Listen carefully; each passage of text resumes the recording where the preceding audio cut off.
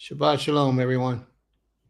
Shabbat shalom. We don't know what took place to the last video, so please forgive us for whatever that was, because I don't know what it was. I have no idea what just happened just now. There was an echo, real loud echo going over and over and over and over in the video. Might mess us up a little bit for the audience, but we're here. Let's do what we do. May the Most High be praised. Toda Rabbah.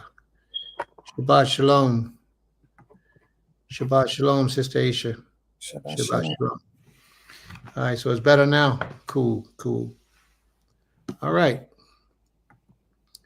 Here we go, family. Here we go. Welcome, everybody, to another Shabbat day. Another day we get to experience life together, be a part of each other's life, each other's mind, each other's day and time. You have to ask yourself how important your time is to you, how valuable your time is. When you go to work and you work on a job, whatever your hourly rate is, they pay you $10 an hour, $20 an hour, $30 an hour. You have to ask yourself, is this money worth my time? If it's worth you, if you would sell yourself for $20 an hour, then that job is suitable for you. But if you're one who feels your time is worth a whole lot more, then the job that you're on is paying you less than what you desire for your pay to be, is not the job you should be on. So some of us need to rethink ourselves. Some of us need to question how valuable our time is to us and what are we willing to give up in exchange for our time. Time is a commodity that you'll never get back. Once it's gone, it's gone. Can't get it back. It's very valuable. Very valuable. So let's go, family. Welcome to the Shabbat day, and thank you for spending a portion of your time with us. We're grateful that you find us acceptable for you to tune in, to be a part of, to contribute, to communicate, and participate to the Shabbat day to make it to be a great success. During this part of the day, we all thank the Creator. We all like to thank the Creator for whatever the Most High has done for us today, this week, for whatever we feel the Father has done for us. So now is the time to do so. Who would like to be thanked first to thank the Creator? And those family in the audience, please like, share, subscribe, ring the bell so that you get notifications when we do show up. And also, if you're interested, if you like, if you feel led to do so, you can type in the room whatever it is that you're grateful for, whatever you'd like to thank the Most High for today, or you can come on the screen.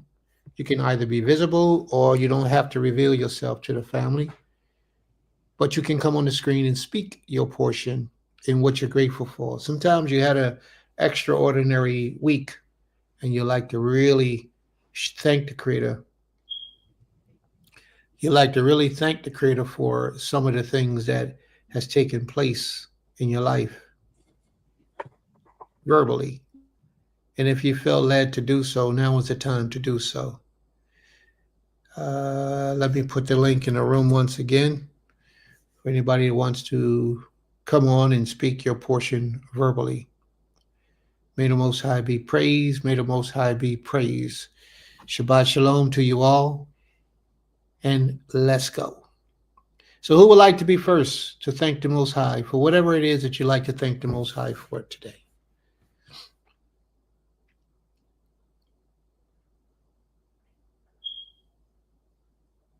I can go first. Absolutely. Shabbat Shalom, Mishpachah. Say Shabbat Shalom, BK. He's staring. I would like to thank the Creator just for a week of being covered, a week of being provided for, a week of having food and shelter and being protected from the rain and the storms that we've had. a little bit of snow, some rain here and there. I'm thankful for just being kept, and that should not be taken for granted at all whatsoever. I'm thankful the Creator saw fit to keep my sister wife as her and her sister traveled from to Belize and back to us, and they were able to do some stuff and spend time together. I'm grateful just for her, them being both of them being kept.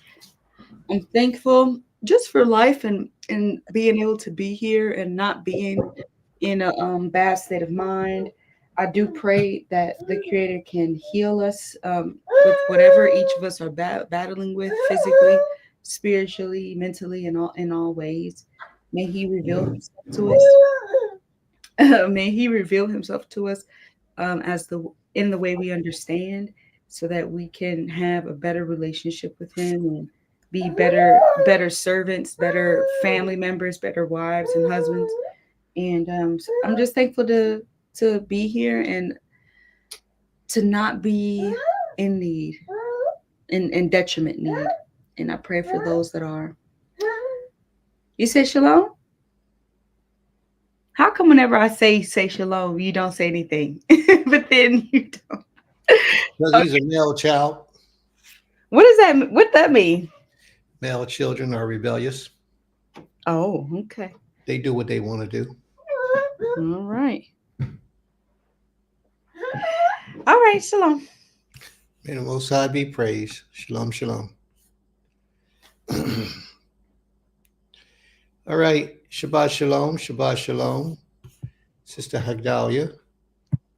Dahlia says, I am thankful for the strength and understanding that allows me to be able to control my spirit and reactions. In some situations, it totally feels like a superpower. It is a superpower, sis. May the Most High be praised. Shabbat shalom, Sister TT. Shabbat shalom, Bati Saadia. Brother Asa, Shabbat shalom. Brother Asa, you in the audience today? Brother Asa, Shabbat shalom. Yes, yes. Sister Aisha, Shabbat shalom. May the Most High be with you all. There's many more who's in the audience, but they're not typing, so I won't know who's there. But whoever it is, Shabbat shalom. May the Most High be with you. All right. Who would like to be next? I can go next. Like Dahlia, she also said that she's thankful to hear baby Kez and so awesome to watch children grow in this way. May the Most High be praised. Total Rabah. Shabbat shalom, lekulam, Shabbat shalom. I can barely hear you. Shabbat shalom, lekulam, Shabbat shalom to you all. Grateful to the Most High for being here on this blessed Shabbat day. As I always say, the Shabbat is one of the days of the week that I look the most forward to, because it reminds me that I made it to another week to praise His holy name in unification with my brothers and sisters. It's a separate time. It's a set apart time. And so I'm always, I can't say what others are, but I'm always grateful to be able to be present on this day in this realm of life, to be able to give praises and thanks to Him for all that He has brought us through, whether it be big or small, great, whether it be, in joyfulness or sadness. Every moment, every minute counts. I am so grateful to the Creator for my horim, my parents. I'm still sometimes just in awe of the fact that they're both no longer here physically. And so sometimes, I'm just still in great thought about that process. So, but I'm grateful for them. I'm grateful for every lesson that they taught me while here on this earth. I'm grateful for the lessons that they're teaching me while they're on the other side. I'm grateful for just so much that I have learned about my father that I thought I knew so much about him that I'm learning so much more from so many people. It's a humbling experience. I'm grateful just, truly just for having them and for everything that they prepared me for in life has prepared me to be the woman I am today. And I'm truly grateful for them. And because we went through some crazy times, but if they didn't prepare us for every moment, then I know I wouldn't be here today. So I'm grateful for that. I'm grateful to the Creator for my Ish. I'm grateful for the Most High for allowing me to find such a Ish in this walk in this life in my lifetime, with the things and the choices that I've made in my life. I'm grateful that the Most High has allowed us to build this union and to expand our union in the ways that we have, in the ways that we can. I'm grateful to the Creator for my family. I'm grateful to the Creator for my womb children, those who came from me. I'm grateful to them or for them because they also have taught me a lot. Have taught me to. They taught me a lot about being a woman, a mother, patience, love, and so I'm grateful for them, and I'm grateful that the Most High allowed me to have them, and to as Malcolm Hagdalia said earlier, watch children grow. It's an awesome thing. It's an awesome feeling to see your children come from almost nothing to these amazing people in the world. I'm grateful for that experience. I'm grateful for the children that the Most High didn't allow to come um, through my womb, but that He brought to me through others' wombs. I'm grateful for all my bonus children. I'm grateful for just the fact of being able to be allowed to have them, and I'm grateful that um, I'm with my husband who understands the. I don't know. Not many people get it, but when it comes to adding families and opening up your world to having bonus children or bonus brothers and sisters. My family that's one of the things we're known for. So I'm grateful that my husband is also open to that because family for me is huge. It's big. It's one of the biggest things that I've learned in this way of life and in my life, period, that it's important to have. And so I'm great. I'm thankful for that. I am thankful for, like I said, my whole family, my siblings, my aunts, my uncles, my cousins. I'm thankful for my extended family through Yisrael, those who I have chosen to be my family. I think that's so important that when we decide to choose family, that we choose those who we can build with, work with, grow old with, grow and love with. And so I'm thankful for the ability to choose family. I'm thankful, and that includes my Beulah family. Thankful for you all. I'm thankful to the Creator for allowing my sister, my cousin, and I to travel safely across the oceans. We went across some oceans, and I'm thankful that He allowed us to arrive safely. Just, after we arrived, since we've been back, there's been 2 airplane crashes. And so I'm thankful that the Most High saw fit to allow the planes that each one of us were on to arrive safely, to take off, and to land safely with no problem. I'm thankful for the whole experience of being where I was in Belize for this last 7 days. It was in so many ways very healing, very relaxing, very eye opening, adventurous in many ways. We had some great adventures. I met some of our students that attend our school virtually that live in Belize. So I was able to spend time with them, spend a whole day with them actually. And that was very beautiful to get to learn them and to know them. And when I arrived back home the other night, the our high school student, the male student, his mom texted me and said that her son told her that after meeting me, he feels like his educational path is in the right hands. And that touched my heart because I always say I'm not a teacher. I'm just here doing the Most High's work. And to hear him say that, he's a 15-year-old young man.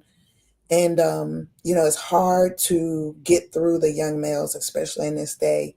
And so to hear him say that, that just gave me the motivation to know that this job is bigger than what I look when I wake up and say, okay, I got to run to school today. It's bigger than that. The presence of who we are is so important to our youth. And so I'm thankful that he was able to express that with his mother, his Ima, and she was able to express it to me. I'm so thankful because it's been 30 days since my father passed. And on the 30th day of his transition, my nephew was born. And so that was a very emotional process. My sister was in labor for 24 hours, and we're over in Belize. We're on the phone. We're coaching her. And we had already said, okay, wait, the baby's going to wait for us. And he was born on the 30th as we were on the road, headed to the airport. We're on FaceTime. We're on WhatsApp, whatever video. And as we're talking to her and coaching her through it, she's pushing him out, and we just all screamed. And there's the joyousness of new life coming forward. And so I'm just thankful that even though we weren't there physically, we were able to be there just with her spiritually and just be there in that virtual realm. And so I'm thankful that the Most High allowed him to make this journey into this side safely. And we were able to land and go and visit him and see him. I got to see him that day and yesterday. And so it's just a beautiful sight to see life.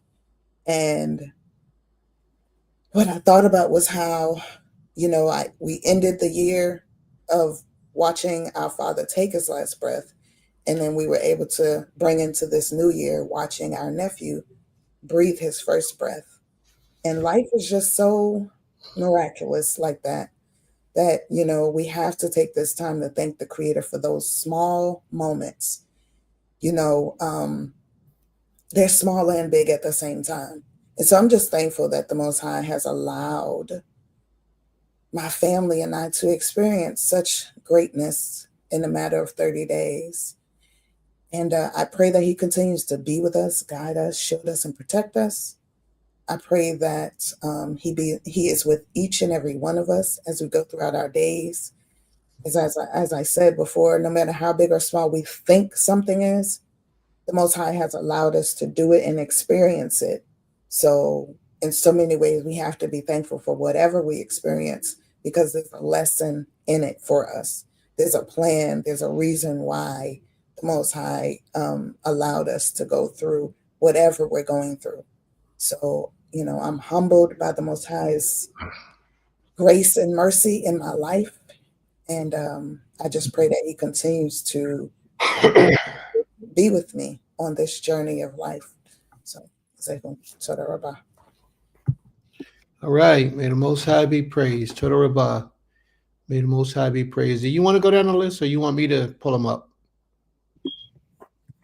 get pull them up.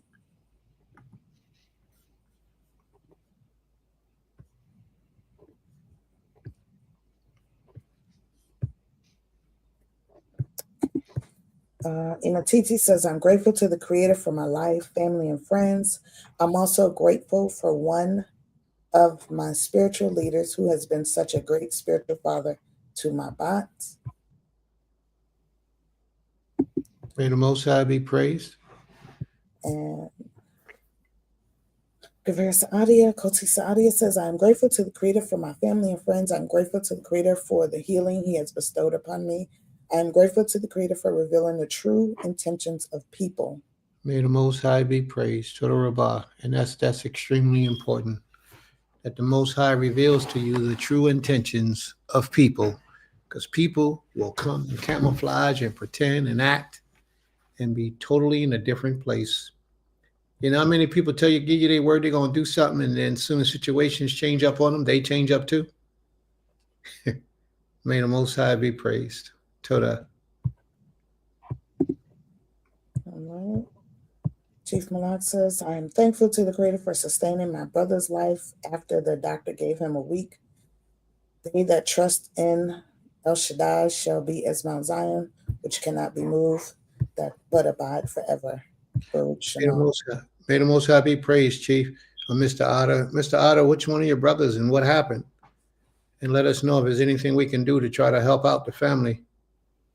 May the Most High be praised. Toda Rabbah.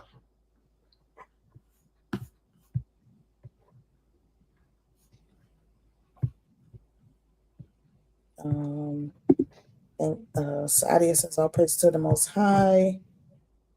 Chief Malak, that your brother's life has been sustained. May your brother be healed and comforted. Imatiti says, may the Most High be praised, keeping you and your family in prayer. Such a blessing, Chief Malak. May the Most High be praised. Toda Rabbah. Malka Higdalia says, your presence is so inspiring. Malka Hagadol, your words even more so. May the Most High be praised. Toda. And y'all, I want y'all to know we don't pay her for this. This is truly out of the kindness of her heart. Sister Higdalia speaking all these powerful words. This is truly out of her spirit. Nobody pays her for this. May the Most High be praised. That's Chief Malak saying Toda to Princess Saadia, and Toda to. You still got Higdalia up. Oh, my bad. I'm sorry. And then he said, Baruch Shemo Toda, Princess at Imatiti. No, acknowledgments. Any acknowledgments? Okay. Let's see. Yeah, there's no more thank you. So,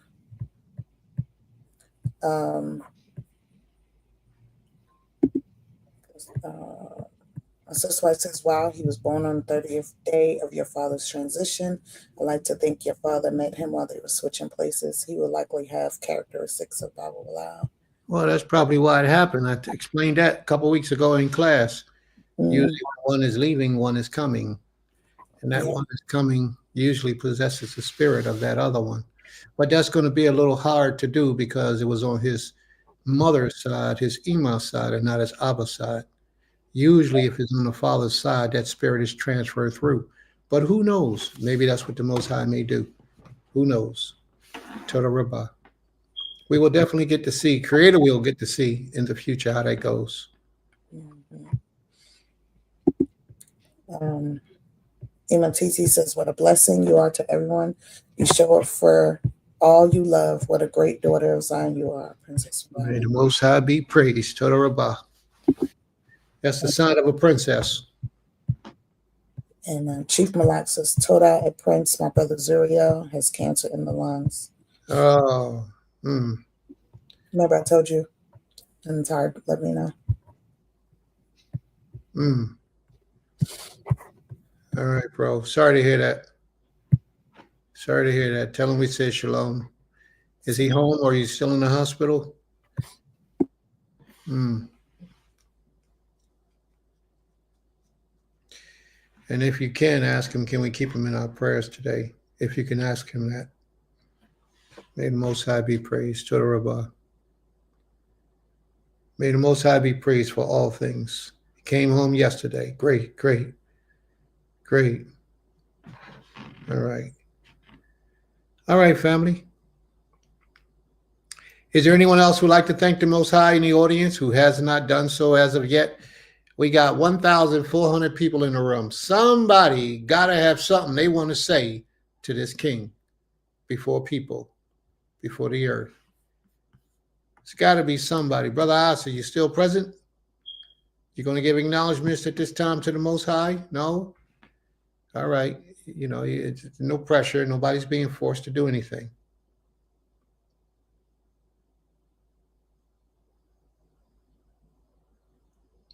May the Most High be praised. Okay.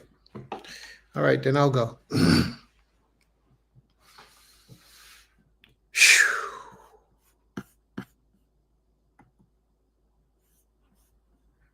Shabbat shalom, Sister Gabby.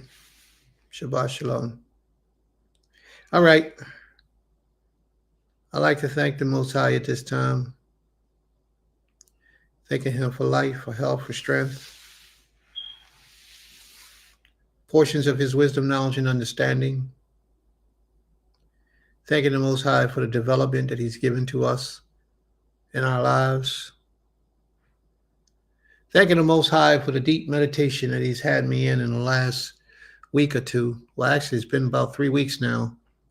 I told you all about this about 3 weeks ago, that I feel a change. I feel the Creator doing some things to me and with me and for me. And those things have been coming to focus, into fruition.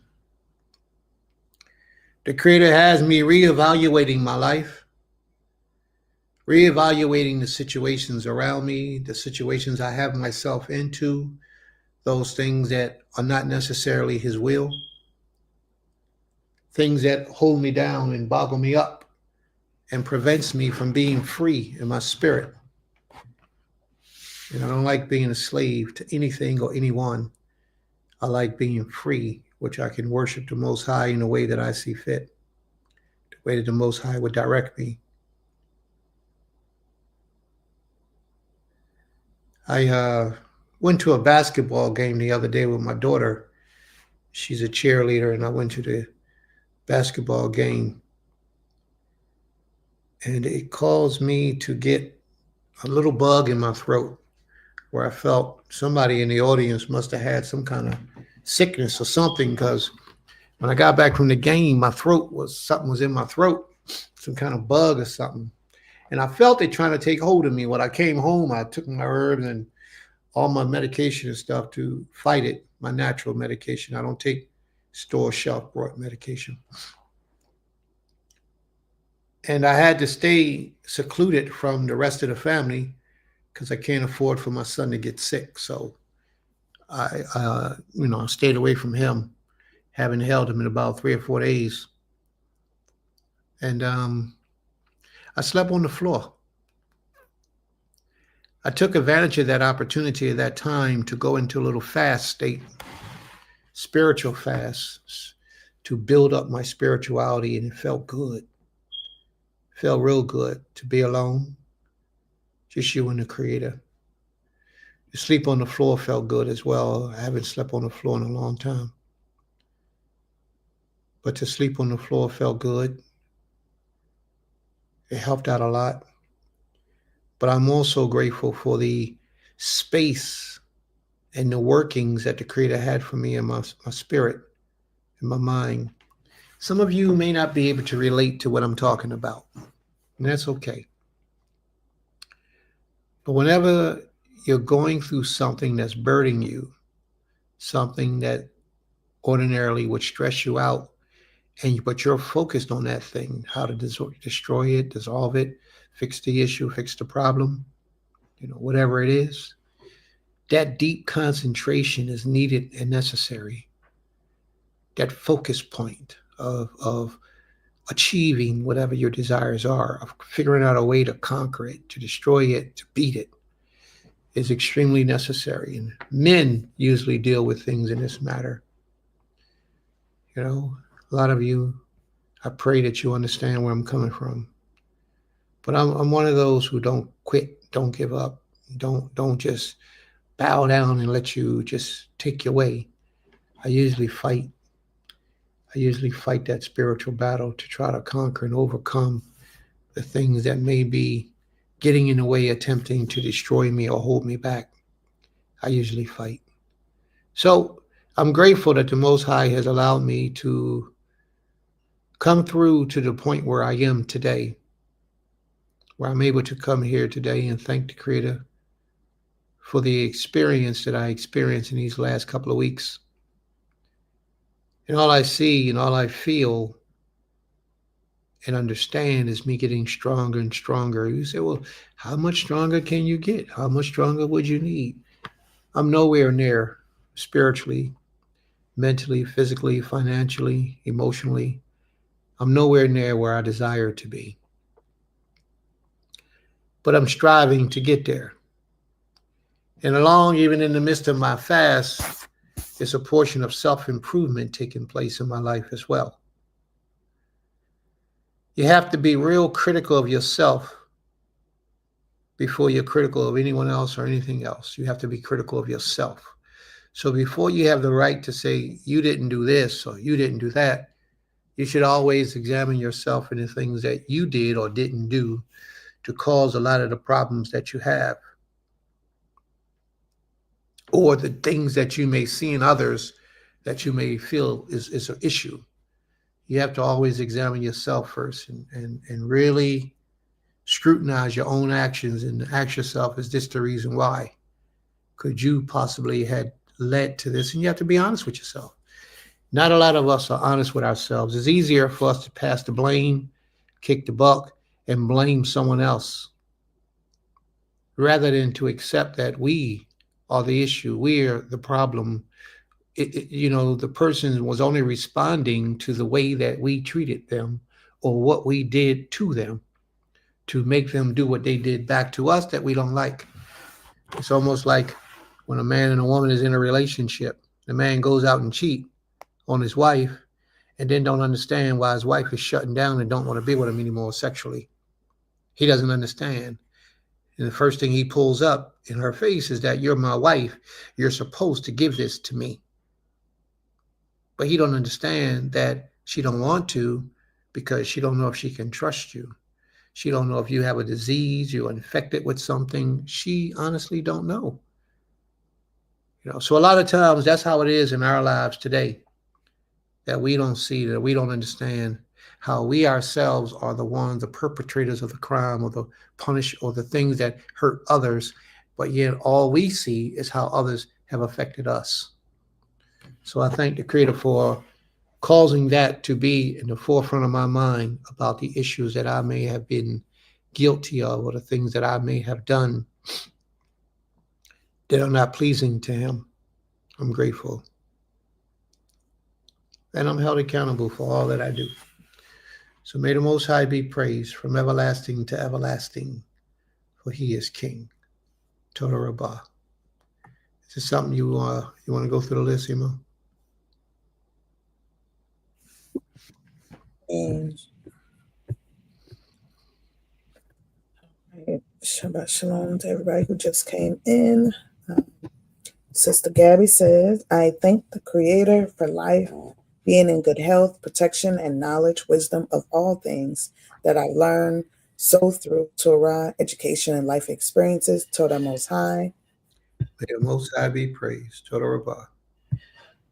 And I think Chief Malak is referring to your fasting, your thanks. He says, me neither, Prince. The strive is serious, though.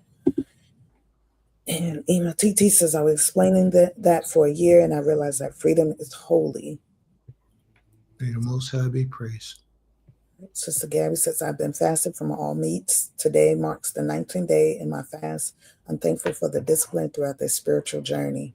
May the Most High be praised. Toda. I'm glad to hear that, sis. I'm glad to hear that.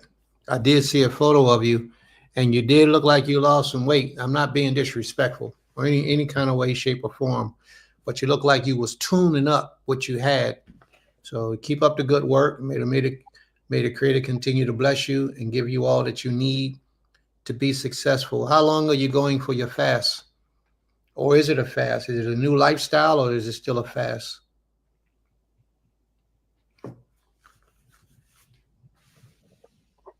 All right. And Ema Havarez says, Shabbat Shalom, family. The Most High bless everyone. Hey, Shabbat Shalom, Eli Havaret. May the Most High be praised. Toda Rabbah. In the end of this lesson today, this lesson is going to be a dynamical lesson. It's going to be a very good lesson. There's going to be many different subjects that we're going to talk about, many different things. And it's going to talk about diet at the end of the subject and why we do some of the things we do and how we can conquer it. So, Sister Gabby, your portion right there of fasting from meat ties in with the subject near the end of the lesson today. And what'll probably happen today, family, is that we'll probably have one class again. I'm not sure yet. I'm going to see how everything goes, but this class should be pretty interesting. We should end up having one class today. All right. KJ, would you like to thank the Most High for anything special? Shalom, shalom. I want to thank the Most High for the breath of life, my family, for everybody being healthy. Just the everyday things that we often take for granted. You know, the ability to work and make money and provide for yourself, put food on the table, for simple joys and pleasures of life, to be able to brush your teeth, wake up in the morning, things like that. That's all though. All right. May the Most High be praised. Total Rabah. Total Rabah. Sister Gabby has put up a comment there, Ima. King. Sister Gabby said, Toda, Prince. I said, Prince. I said a fast, and I don't know if it's a new lifestyle or not. Just continuing until I can say I was in the kitchen while chicken thighs were being cleaned and literally gagged, almost threw up. Just from the sight of raw meat and the smell of probably the blood or probably okay. Yeah, poison, that unclean chicken. That's what it was. And that's interesting. She mentioned chicken too, because we're gonna talk about that at the end of the class. Matter of fact, I might not even wait to the end of the class for that part. I might play that video first just to get y'all warmed up to the lesson. No, I think I'll go into the lesson first. Sis, Sister Gabby, this portion is for you and anyone else who's listening who can benefit from this. 2 years ago, I do a lot of fasting. I do a lot of fasting, praying, meditating, and all that stuff. But I do a lot of fasting, and I usually come up with different type of fasts. And about 2 years ago, I started a fast where I was just going to eat fruit for a week, and I wasn't going to eat anything else, just fruit for that week. And I did it. I went through the fast for that week. I eat only fruit for that whole week. Then on the weekend, I started eating regular processed foods like burgers and pancakes and all that type of stuff that we can normally eat, sausages and all that stuff. And then on Sunday night, Monday morning, I started my fast back again, but it wasn't meant to be that way. It was only meant to be a week. So that's what I asked you. Was that something permanent or something temporary? So that's been 2 years, and I'm still eating like that. Fruit and vegetables all week for the majority of the time. Fruit. Sometimes vegetables, but the majority of fruit. And I'm going on 2 years, and I haven't stopped, and I've been eating fruit all week. Something that started off as a fast became a lifestyle. So that's why I asked the question, sis. A lot of people don't understand the benefits you get when you change your diet. Changing your diet has a powerful effect on how you think, how you act, how you respond to situations. Sister Higdalia spoke earlier about having self-control and discipline over things, our emotions. A lot of that has to do with your foods. So if she hasn't changed her diet and she got that level of respect where she recognizes it, she has that level of control where she can recognize that control is there. Imagine if she disciplined herself in her diet, how much more powerful her mind would be. And I don't doubt it because she's a strong sister. It's a powerful thing. All right. May the Most High be praised. Yeah, she says, I just randomly woke up one day and said I want to fast from meats. I don't know where the thought came from. The thought, you might have got that thought from subliminally one of those classes. You never know. That's how it happens. It happens like that sometimes. It happens sometimes. Things are supplanted into your subconscious mind, and you don't notice it. You don't think about it, but it grows and it saturates inside your spirit. And the next thing you know, you've changed your diet or you changed your attitude. That means that you heard the lesson even deeper than you thought you did. You heard the lesson. As I was reciting my morning prayers, I was encouraged to fast First was a liquid fast. The second day was a dry fast. Most High be praised for everlasting, from everlasting to everlasting. That was great. Uh, that was wonderful. I'd like to hear more about that as the time goes on. May the Most High be praised. All right. Anyone else want to thank the Most High for anything special? Is there anyone else who wants to thank the Most High for anything special?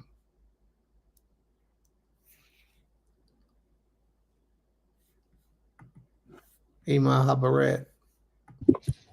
It says, I give deep appreciation and thanks to the Creator for preserving, sustaining, and protecting our lives. Every day is a mercy and a blessing.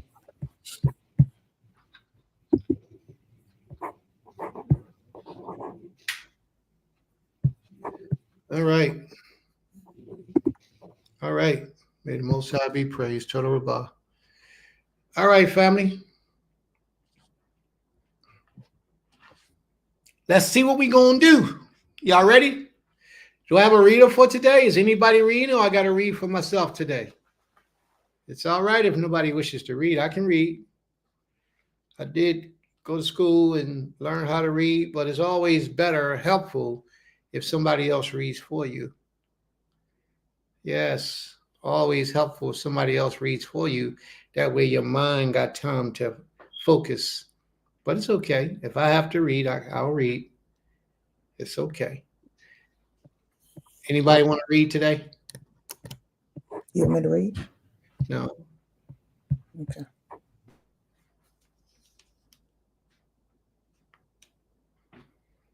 Mm-hmm. Nobody wants to read. Okay. It looks like Kezu says I will read. Where? Kazoo. That's Fresh for Life? Yeah, him or Higdalia. My brother. Come on up, bro. My brother.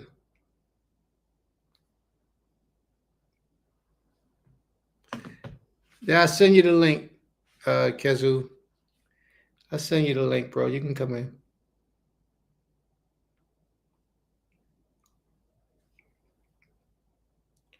May the Most High be praised. Total Rabbah.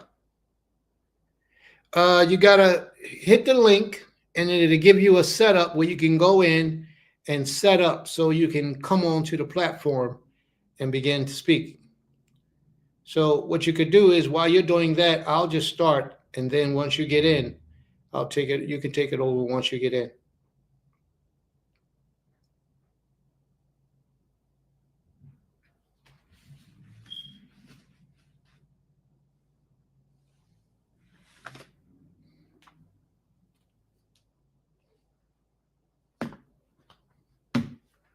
Yeah, you got to go to the platform, hit the link, go to the platform, set it up, and then you can come in.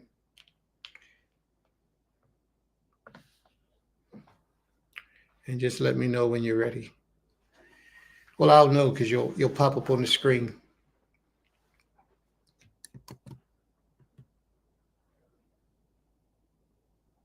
All right, family. Okay. All right, my man. Brother Kezu, Shabbat Shalom. Shabbat Shalom. Would you like to thank the Most High for anything before we begin? Came for the life, my All life, right, life of you my got it. family.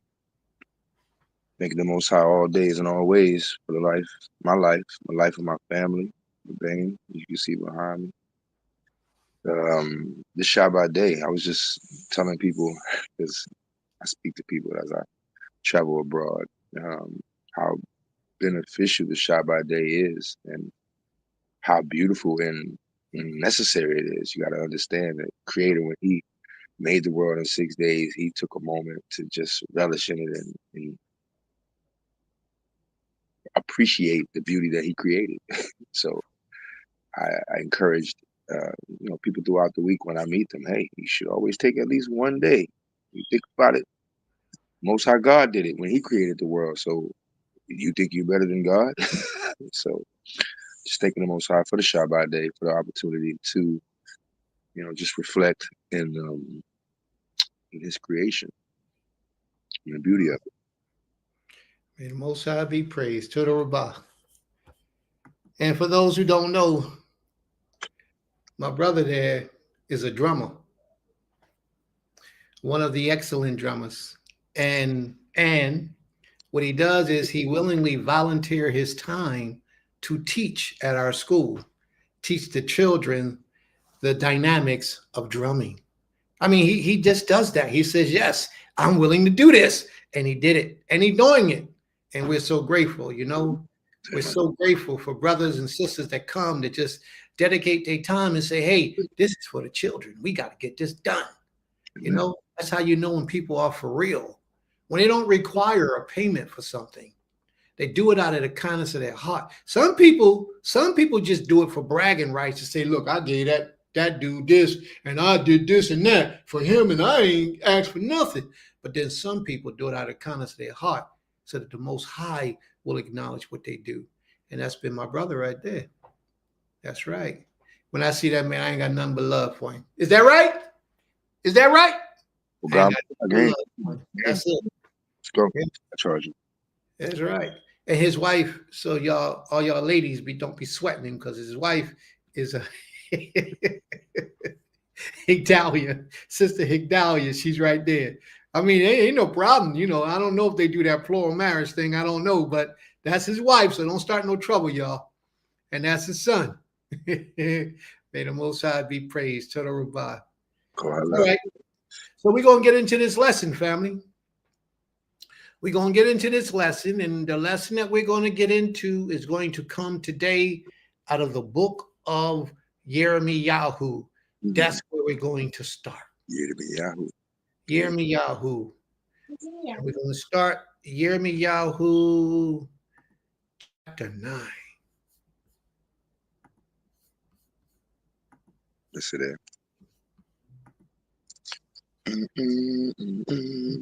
Okay. Let me get everything all situated first. Just give me 1 second. What version? It doesn't matter.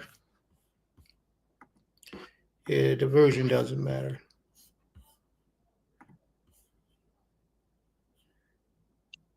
Window, I don't see it. Where's my? I don't have the Tanakh right now. I'm in an app and it gives you particular versions of the Tanakh to read out of. All right, whichever version you want, or you can read it off the screen. Whichever you decide. And that's it. Is that large enough to be seen, everyone? Can everyone see that? Yeah, I can see it. All right, great. That says Isaiah though. Yeshayahu. What did I say? Yirmiyahu. Oh, please forgive me. Yeah, Isaiah 9. Yeah. Okay. Wait a minute. Now you got me questioning what my own lesson is about. Wait, Amen. isn't this the same app? Okay. Yeah, okay. you're right, my brother. Yirmiyahu. Okay, that's I it. know this. They're on KJV. Amen. They're on KJV. Yes. Thank you very much. Anybody? Okay. They're on KJV. I understand. Let's see.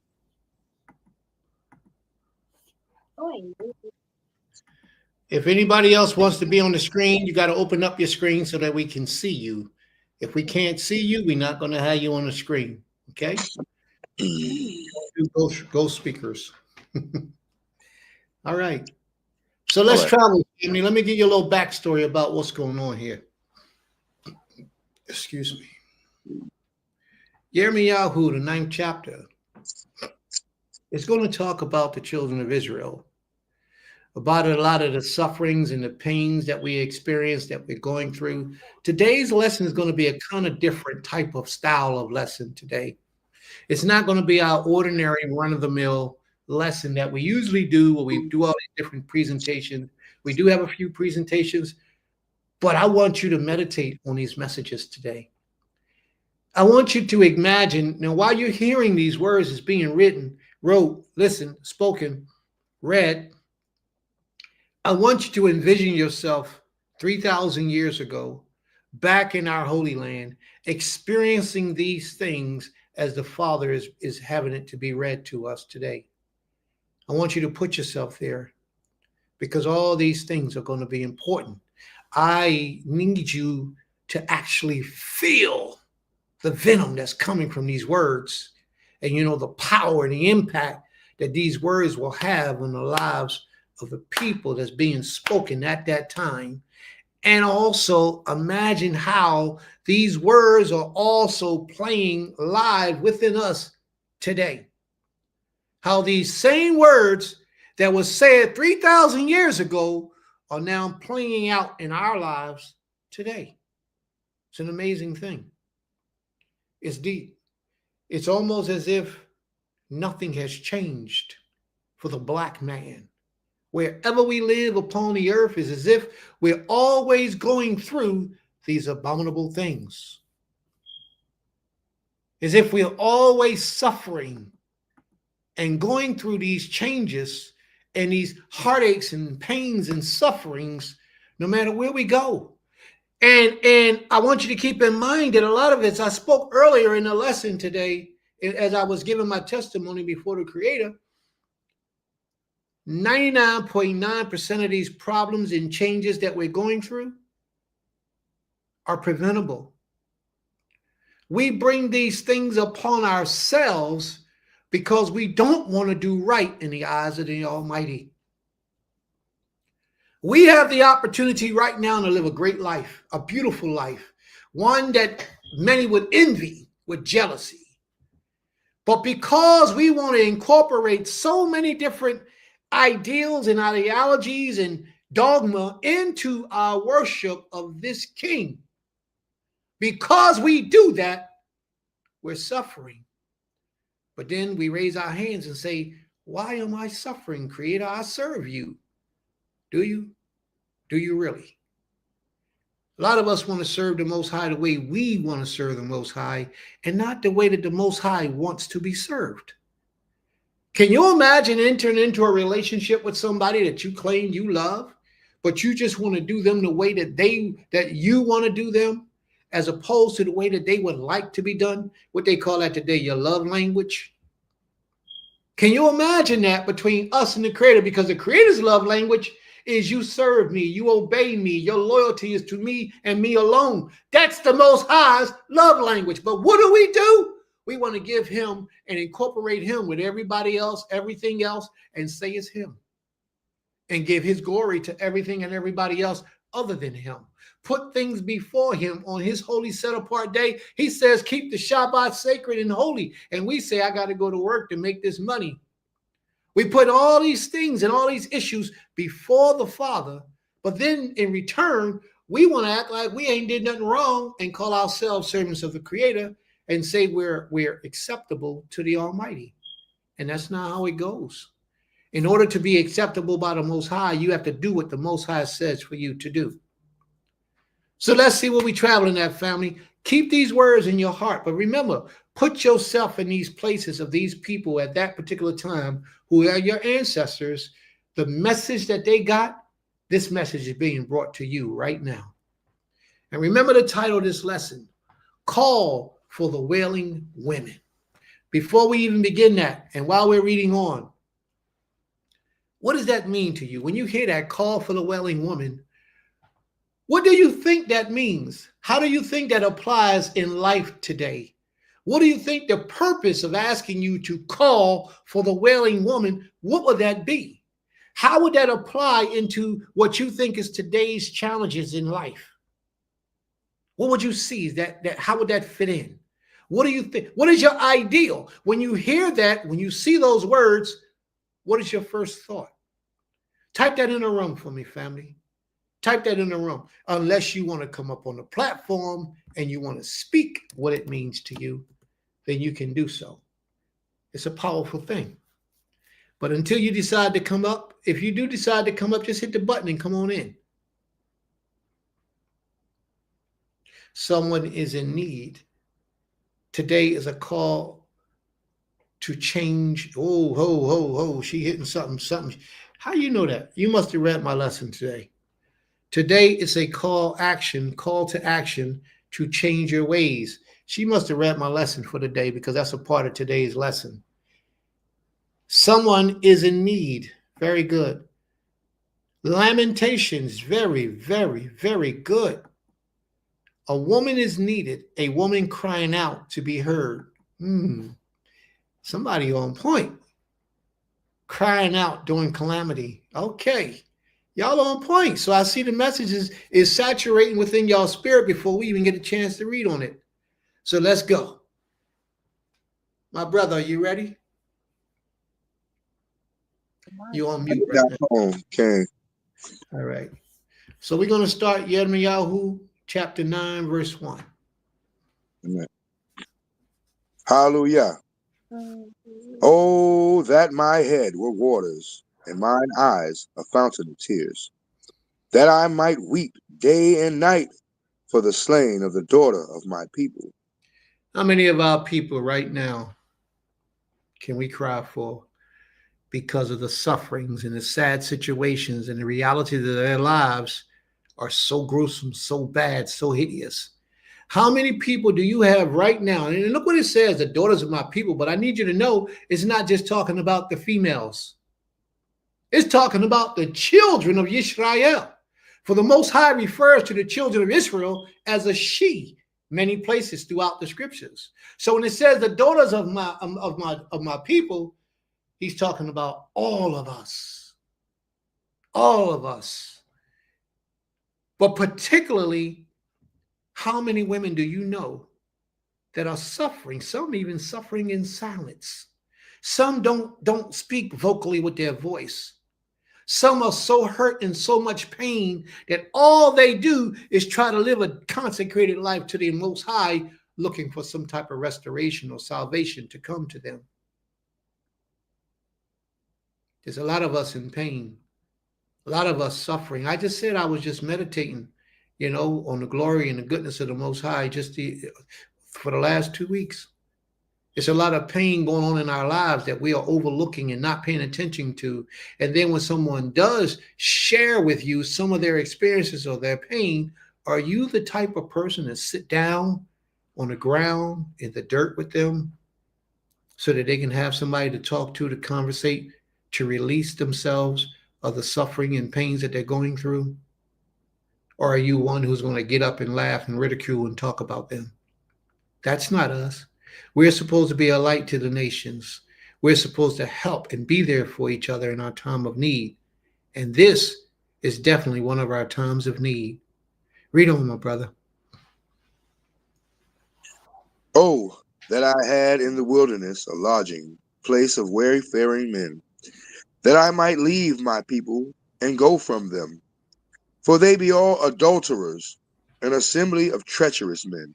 Now, let me tell you what it is, because this is where we have a problem. Adultery, the word adultery in Hebrew is na'af. Na'af, and I'm going to read the definition of adultery. Now, a lot of you may not know this, but I need to explain to you what it means by they are all an assembly of adulterers and treacherous men. Men put trust in other men to be a strong support, a brother to them even. They rely on them. And a lot of men, what we do is we find men that we can call brother, and we expect them to live up to that position as a brother.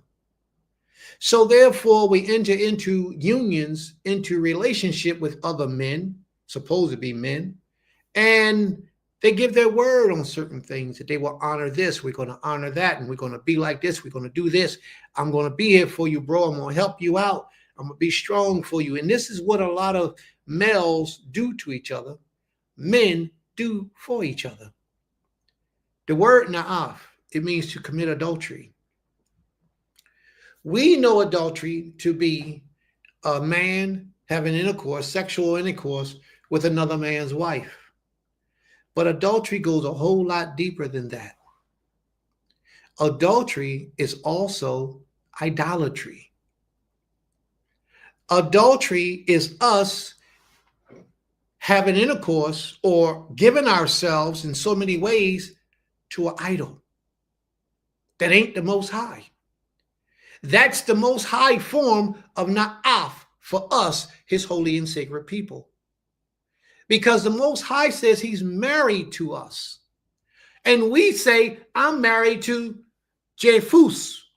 I'm married to Buddha or Allah or any other deity other than the Almighty. We give our energies, our time, our strength, our patience to others. And just like a woman who is in an adulterous relationship, she's taking what belongs to her husband and giving it to someone else. And that's what so many of our men in the streets did way back in the day. But remember, you're back there in that time right now. So we're living in that time right now of 3,000 years ago, where the Almighty, who stands and reigns on high, stands before his people and say, come unto me, all thee who desire to live a righteous life. He says this to us. And then we come to him. We say, Creator, we want you to help, to heal, to protect us. But then we drag in something else along with us, saying that this one is worthy of all praise, of glory and honor and respect. And it doesn't please the Creator. So although the word here is being used as adultery, it's you can just take that right out and put in idolatry, because that's the number one thing that we're doing. The word na'af, it means idolatry. You'll find that in the word in Ezekiel 23 and 37. That's what na'af means. Read on, my brother, please. Read that verse again one more time, please. Sure. Oh, that I had in the wilderness a lodging place of wayfaring men. Now, what he says there right there, he wished he had in the wilderness a lodging place of strong, powerful men that was about the Most High's business. Men that wasn't going to fall off as soon as a woman come by, she look good, and they're going to betray you.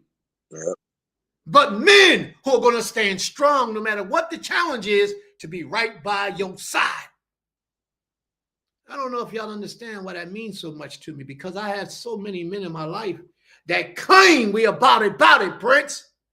As soon as the storm comes, they run, they hide, they cover up. And it's not good. We at war. We out here on the front lines, giving it up. And you see a little bit of pressure and you start running. It's not good. That's not good. I've seen this happen too many times in Israel.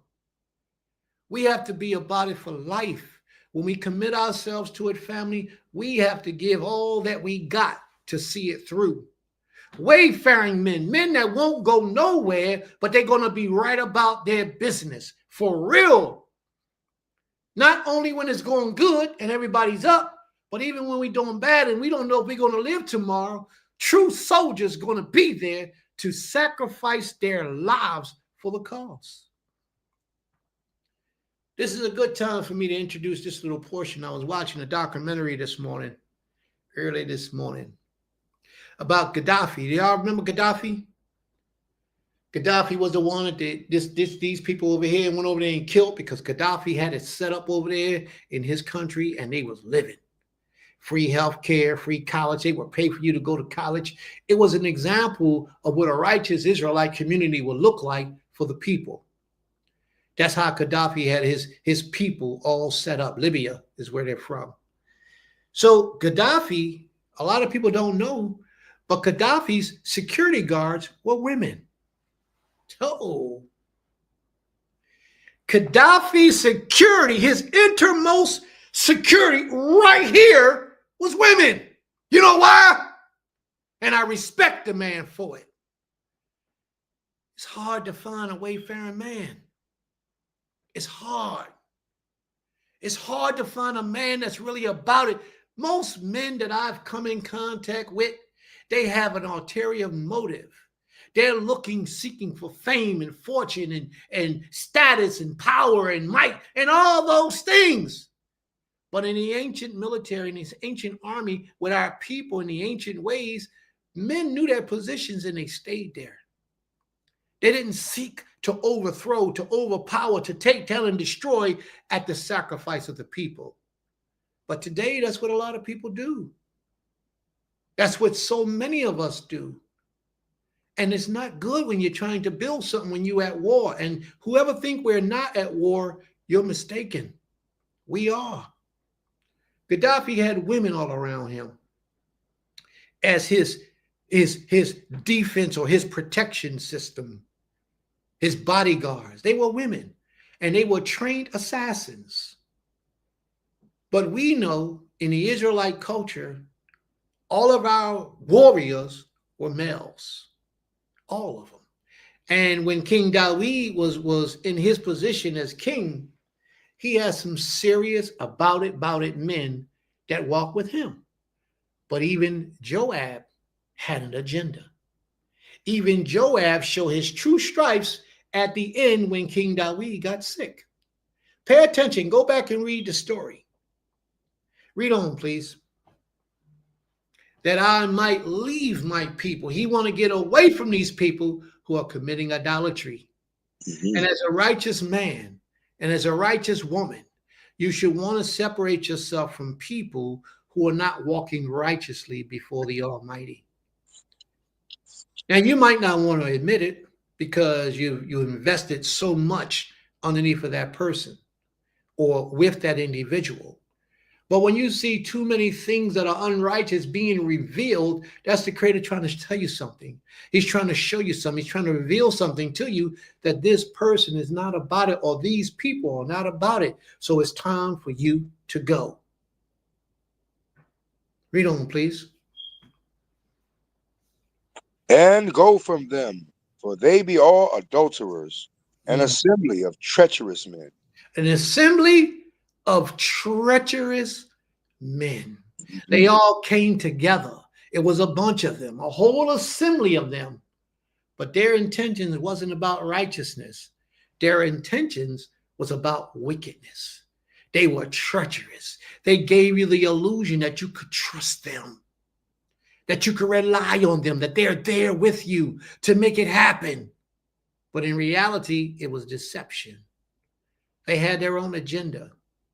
And their agenda wasn't for the benefit of you and the people. Their agenda was for the benefit of them. And that's how it is oftentimes. In the ancient days, 3,000 years ago it was, and today it's the same thing. Be leery of all those who say that they're your leaders. Be careful of them, because a lot of them don't have good intentions. Read on, please.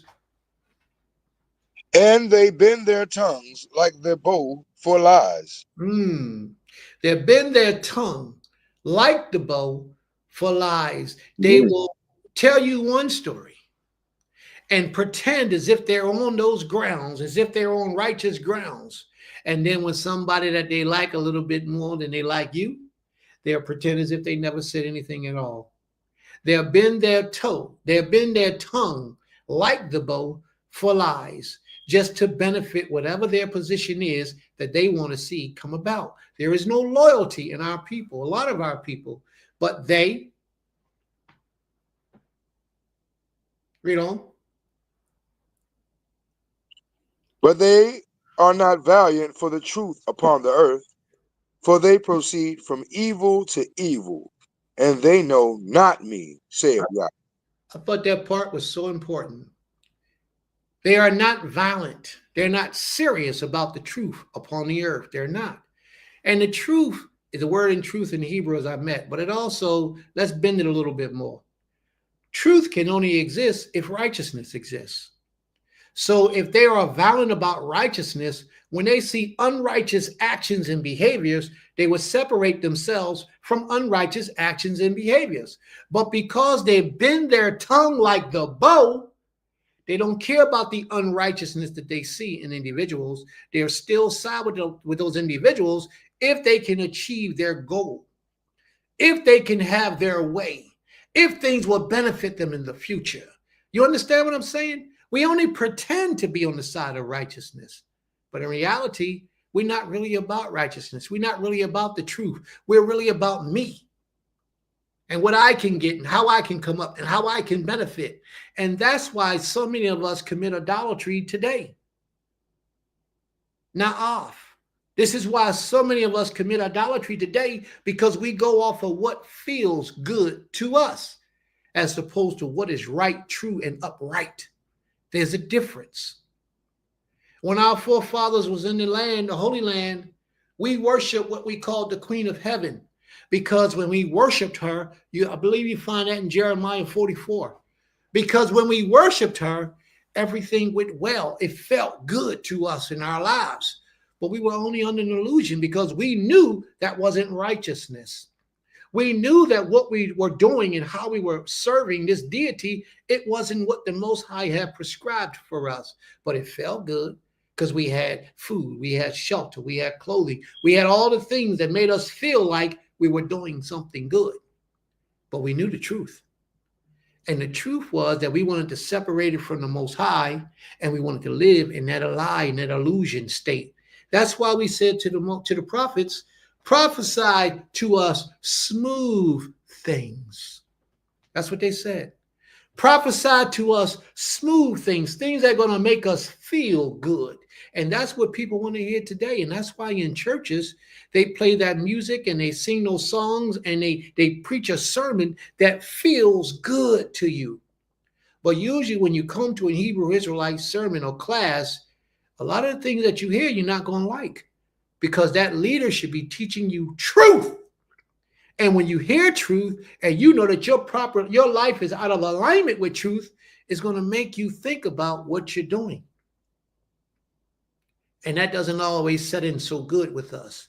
We want to hear smooth things. We want them to tell us how good we're doing.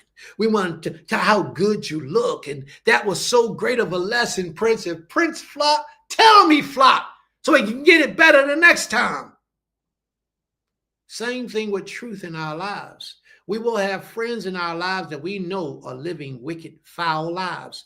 But yet, because they benefit us in some degree in our lives, we keep an association with them, and we shouldn't.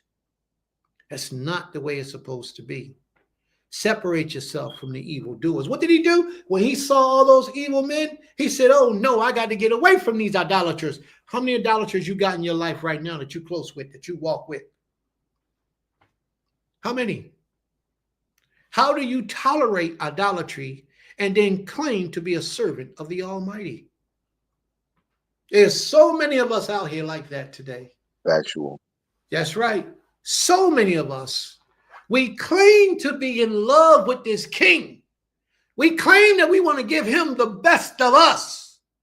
But yet in our everyday lives, and I'm not talking about people you got to work with. I'm talking about your homie or your homegirl or your best friend. I'm talking about the people you walk with, people you be in association with. They're wicked. And I'm not talking about a wickedness that took place many, many years ago and they changed their lives and they got themselves together. I'm not speaking about that. I'm speaking about a constant wickedness. Brother Nasik Shema, he mentioned one of his teachings, and I use this teaching every opportunity I get, but this is where it came from. He says, you don't have to be a sinner to be a sinner, to sin. And what that means is we all can make a mistake and sin sometimes, but you're only a sinner when you constantly live in sin. And that's exactly what the situation calls for. People who live in sin are sinners. But we're supposed to be striving to not be sinners, therefore not living in sin, but yet at the same time, we associate with ourselves with people that we know that constantly live in sin. Now, how can we ever expect ourselves to come out of that situation because you know a person by the company they keep? Read on, my brother. Let's go.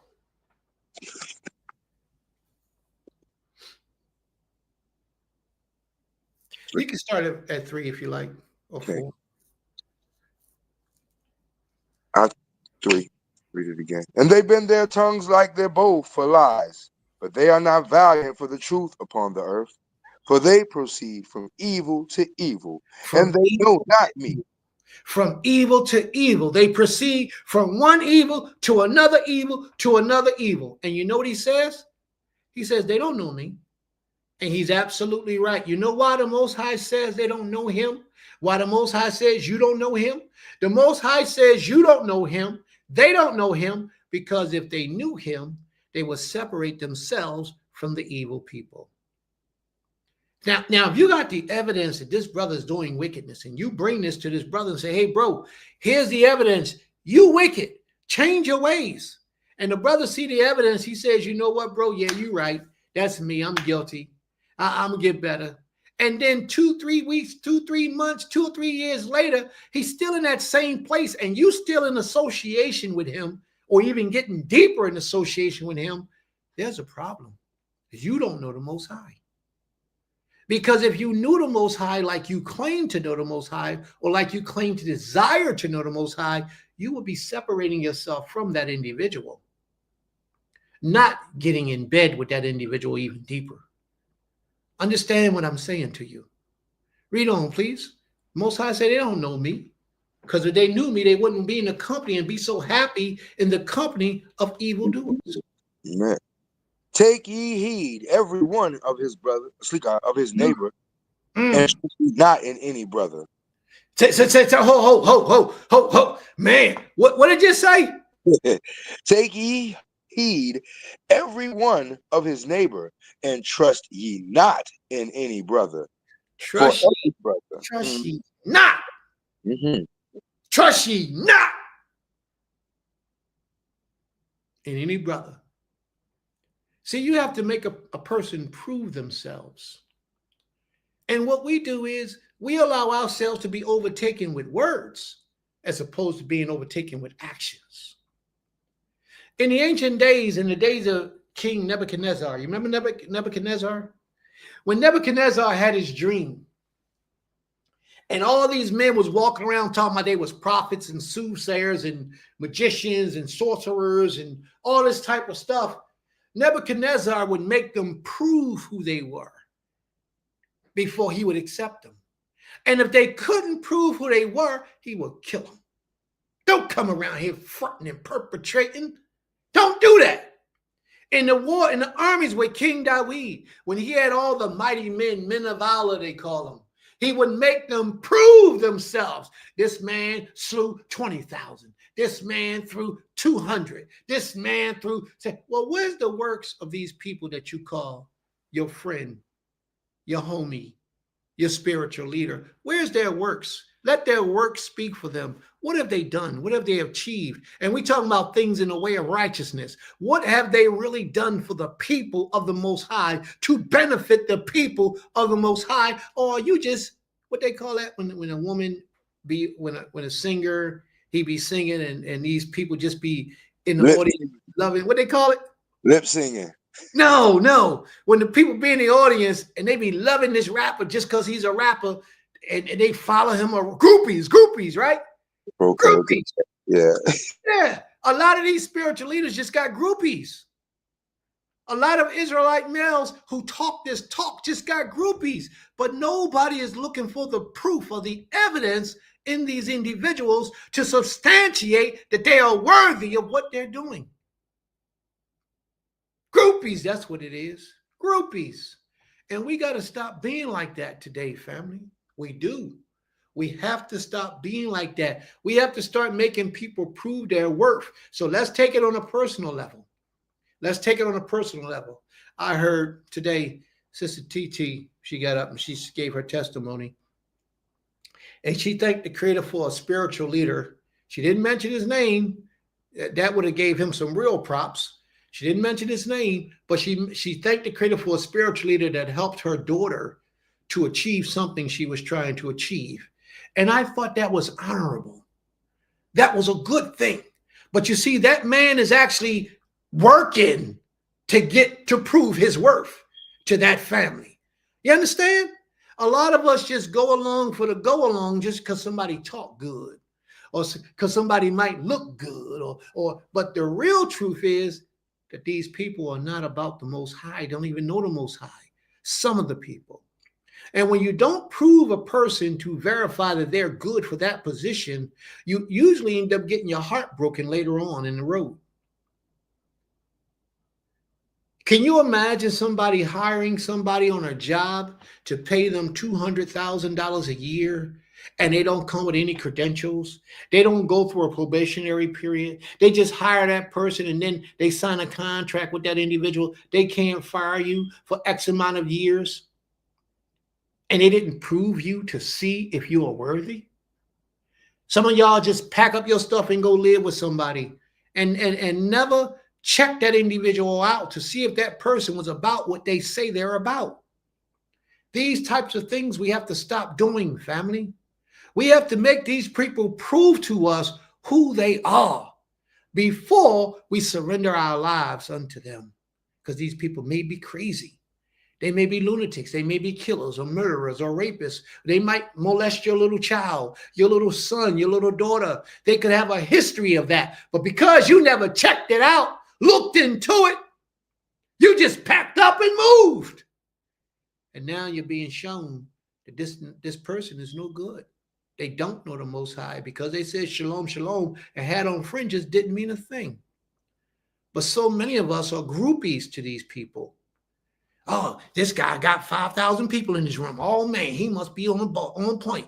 He must be on something righteous. He got to be. No, that's not what it means. For the Most High, usually, if you ever take notice, the Most High usually works in small numbers.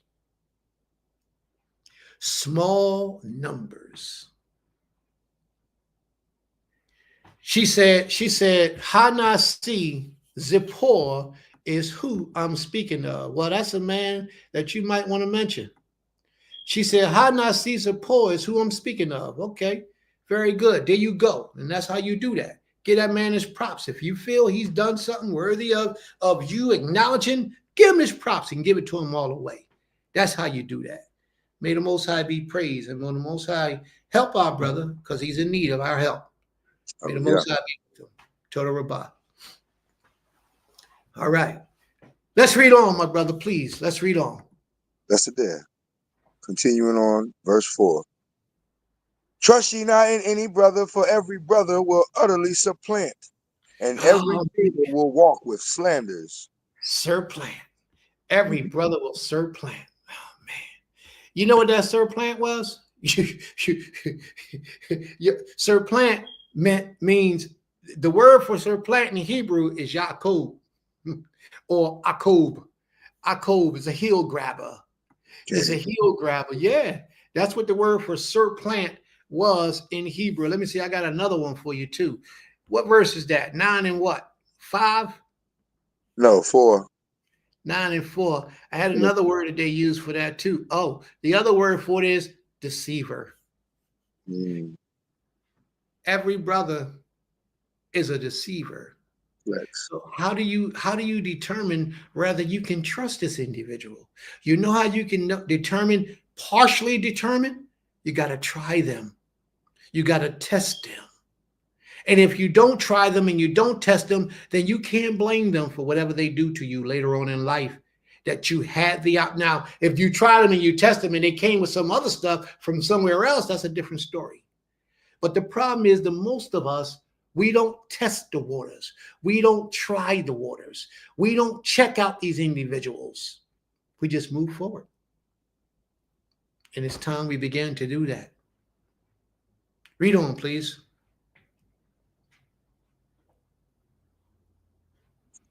And they will. My brother, please, for 1 minute. Sister just tapped on something real good here. I just want to make mention of this. Sister Gabby touched on something really important. She says, that's why I pay for protection from myself. I don't know what that part means, but I'm going to jump into the other part. We must prove others and walk in righteousness so that we have spiritual discernment. Now, spiritual discernment is the part that I want to talk about because she's right on part. How do you build up your spiritual discernment? We spoke about that earlier. The food you eat, prayer, fasting, and meditation. These 4 things will help build up your spiritual discernment. Spiritual discernment is very, very important in today's world because wickedness is all around us. A lot of people are looking for wickedness in physical places, but wickedness itself is a spiritual being, and it will attack you on a spiritual level. You can actually shake hands with somebody, and that spirit of wickedness and envy and jealousy and strife and all those things that they have on them can actually take place on you if you're not strong enough, if your spirit hasn't been fortified. If you're not really about the Almighty's business, you will contaminate yourself with the sins of others just by touching them. That's why fornication is a big sin in the eyes of the Creator, because He understands that once you give yourself over to it, the spirit now becomes a part of you. Having spiritual discernment is a powerful thing. And a lot of us need to understand that that's what it's going to take for us to win this war.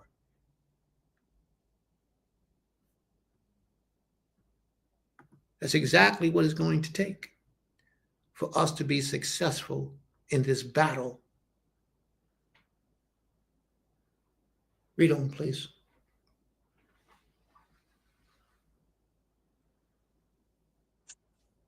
Continuing verse 4. And every neighbor will walk with slanders. Verse 5. And they will deceive every one his neighbor and will not speak the truth. What? Where these people at? I don't know none of these people. Well, he must be talking about the people that lived a long time ago, because every Israelite I know today, they're the opposite of that, right? Yeah. A lot of people will deceive you. A lot of people will make you think that they one thing and they something completely different. That's why you got to test them. That's why you got to try them. You got to make them prove their worth. Just because they got a lot of people walking with them don't mean a thing. Research their history, look them up, and see who they are today. If you have an opportunity, interview them. Read on, please. They have taught their tongue to speak lies and weary themselves to commit iniquity. Some people are real good at what they do. Mm-hmm. They've been doing it so long, they know how to lie in your face and cause you to believe that they're being honest with you, forthright and forthcoming. And they're wicked as all hell. Demons walking around in the form of angels. Read on, please. Verse.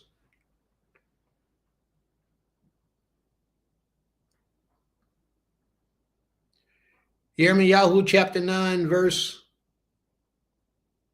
5. Can't hear you, bro. Sleek, I thought I was unmuted. Verse 6 came. We're on verse 6. Thine habitation is in the midst of deceit. Where you live, where you dwell, where you commune is in the midst of deceit. How much longer are you going to stay there? How much longer you're going to be in that unrighteous situation, unrighteous relationship? You think you're in a place of refuge, salvation, and peace, but you're really in a place of wickedness. If you stop looking for your own benefit out of a situation, then you can see the wickedness of the people you're around. But a lot of times we're blinded because we're only looking at what we can get out of this. And we don't really focus on what's really around us and the people we're desiring this from. Read on, please. You're in the midst of deceit. And through deceit, they refuse to know me. Because of deceit, they refuse to know. It's not like the Most High is not getting their attention. It's not like He's not reaching out, giving them dreams and visions and causing situations to happen in their lives to wake them up. That's not what the case is. They refuse to know Him. You know why they refuse to know Him? Because a lot of people don't want to change their doings. They don't want to change the way that they think. A lot of people don't want to change what's benefiting to them physically for spiritual edification. A lot of people like so many people giving them all this attention every Shabbat or through the week. They like that. They don't want to change from that. And in order for them to change, they got to stand on righteous grounds. And everybody doesn't want to do that, although they twist their words to make it appear as if they're on righteous grounds. If this message is for you, let it saturate deeply inside your soul. And don't be afraid to speak up. If you understand where I'm going, where I'm coming from, and you can relate, say you relate. Don't play like you don't understand, because this message is for you. The Father chose you to speak to today. Read on, please. Therefore, thus saith Yah Zebaoth, behold, I will melt them and try them. For how shall I do for the daughter of my people? Their tongue is as an arrow shot out. It speaketh deceit. One speaketh peaceably to his neighbor with his mouth, but in heart he lieth. He layeth his weight. And that's what he's talking about. See, Supreme. that's the issue. One Mhm. speaketh peaceably to his neighbor, but in his heart, I'm going to do this, brother. I'm with you. I'm going to stand by. I'm going to help. I'm going to do everything I can to make it right. Yo, bro, you got me for life, man. I'm with you. All right, let's make it happen. But they don't mean it. Because the first moment and opportunity they get, they will stab you in your back. They will cut you up, deceive you, hurt you, harm you, and care not how it affected you in the process. Care not what the outcome was for you and your life, your safety, and your children, and your nashim. They don't care. The only thing they care about is how they could benefit over there in the midst of deceivers. Pay attention, family. It's going to open itself up a little bit later on.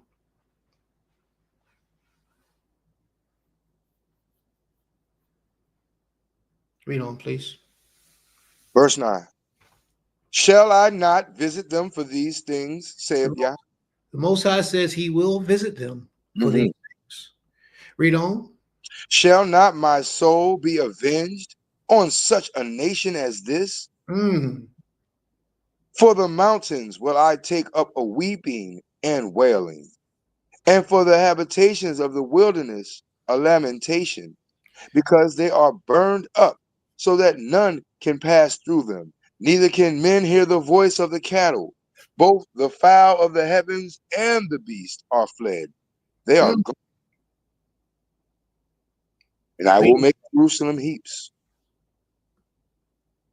and a den of dragons, and I will make the cities of Yehuda desolate, without an inhabitant. And you all know that this has happened, right? Mm-hmm. Read on. Who is the wise man that may understand this? And who is he to whom the mouth of Yah hath spoken, that he may declare it? For what the land perisheth, and is burned up like a wilderness, that none passeth through. Now, that right there should cause your heart to tremble. It should cause you to be so sad.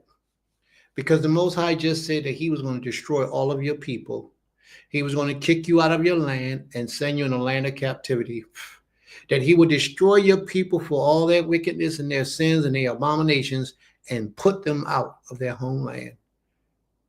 Can you imagine right now, in the comforts of your home right now, watching your television screen or your computer screen or your phone screen right now, somebody kick your door in, take you and your children and put y'all out on the sidewalk and tell you you can never come back in this house again? I don't know how many of you have lived through something like that, but that's exactly what happened with our forefathers. We were kicked out of our homeland, a land that the Most High promised to us. We was kicked out, but we wasn't kicked out for unrighteous reasons. We was kicked out because we committed idolatry, and we kept committing idolatry. Just like many of us today are committing idolatry. Our actions, our thoughts, our behaviors are idolatrous. Many of us. And what we're going through in our lives when the wrath of the Most High comes upon us, we can't blame anyone but ourselves. It's lessons like this that are giving you the warnings on how to change, how to get better, how to become a better man, a better woman. Lessons like this is showing you week after week after week. But how many of these lessons do you utilize to make your life better, to get in proper alignment with the Creator? I had a conversation with a sister yesterday. And sister, if you hear, May the Most High bless you. I'm not talking about you. I need to express this to the people. I had a conversation with a sister just yesterday. And this sister says she comes every week, faithfully. She's probably here now. Every week. And she says to me that one of her issues that she has in life, well, not in that degree, but one of the things that she sees that is uncomfortable to her in her life, now I'm paraphrasing, I don't remember everything how she said it, and I don't want to initially do it that way anyway. It's chicken. She still eats chicken. Well, what's wrong with chicken, Prince? Here you go with that chicken stuff again. What's wrong with chicken, Prince? Yo, man, if you trust your leadership and your leadership says to you, whale skin is unclean. Well, you don't eat whale skin. You don't use whale skin, so you don't have a problem accepting that.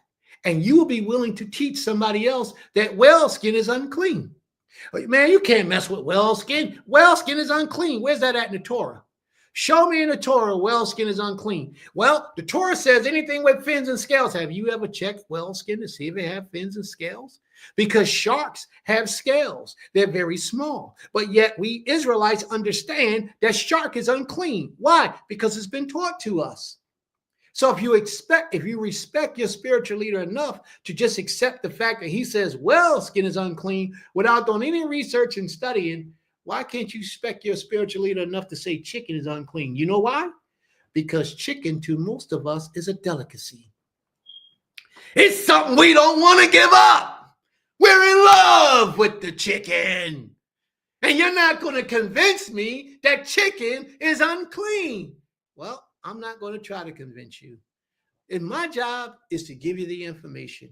Your job is to do whatever you need to do to prove me wrong. So it's cool. If you don't want to stop eating that poison, I mean that chicken, I mean that unclean stuff. If you don't want to stop, so be it. It's now between you and the Creator. It's out of Prince's hands. Once it parts my lips and I shared it, it said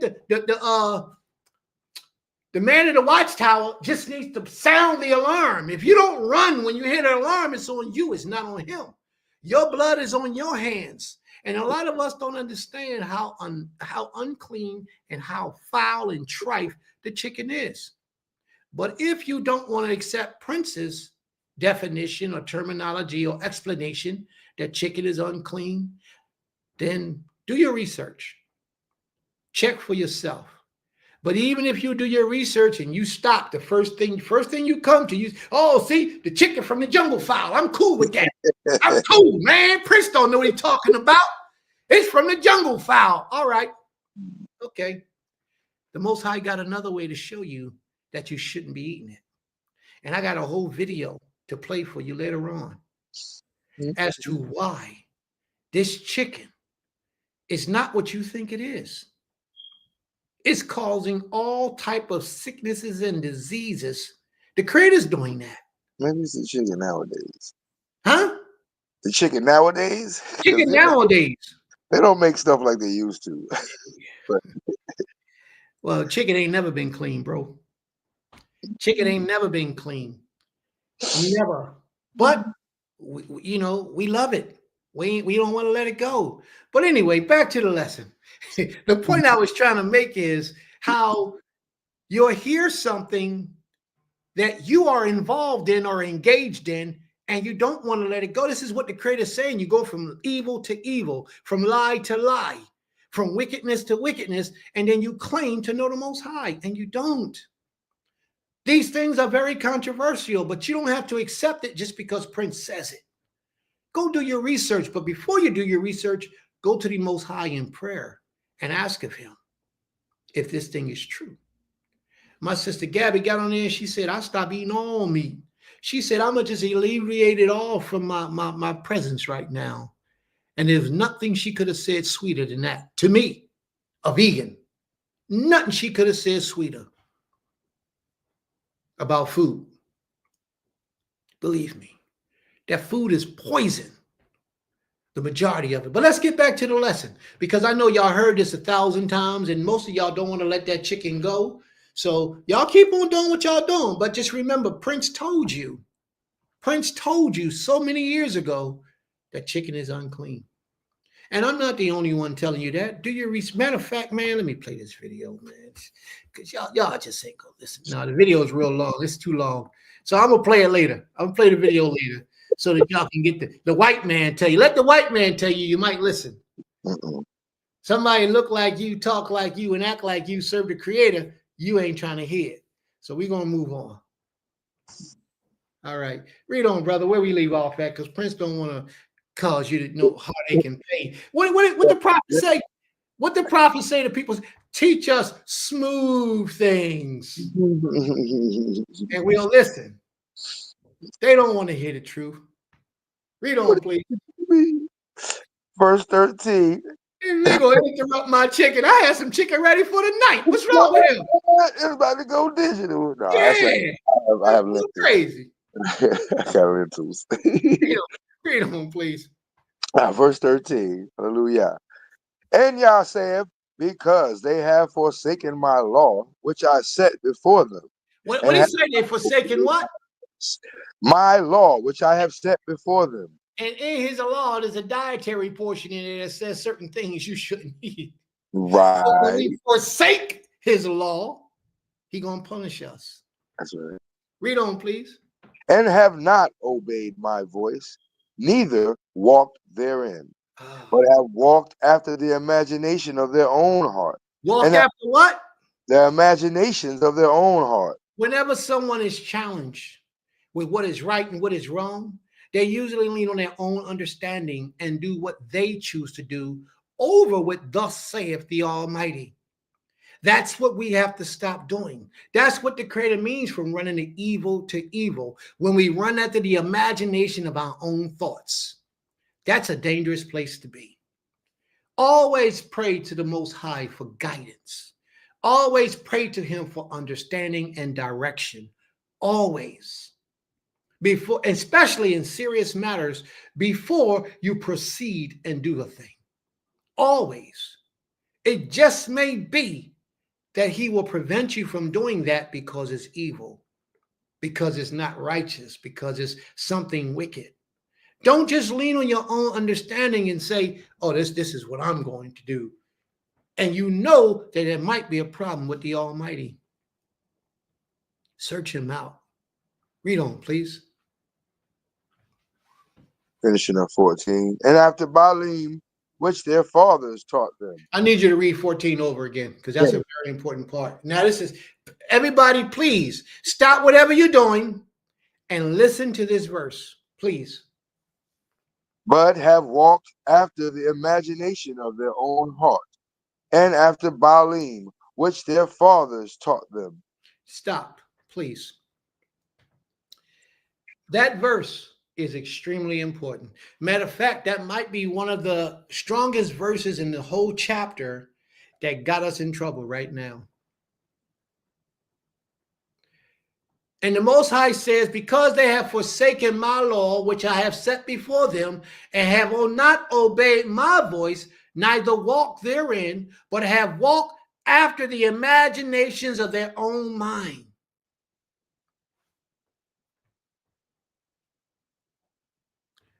What fashions your imagination and your mind? Your life's experiences.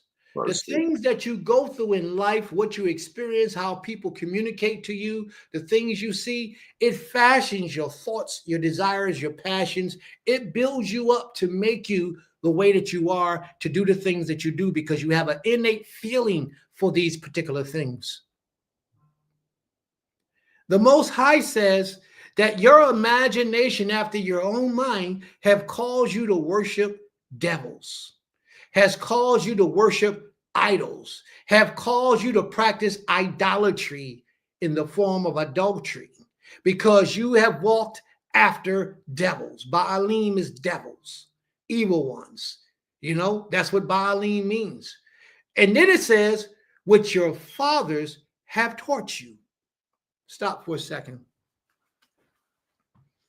Now, every one of us in this room right now, everyone within the sound of my voice, I want you to imagine for a minute, what power did your parents teach you to serve? Now let's be real. Let's not play around with this. Let's be real with this. Unless you are fortunate and blessed, like very few of us are, what power did your fathers, your mothers, the society that you grew up in, what power did they teach you to serve? Because the Father says this is what your fathers taught you.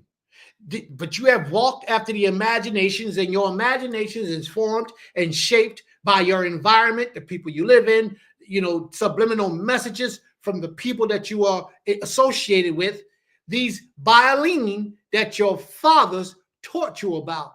What deity did your father teach you about? JC, Allah. Who else? Who else? See, because what happens is our minds are fashioned, and we grow up in a society, a culture, a household, and our minds are being fashioned to believe that this thing that they're teaching us is what. See, like I'm teaching my son to worship the Almighty in his youth, and I've taught them from their youth.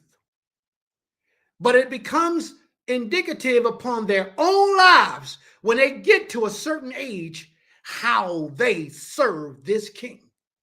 Has nothing to do with me anymore. But they're going to basically go off of the principles that they've learned from what their household, their fathers have taught them, to decide the direction of life that they're going to go in. That relationships become a personal relationship between them and the Most High, meaning they get to choose whether they're going to keep the laws of the Creator or not. I don't have to do that for them after a period of time. So a lot of the powers that your fathers taught you to serve were devils, and you don't even know it. But the Creator's upset with you because you are committing idolatry, you are committing adultery, you are committing idolatry, and don't even know it. You say, well, Prince, I don't serve nobody but the Creator. But it's not really true. Because if I told you Jesus was a faggot, would you get upset? If I told you Allah was a faggot, would you get upset? If I told you God wasn't real, would you get upset? So this shows you that you have some form of idolatry inside of you to substantiate and support these things.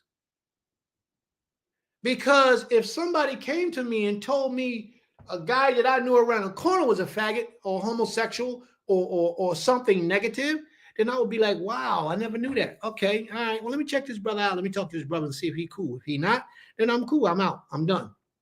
But the truth is, your fathers taught you about deities, and so you claim not to serve these deities, but the moment that something is disrespectful toward these deities, you feel like you need to come to the defense of these deities, then that shows you that you have a spot in your heart for these deities. And this is what upsets the Almighty. This is what the Father doesn't like. This is what he despises. Because the Most High only wants us serving him. A lot of us say things like, yeah, but he's only a servant. He's only a prophet. He's only a prophet. I only believe he's a prophet. He's a prophet. Okay, that's cool if that's what you believe. And I won't argue with you about that fact if that's what you believe. But the moment somebody becomes disrespectful with a prophet, why are you so emotional? Why are you ready to fight? That shows you that you have some level of reverence, of respect, of worship for that individual. Because when Prince got out here and taught you all this wonderful stuff about the Most High, and somebody said something nasty about Prince, you didn't get upset. you wasn't ready to fight for Prince. you none of that happened. And Prince only teach you about the Almighty. This nigga dead 3,000 years, ain't taught you nothing. But you ready to kill for him. You're ready to die and break off relationships and separations for him. Why? And Allah, Buddha, and God, what they got to do with the Almighty? There's something that we don't understand. Let's read on, please, because I don't want to confuse the people no more. But I will say to you that the Most High knows that you're committing idolatry. And all he's doing right now with you is pleading with you, asking you to come out of your idolatry and your idolatrous ways.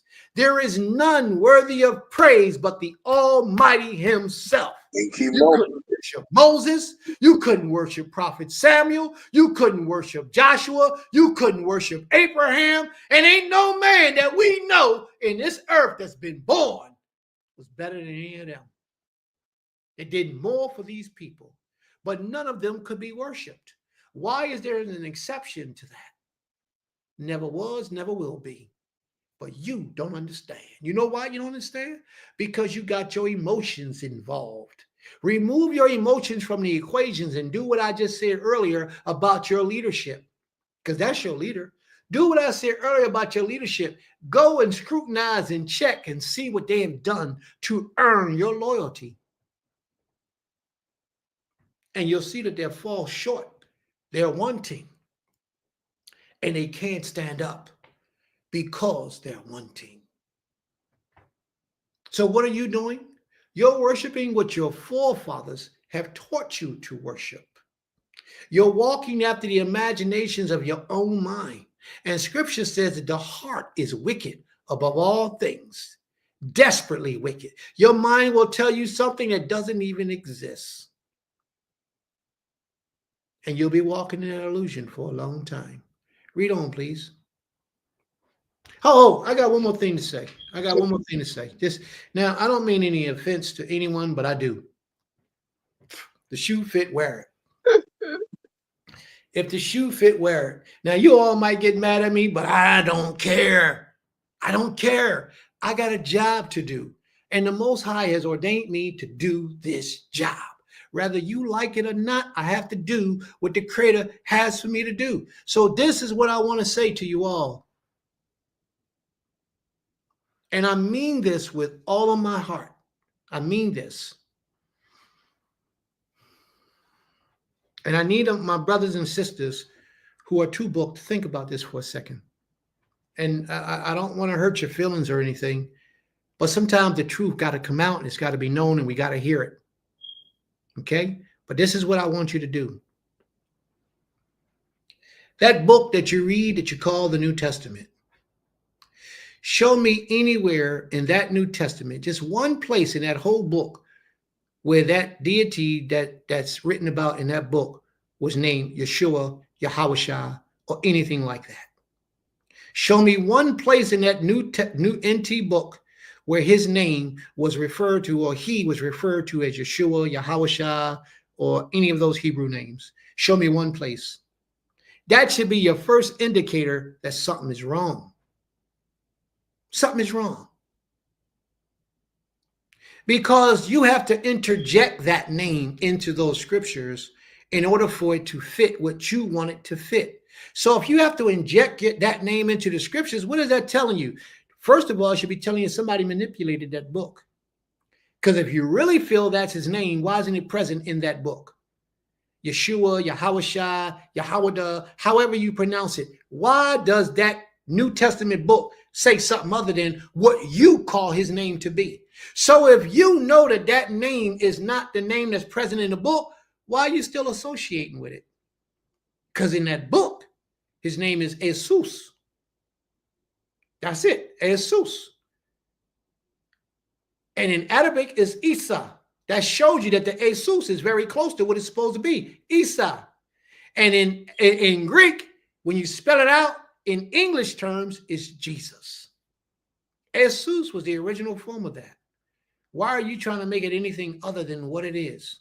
You know why? Because just like we said earlier, your fathers have taught you to worship devils. And we don't want to let it go. It's just like my brother with the chicken and my sister with the chicken.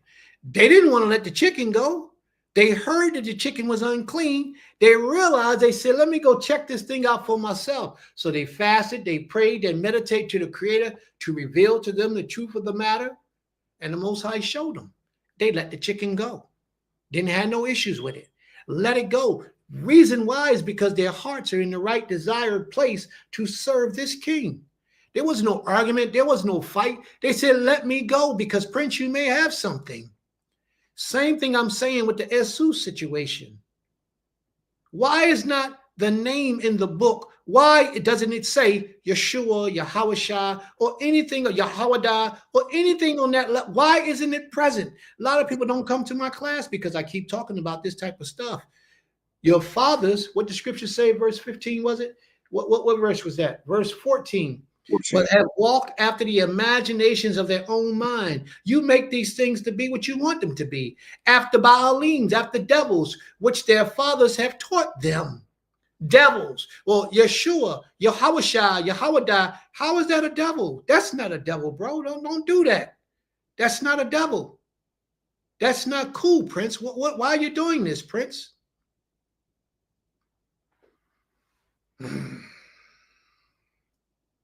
Let's get back to the lesson. Let's read on, please. This lesson is deep. Verse 15. Therefore, thus saith Yah Zebaoth, the power of Israel, behold, I will feed them, even this people, with wormwood, and give them water of gall to drink. What is wormwood? Something nasty. It tastes horrible. Crippled. What is our food like today? It might taste good, but it's killing our bodies. It's tearing us up from the inside out. It's destroying us on our insides. Almost anything we eat today is tearing us up. Almost anything. The best thing you can do is grow it yourself. But when you try to grow it yourself, even your soil has to be treated so that the foods produce a certain type. The Most High is going to feed us today with wormwood and with gall to drink for water. Why is that? It's because we are constantly in a state of idolatry. We're constantly in a state of idolatry, and we're going against the Creator by doing what the imaginations of our minds tell us. And you know what? One of the hardest things for a man to do is change the way he thinks. It's hard. So although Prince is giving you this lesson today, I know that you're not going to change what you're doing. Not that easy. Not that simple just because Prince said it. No. But what I would applaud you to do is go and research. Give yourself a critical examination of what you believe and why you believe it. Critically. Even the Torah.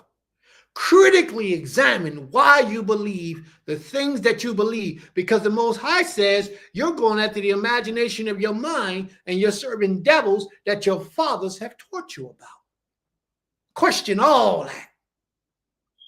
Go on a fast, meditate and pray for a period of time, and ask the Most High to visit you and show you what you should be doing and how you should be doing it. Stop acting like you know already.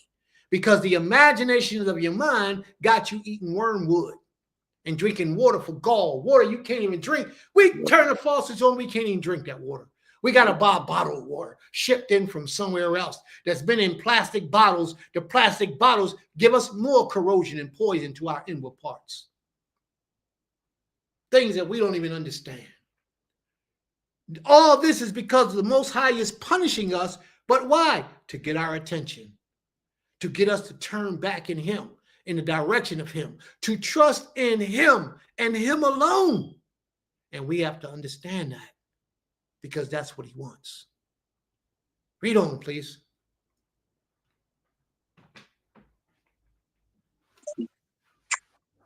Verse 16. I will scatter them also among the heathen. He going to do what? He going to do what? Scatter them among the heathen. Did he do that? Okay. Did he take us because of our idolatrous actions and put us in the midst of the heathens? Did he do that? Yes or no? Okay. And he did. And guess what we did when we got in the midst of the heathens? We cried, we cried to him for a little while. We changed our ways for a little while. And then we went right back into idolatry all over again.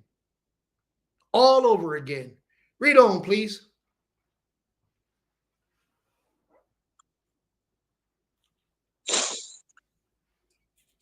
Starting back at 16. I will scatter them also among the heathen, whom neither they nor their fathers have known, and I will send a sword after them, till I have consumed them. So you can't question no more why so many of us are dying in this wilderness Mm, by the hands of our oppressors. mm, Our young men are dying in the streets. Our young women are dying in the streets as well now. You can't keep questioning that because it's a curse that the Most High has put upon us as a people because we are practicing idolatry. We are worshiping the gods that our forefathers have taught us to worship. Therefore, the Most High is coming down on us to get our attention, not to destroy us, but to get our attentions so that we turn back in the direction of Him once again. But what are we saying? We're saying that according to the imaginations of my mind, I'm going to worship like I'm worshiping, and the Creator should be happy with that. That's what you're saying. But you don't have to say that. What you could say is, you know what, Prince, I'm going to give this here the benefit of the doubt. And I'm going to go on that fast and I'm going to pray and I'm going to ask the Creator to show me. Let the Most High direct you. And I promise you that a year from that day, you will not be thinking the same as you was thinking. And I give it a year because it takes time for a man to gradually come into the new him. It takes time. But the moment you do that and you submit yourself to the Most High in truthfulness and fullness, as Daniel said, as Gabriel said to Daniel, from the moment you did that, the Most High heard your prayers. And then the angel says to him, and I have come to you as a result of your prayers. The Most High has angels for you too, just waiting, just lining up to come and elevate you to that next level, the level of supremacy to return back to Him. The Most High has all that established for you, but you, because you're walking in the imaginations of your mind, you won't give the Most High the opportunity to release and give your angel authority over your future. You won't let that happen because you keep saying you got this. You keep saying you know this. When you prostrate yourself on the ground at night and you make prayer at night, early in the morning, do you pray to the Most High for permission to approach His throne? Or do you just take it upon yourself to just start blabbing at the mouth, talking about what you need and what you want? What do you do? I bet you don't do that when you go into a courtroom. When you go to a courtroom, you raise your hand. When you're in a classroom, you raise your hand. So what makes you think that's any different when you lay down at night and make prayer to the Almighty, that you shouldn't ask Him for permission to approach Him?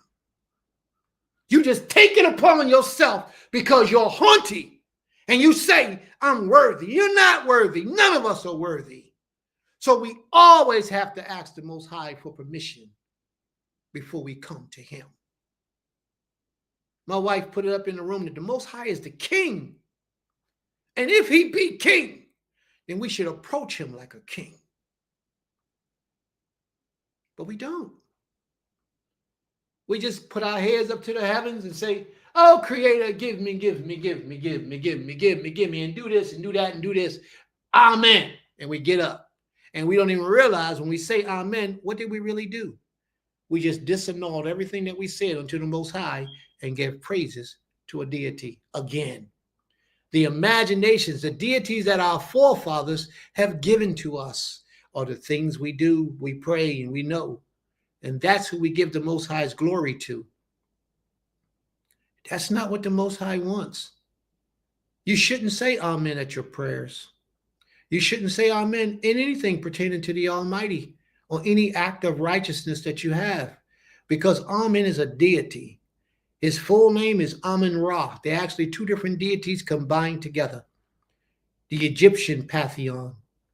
And Amun said that he will always be spoken in the lips of people throughout all creation. And he did not lie. In all the major religions out here on the earth, they end their prayers with that name of that deity.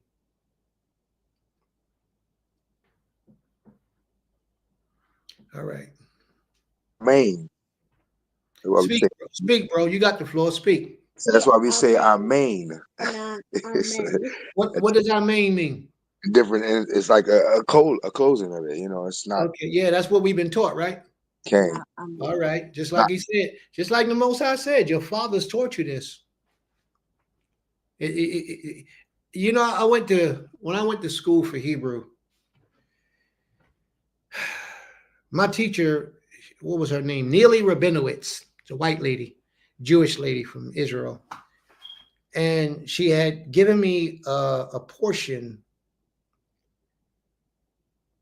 and what she brought out was Amen, and I asked her, "What does that mean, or what is that?" She says she don't know. She says the correct way to say that is Amet, A-M-E-T, Amet. That's Hebrew? Yes, and Amet means in truth. The Hebrew word for truth is Amet. And Amen is what we came to know as a way of closing out our prayers to the Almighty.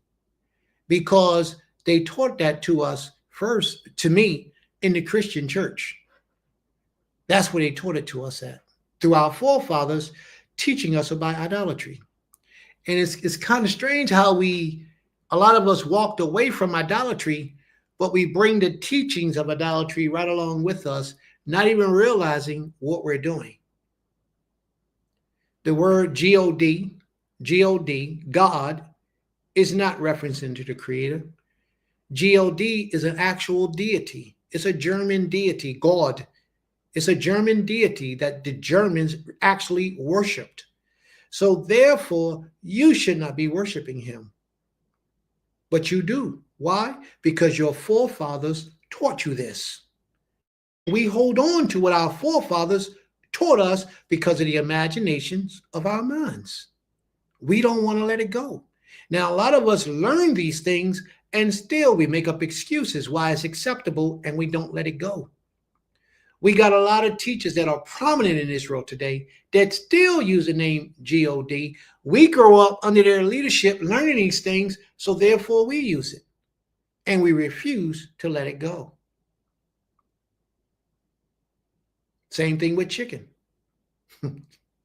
How you get back on the chicken? These are all just things that we grew up learning that it was okay and acceptable. And then we come into the knowledge of the Most High and one day realize there may be an issue with this. Let me check this out. But we never do.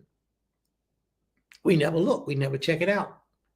And therefore, we ignore it because of the imagination of our minds, because our teachers, they taught us this, and we keep on moving on in that direction and keep doing and teaching and practicing what they taught us to do.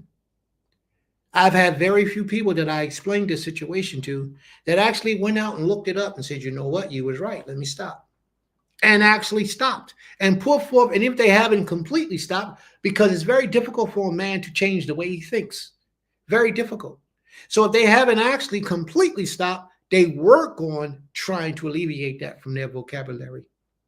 Because they came to the realization without me intervening, they did the research, they looked it up, they checked it out, they did the comparison, they found out. So here's the thing for you to think about. If you realize that God is a deity that people served, therefore you shouldn't worship him. If Buddha is a deity that people served, therefore you shouldn't worship him. If Allah was a deity that people served, therefore you shouldn't worship them. If the giraffe was a deity that people served, you shouldn't worship him. Mithra was a deity that people served, you shouldn't worship him. Tammuz was a deity that people served, you shouldn't worship him. Right? So if you realized all those things, that all these men or things was deities, people served them, you shouldn't worship them, why do you still hold on to JC? Because whether you believe it or not, JC was a deity that people served. You may say, well, I don't serve him. That's cool. But he was a deity. And the Most High says, you shall have no deities before me. It was a real deity. Someone that really people humble, pray to, and worship on the highest level. They say, even some of them say, he is the creator.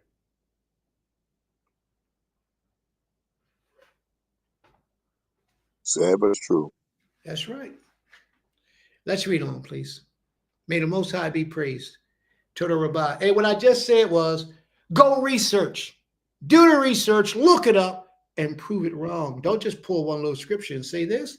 There's a lot of things in the scripture. You got to remember, these people had our books for many of years. Right. And Amen said that his name would always be mentioned on the lips of the people forever throughout all generations. So go look it up. Do the research. If you want to say something is true, then Amen is the word for truth. Read on, please. Amen. Amen. Verse 17. Thus saith Yahuwah Zebaoth, consider ye, and call for the mourning women, that they What'd he say? consider ye, and call for Consider. What is mourning the women. Most High? Hold up, bro. Hold up. You just said something powerful. The Most High said, consider. What do you mean by consider? Consider ye. Consider you. Consider your life. That's Consider right. what's Bethink going yourself. on. I say it again, bro. Bethink yourself. Bethink yourself. That's right. Consider what's going on in the midst of your people today. Look at the situation around us today, how life is going for us today. We don't know what's going to happen tomorrow. Dealing with this crazy guy we got running things right now. Dealing with this society that we got running things right now. Dealing with the spirit of wickedness that's prominent in the earth right now. We don't know what today or tomorrow is going to bring. We don't know. The Most High is asking us to consider this. Consider it, family. And then he gives you a hint. He says, call for the weeping women. What's the name of the lesson? Call for the weeping women. Why? Why he didn't say the men? Why he didn't say call for the weeping men? First of all, ain't no man got too much business weeping. But you know, with the situation we in today, it even make a man weep. When you look at the realities of our life, it will make a grown man cry. But we're talking about call for the weeping women.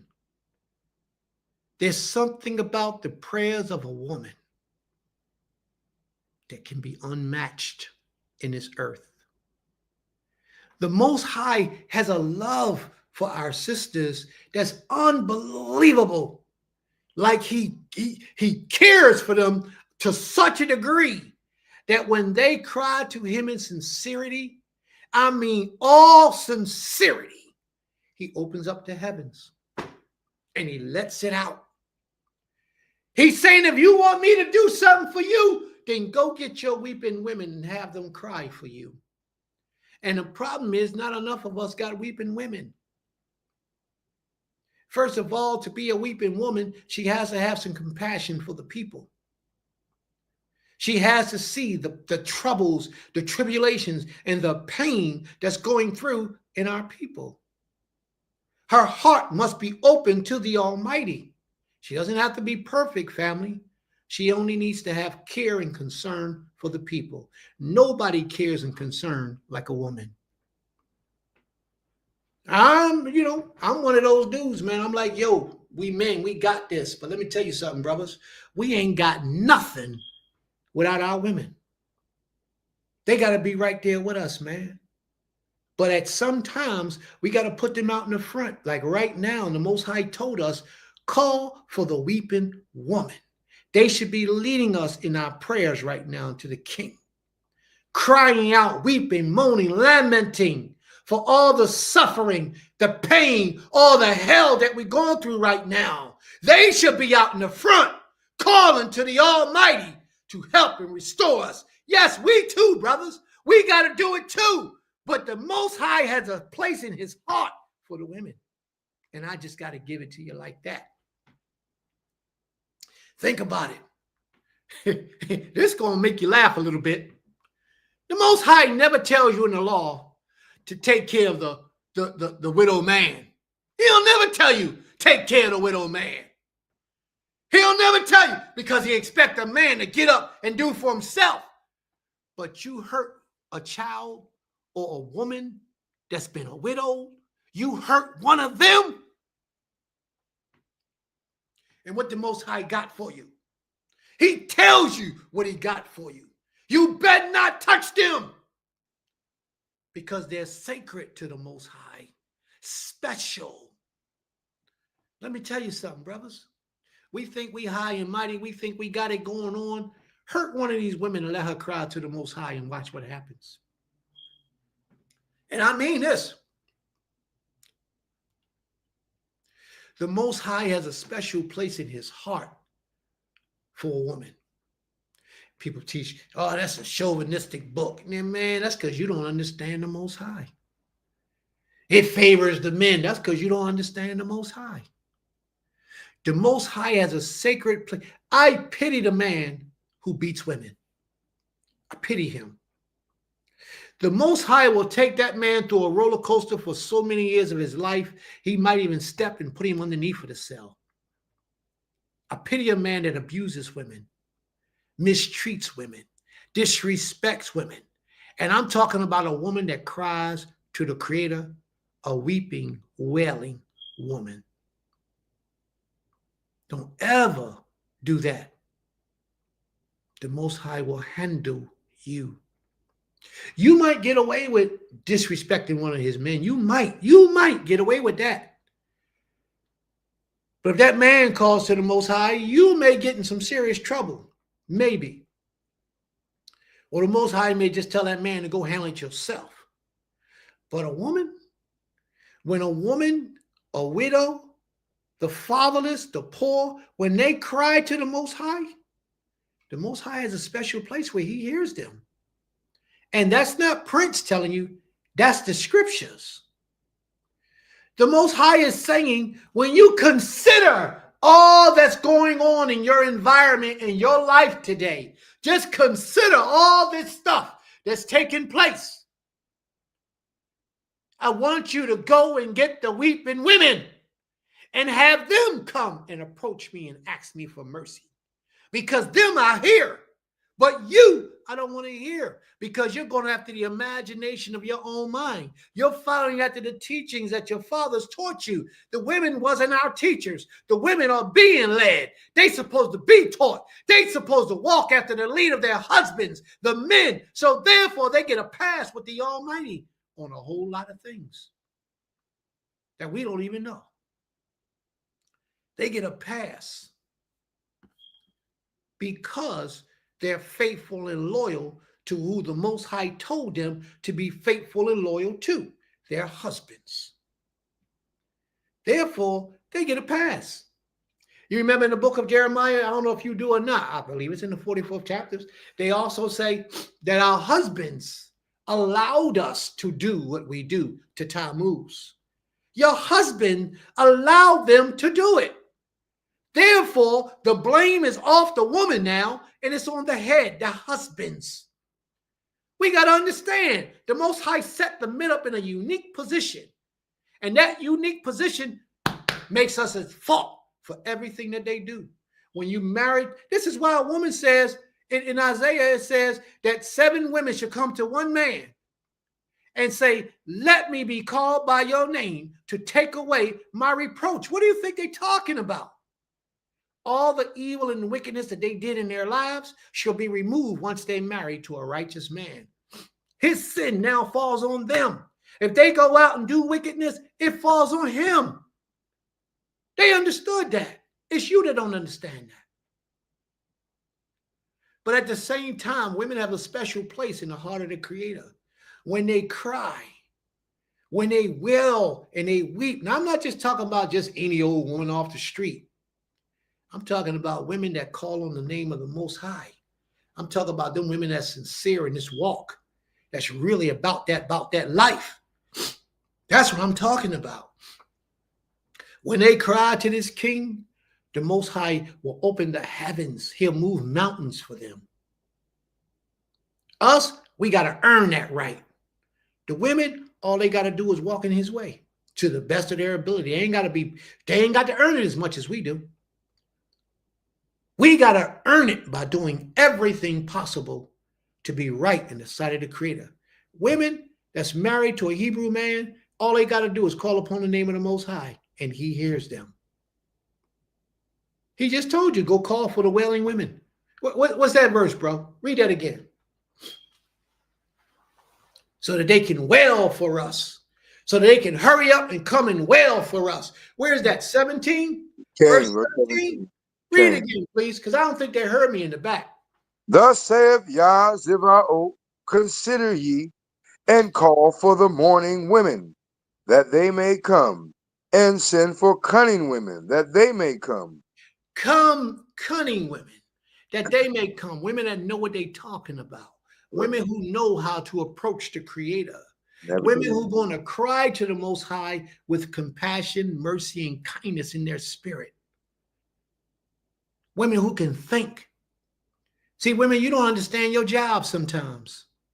You don't understand your role sometimes. You think you're just here to be a slave for your husband. Don't look at it that way. Because you can do things your husband can't do. You got to know your strength. You got to know who you are. You got to know your power. And a lot of females today, they don't know their power. They don't know their strength. They don't know what they're capable of doing. You can get through when we can't. Because the Most High gave you that. He opened that door up for you. Read on, please. He ain't finished yet. Read on. Verse 18, and let them make haste. That means tell them to hurry up. Because we need it. We don't know what's getting ready to happen tomorrow. You got plans in your mind right now to go do something later on today after Shabbat, early tomorrow morning. You got plans in your minds, but there's no guarantee that any of those things that you have planned are going to take place. No guarantee. Read on, please. And let them make haste and take up a wailing for us, that our eyes may run down with tears, and our eyelids gush out with waters. Let them make us cry in sincerity. See, a woman has a way of making you, and you think about it, brothers, women have a way of getting under your skin, don't they? Mm-hmm. They'll bring things to memory that you forgot about 20 years ago. They remember when you did this to me and I stayed? Remember what you did? All them sins that you have committed before the Almighty. Now magnify that. They will cause a reality to take place in the situations around us today that we didn't even see. And they'll bring it to our remembrance so that we will have the opportunity to cry to the Most High when we remember the evils that we have done. Read on, please.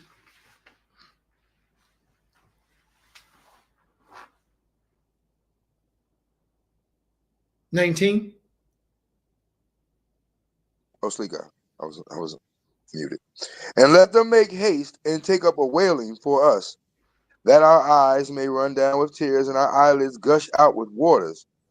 For a voice of wailing is heard out of Zion. How are we spoiled? We are greatly confounded, because we have forsaken the land, because our dwellings have cast us out. Read on, please.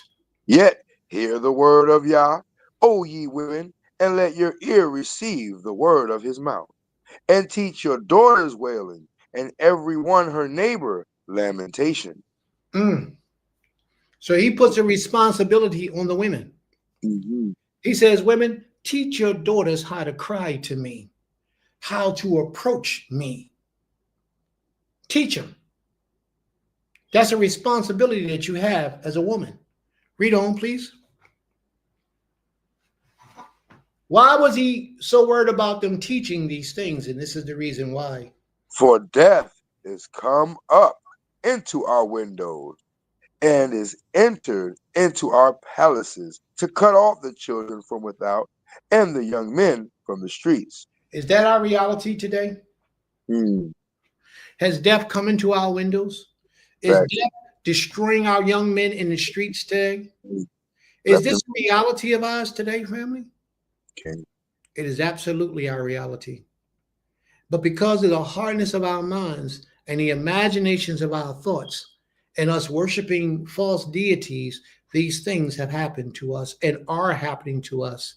And the only way to reverse it is to change the way we think, change our direction.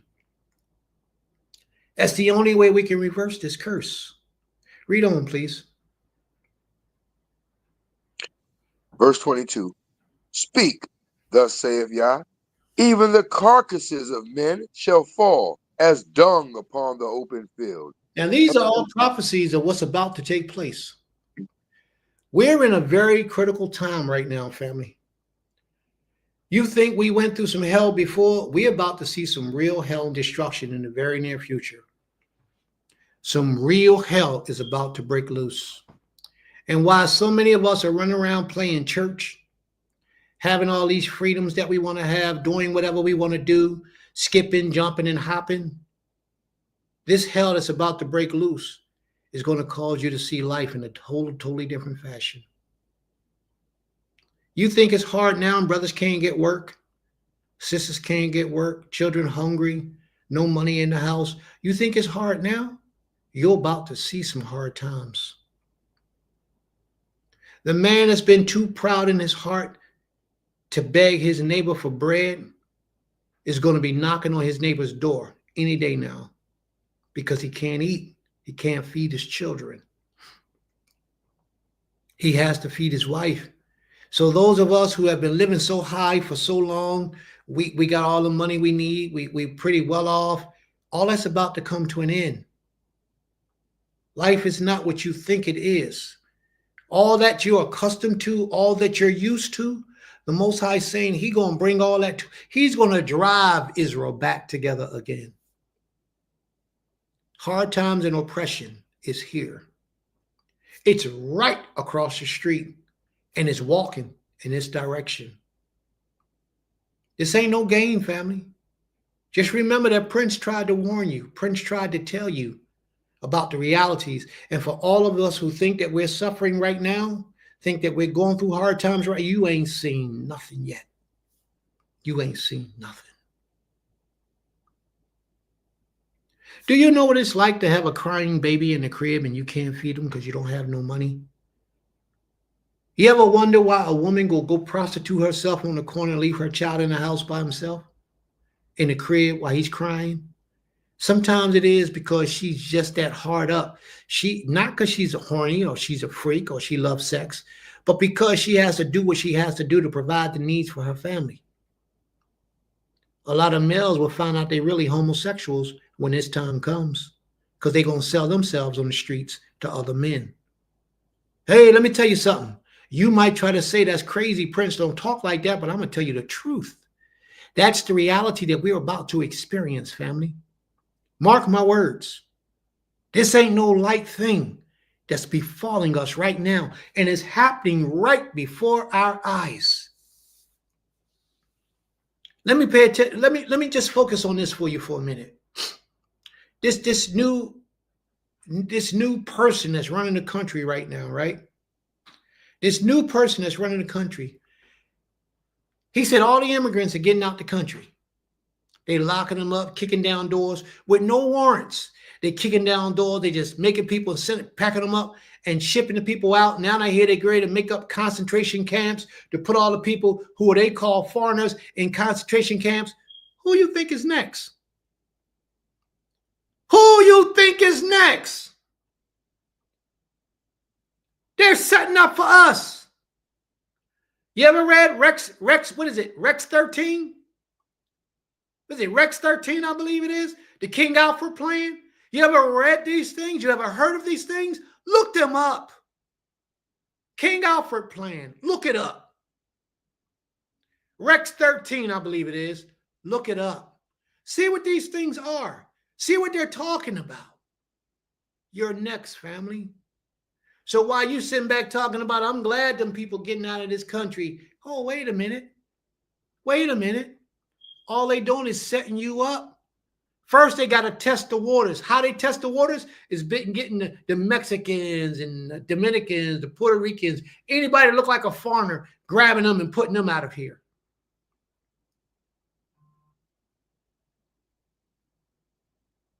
They're only starting with them. We next. I was just told that they just did away with one of the laws that had been passed for equal rights for all people during the hiring. You can't hire or fire somebody based on their religion, their color, their skin, or their sexual preference. This man has done away with all that. And that's been in existence over 50 years. Why do you think they're doing all that? The civil rights bill that passed, he did away with all that. Why do you think they're doing all that? They're getting you ready to go back in slavery. It ain't going to happen overnight, but that's their plan. They're slowly getting us ready. They're preparing us. Slowly. The Most High is saying, get the weeping women. Because when you really look at the situations that's around us, whatever you're accustomed to living right now, you might as well get unaccustomed to living that way, because hell is coming. All the freedoms you got right now for transportation and getting around and moving and doing what you're doing, hell is knocking at your door. So while you got the freedom to practice idolatry, we had the freedom to practice idolatry until the Most High knocked us upside our head. And then we went from practicing idolatry back to the Almighty. And then after the Most High eased up some of that pressure, we went right back to idolatry again. Let's not do that again, family. Let's not turn our backs on this king again. Let us remain faithful and loyal to the Almighty forever. Read on, bro. Because so many of us think that this is just a temporary situation. This is a reality that's taking place right now. And the Most High is trying to warn you. Verse 22. Hallelujah. Speak, thus saith Yah, even the carcasses of men shall fall as dung upon the open field, and as the handful after the harvestmen, and none shall gather them. So think about this for a minute. When you read that the carcasses of men shall fall in the open fields, and none shall gather them, what does that bring into your mind? Because I'm going to tell you what it brings in my mind. What it brings in my mind is all those videos I saw after they got that jab, and men was just dropping. Just dropping. Standing up, giving lectures, dropping. All on football fields, dropping. Basketball courts, dropping. Minding their business, standing on the corner waiting for the bus, dropping. They just falling. What was it? 400 million people, I believe it was. I believe that's what the last numbers was that I heard. 400 million people died since 1920. And I think in 1920 it was 400,000. I believe in 1920 it was 400,000. I believe that's the statistics that I got, but I'm going to play the video so you can watch it. I believe it was 400,000 in 1920. I mean 2020, not 1920, 2020, that died from getting that shot. And they not finished, because this shot lasts in your system and it slowly knocks you off. You ain't going to die right away in most cases. In most cases, you develop some type of sickness in your body, and it gives it a little bit of time, and it ravishes you, and it destroys you. Blood clots form inside your body. Man, listen, all y'all who got that thing, you can't hide it, because it's going to show eventually. Is going to show. This is not a laughing situation. Look at the situations around you, family, and call for the wailing women, because men's bodies are going to drop in the streets. Just drop. A lot of them going to get cut up by the sword, going to get killed. Then a lot of them are just going to drop dead. The Most High is letting us know that these times we living in today is some horrible times. Call for somebody to save you. And all of y'all who think you might be chilling right now, you got a couple of dollars in the bank, you got a nice house, you and your child, you and your wife, or you and your couple of children, y'all cool, you ain't got to worry about nobody else. The Most High is saying, don't rest in that. Don't get comfortable. That's right, because they're going to come. Didn't it say it was in your windows? Death came into your windows. Death is coming. And the least person that you thought was going to receive it is going to be the first ones that the Most High get. Death is an angel that works for the Creator. He goes out at the Creator's command and does what the Most High has for him to do. And a lot of us are on that list. Much key. A lot of us are right there on that list. But some of us are too swamped with pleasure and pleasuristic things to see anything different than what I'm saying right now. We don't understand. And then a lot of us just don't care. Read on, please. Verse 23. Oh, finishing off verse 22, Slika. And as the handful after the harvestmen, and none shall gather them. Thus saith Yah, let not the wise man glory in his wisdom, neither let the mighty man glory in his might. Let not the rich man glory in his riches, but let him that glorieth glory in this, that he understandeth and knoweth me, that I am Yah, which exercise loving kindness, judgment, and righteousness in the earth. For in these things I delight, saith Yah. Did y'all hear that? He says, let not the mighty man glory in his riches, his might, in his own wisdom. Let not the rich man glory in his riches. But everybody should focus their attention on giving their glory to the Most High, that they're living their lives to please him to the best of their ability. No matter what you believe, be true to the tenets of what you believe to be true. Well, Prince, you just said a minute ago we practice in idolatry.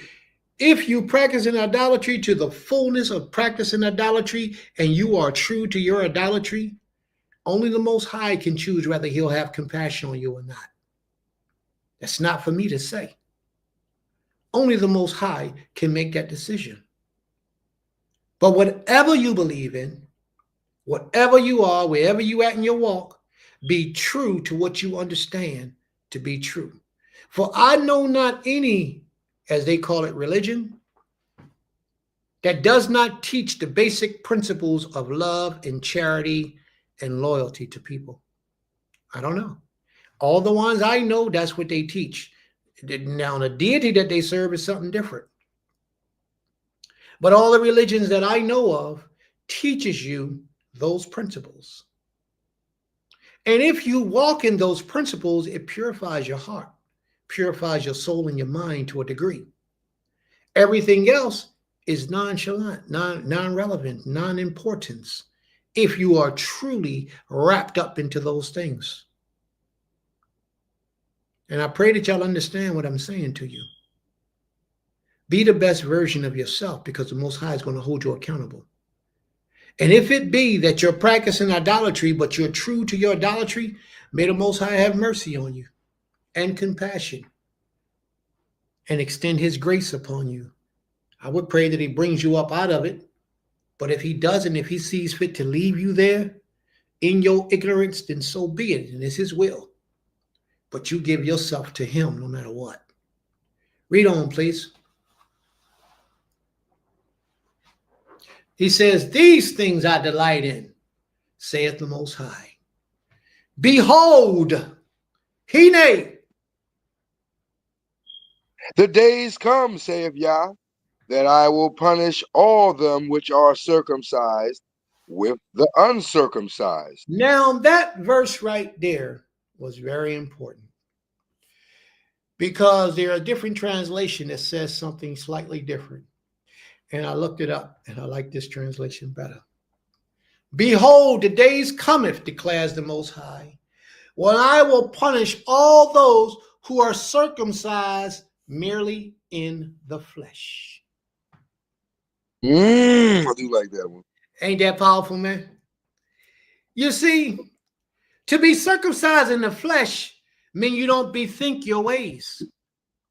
You don't think about your actions that you have done and then begin to change your behavior. And that's all I've been teaching all day. Change, change, change, bring about change in your life. So many of us get comfortable that we're not circumcising our minds. We're not circumcising our minds. We're satisfied and comfortable in the positions in life that we're living that we don't even examine ourselves to think that there is need or time for change because we've been doing it for so long. Mm. Now, that's really some deep stuff. Right. If you really meditate on what's just been said, you will see that when the Most High said that we're going after our own desires, our own imaginations that have been taught to us by our forefathers, then you'll understand that the only way we're going to change this is we bethink ourselves, as my brother said earlier, bethink yourself and look and examine your behaviors, your thoughts. Ask yourself, why do I do this? Why do I practice this? Why do I serve this king or this deity? Or why do I do this the way that I do it? What is the reason why? That's you circumcising. That's you going through the process of circumcising your mind. And the Most High says, behold, the day cometh that I will punish all them that do not circumcise their mind, that don't change their ways, that don't change their behavior, that don't bethink themselves. He's going to visit us. So therefore, family, everyone within the sound of my voice, I beg of you and I plead with you, please, please, please, please, I don't care how righteous you think you are or how right you think you are, please re-examine yourself. Go on a fast, pray, meditate to the Father, and ask the Creator to reveal to you where you disrespect Him, where you do Him wrong, the evil behavior you have in your nature. I promise you, He will show you all that you need. He will show you. You just have to stop believing in that you got it all together. He will show you. And then you have to have the courage to make the changes in your life. You have to have the courage. Because one of the hardest things for a man to do is to change the way he thinks. A man will stand there and justify a lie, knowing it's a lie because he don't want to be embarrassed because he's been doing something wrong all of his life. He will know that he's wrong and be called to the test. And because he don't want to look bad in front of people, he ain't going to admit that he's wrong. And not only that, he won't change it. But yet he know he out of order. That's wicked. Read on, please.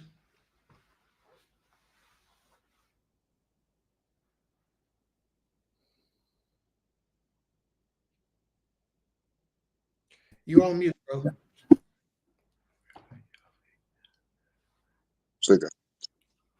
Chapter 26. Verse 26. Egypt and Yehuda and Edom and the children of Ammon and Moab and all that are in the utmost corners that dwell in the wilderness. For all these nations are uncircumcised. And all these nations are uncircumcised. Edom. And who else? Yehuda. Yehuda, Mizraim, That's Yehuda, right. Edom. There you go. All of these nations are uncircumcised in their minds, even us. Edom, the children of Ammon, Moabites, and all that are in the uttermost corners, all that are in the wilderness, they're all uncircumcised. All of the house of Israel are uncircumcised in their minds. Why? Because our fathers have learned the ways of the heathens and gave them to us. And we incorporated that in our worship to the Almighty. We didn't incorporate that into our, okay, chapter 10, please. All right, if I'm wrong, chapter 10, then we're lying. Okay.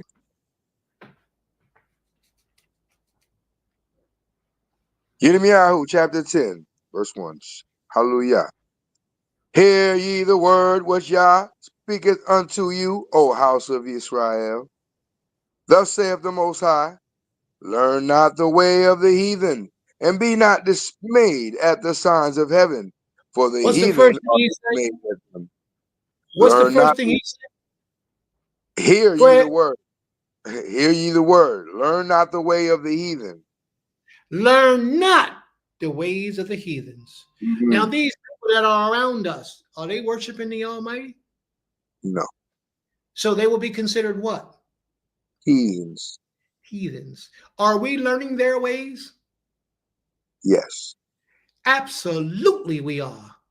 We're learning, our people are learning to sit up in these churches, sit up in these mosques, these houses of worship, all of these places that we are affiliating with, and we're calling it worshiping the Almighty.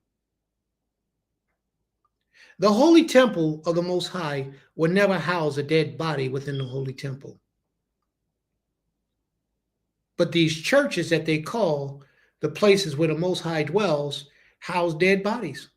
These masjids do the same thing, house dead bodies. But the holy place of the Most High, Moel Meod, should never have a dead body in its place. True story. Do y'all understand what I'm saying to you? That's an indicator that these people are not about the Creator's business. But let's see what's happening. Learn not the ways of the heathens. Don't learn their practices, their customs, their cultures.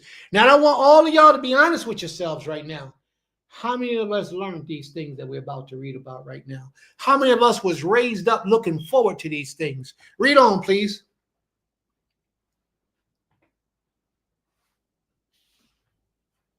And be not dismayed at the signs of heaven, for the heathen are dismayed at them. For the customs of the people are vain. They're For what? are vain. The They're customs are vain. vain, without no effect, Okay. void, with no energy, no strength. Read on. For one cutteth a tree out of the forest, the work of the hands of the workman with the axe. They deck it with silver and with gold, and they fasten it with nails and with hammers, that it move not. They are upright as the palm tree, but speak not. They must needs be born, because they cannot go. Be not afraid of them, for they cannot do evil, neither also is it in them to do good. Let's stop right there for a minute. Is there anybody here that doesn't understand what that's talking about? It's talking about Christmas.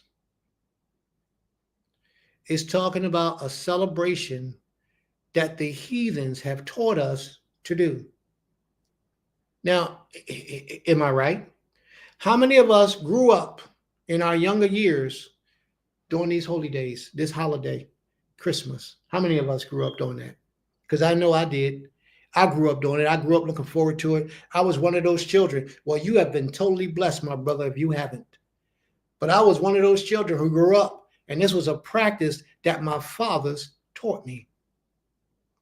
And I also learned that that deity that my fathers taught me about also was associated with that holiday, Christmas. I was taught that it was his birthday. Mhm. They taught us that. They had no scriptural support to back it up, but that's what they taught us, that that was his birthday. The majority of us have come up that way. We didn't even know that the scripture said for us not to participate in this celebration. Now, the place where that deity is worshiped, do they keep this holiday? 99% of them do. Yeah. They take a tree, fasten it with nails, deck it with silver and gold, and it's an upright tree like the palm tree. You ever seen a palm tree? But they speak not. They need to be born. They cannot go. Do not be afraid of them. They cannot do evil. No, you have to do evil by worshiping them. And you don't have to, and a lot of people don't understand this. You don't have to prostrate yourself on the ground and say a prayer to something to be worshiping it.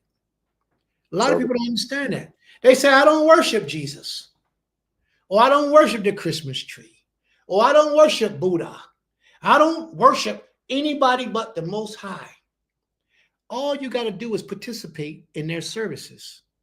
You remember King Solomon? King Solomon was called to the service and he went and he got in trouble. He just had to go. You just got to show up. You just got to be there for that purpose, and the Father holds you accountable.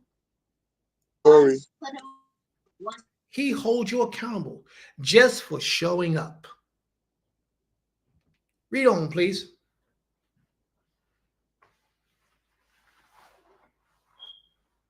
Verse 6. For as much as there is none like unto thee, O Most High, thou art great, and thy name is great in might. Who Now, would not? you'll hear a lot of people read this chapter, but most of them don't go no further. They'll just read that part and elaborate and leave it alone and be happy with that.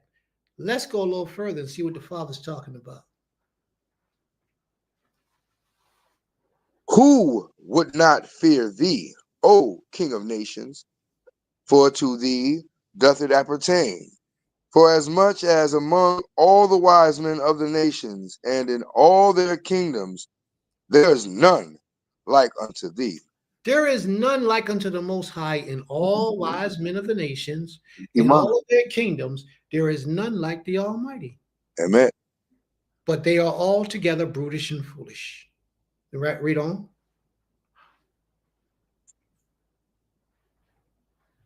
Who would Go ahead. Mhm. But they altogether brutish and foolish. The stock is a doctrine of vanities. Now I want to pull it right there. Their stock, what they're teaching, is a doctrine of vanity. Their doctrine is evil. But who's he talking about right now? We not so sure. And he's about to let us know that all that stuff that they teaching is foolish and vanity. Read on, please. Verse 9. Silver spread into plates is brought from Tarshish, and gold from Uphaz, the work of the workman, and of the hands of the founder. What Blue color? Blue and purple. What do you say? is their clothing. Blue and purple are who we know dressed in blue and purple that teaches a doctrine that's vanity. ISUPK. When I heard that part, I just couldn't stop laughing. They in blue and purple, and their doctrine is vanity. But they thick, they're thick. You know why they're so thick? Teach us smooth things. Teach us smooth things. Read on, please. Because our people love foolishness. Read on, please. They are all the work of cunning men. Mm. Verse 10. But the Most High is the true power. He is the living power and an everlasting king. At his wrath, the earth shall tremble, and the nations shall not be able to abide his indignation. If it's not about the Most High and his glory, then it ain't about nothing. Read on. Amen. Thus shall ye say unto them, the deities that have not made the heavens and the earth, even they shall perish from the earth and from under these heavens. Now, how many deities do you know that people contribute to making the heavens and the earth? None. Read on, please. He hath made the earth by his power. By He his power. hath, Uh-huh. he hath established the world by his wisdom, Uh-huh. and hath stretched out the heavens by his discretion. The Most High has done all these things. Amen. Read on. When he uttereth his voice, there is a multitude of waters in the heaven, and he causeth the vapors to ascend from the ends of the earth.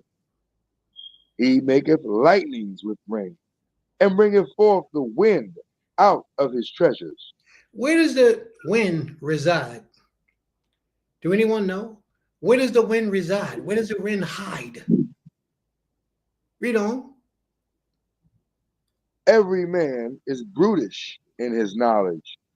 Every founder is confounded by the graven image. For his molten image is falsehood, and there is no breath in them. Every man is Brutus in his knowledge. That's right. Every founder is confounded by the graven image. Mhm. Is there a graven image of the Most High? No. Is there a graven image of Buddha? Yeah. Is there a graven image of JC? Yeah. There is a graven image of all of them. And in Islam, there was a statue called Allah. They had 360 deities, all engraved in statues in the image of a place they called the Kaaba. And when Muhammad went in, supposedly this was the story. When Muhammad went in, he destroyed all the statues except for the one that they call Allat. And Allat became known as Allah. Now that's Arabic information. Research, look it up, check it out, see if what I just explained to you is true. All right? Read on, please.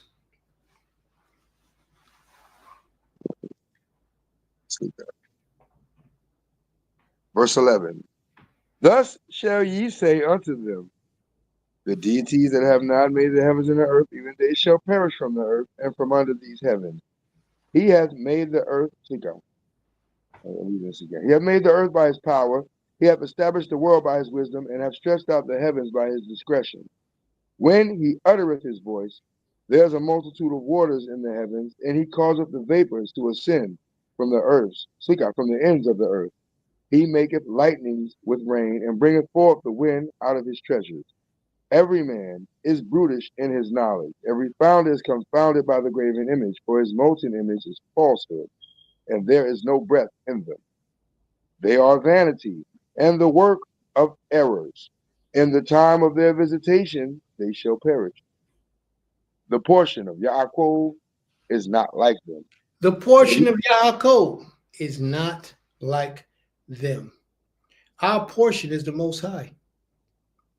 That's what we have to understand. Our portion is not these idols, but yet we're making these idols our portion by holding on to them, by teaching these false doctrines, by wearing this purple and gold. We're associating ourselves with idolatry, and we don't understand it. Read on, please. The portion of Jacob is not like them, for he is the former of all things, and Yisrael is the rod of his inheritance. Jehovah of hosts is his name. Gather up thy wares out of the land, O inhabitant of the fortress. For thus saith the Most High, behold, I will sling out the inhabitants of the land at this once, and will distress them, that they may find it so. Woe is me for my hurt. My wound is grievous. But I said, truly, this is a grief, and I must bear it. My tabernacle is spoiled, and all my cords are broken. My children are gone forth of me, and they are not. There is none to stretch forth my tent any more, and to set up my curtain. All of us had turned our backs on the Most High, Mm-hmm. and the Holy Tabernacle was never erected again. Read on. For the pastors are become brutish, and have not sought Yah. Therefore they shall not prosper, and all their flocks shall be scattered. Behold, the noise of the brute is come, the bruit is come, and a great commotion out of the north country, to make the cities of Yehuda desolate, and a den of dragons. O Most High, I know that the way of man is not in him, is not in himself. I know that the way of man is not in himself. It is not in man that walketh to direct his steps. It's not in you to direct your own steps.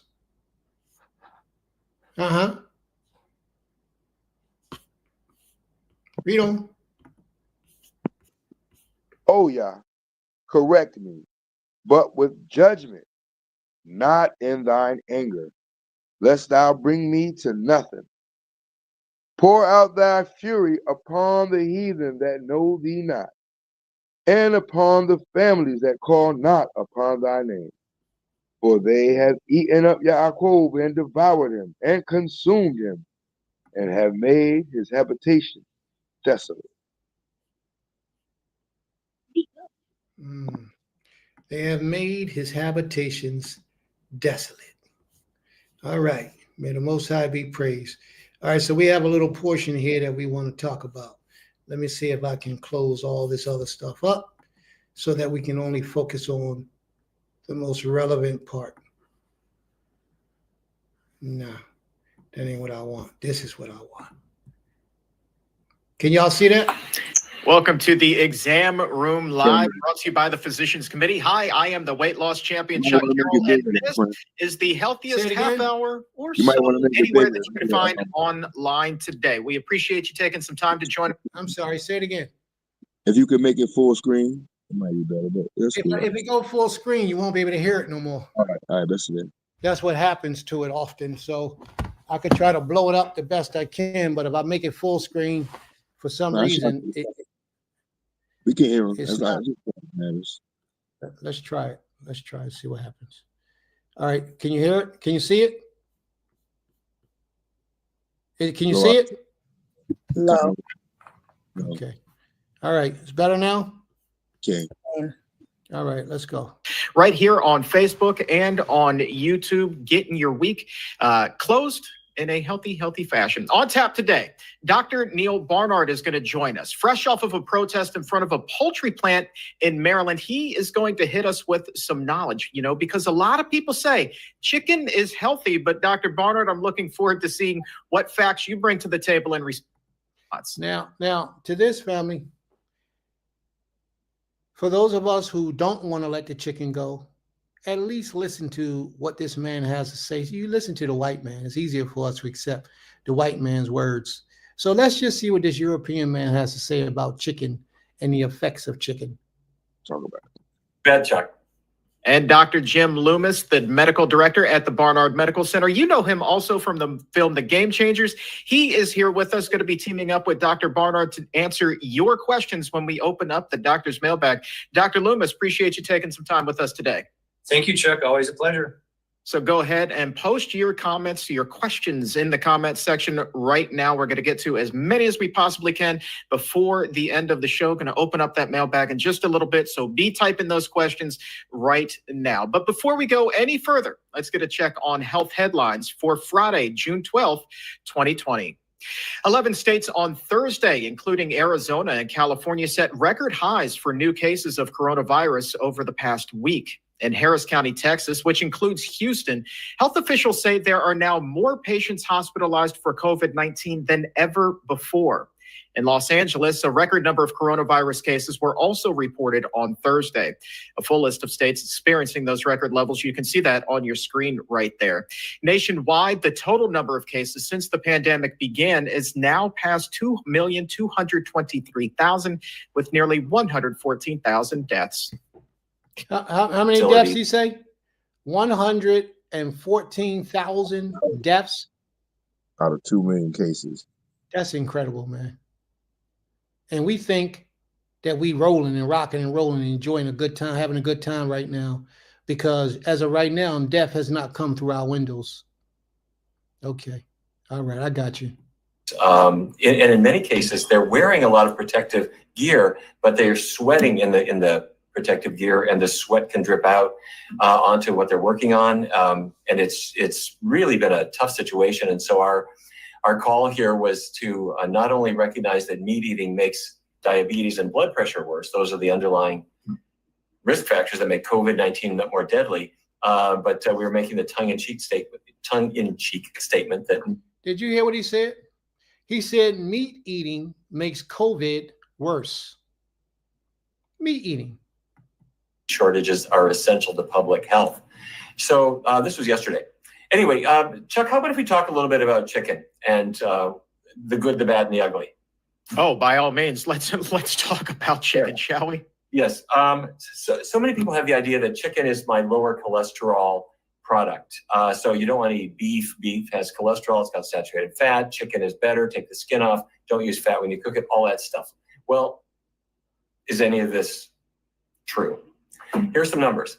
The leanest or lean beef, 83 milligrams of cholesterol, 3.4 grams of saturated fat. Chicken with the skin, a little bit worse. As you can see, the cholesterol and saturated fat numbers are higher. You take the skin off, the cholesterol content does not change, but the fat content goes down a bit.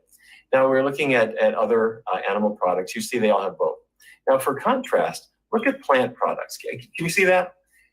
In the middle column is cholesterol.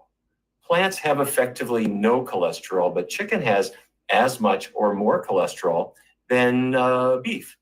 And then when it comes to bad fat, saturated fat, chicken is marginally lower than, say, beef, but it's nothing like the plant-based foods, beans, rice, broccoli, sweet potatoes, all of them, very, very low in saturated fat. So no, chicken with or without the skin is not health food. The other part of it is, what do they not have? If you look at animal products, they don't have fiber. They don't have vitamin C. Plant products have not only fiber, but they have vitamin C and other antioxidants. So when you're making chicken your diet, you're getting what you don't want. That's fat and cholesterol, even when the skin is gone. And you're not giving yourself what you need. You're crowding out the fiber, the vitamin C, the complex carbs, the things your body needs. But there's more to it. We've talked about where the virus came from, COVID-19. It came presumably from a wet market or a live animal market in Wuhan. And we've looked at what these markets are like, and they're creepy. They are hotbeds of viruses.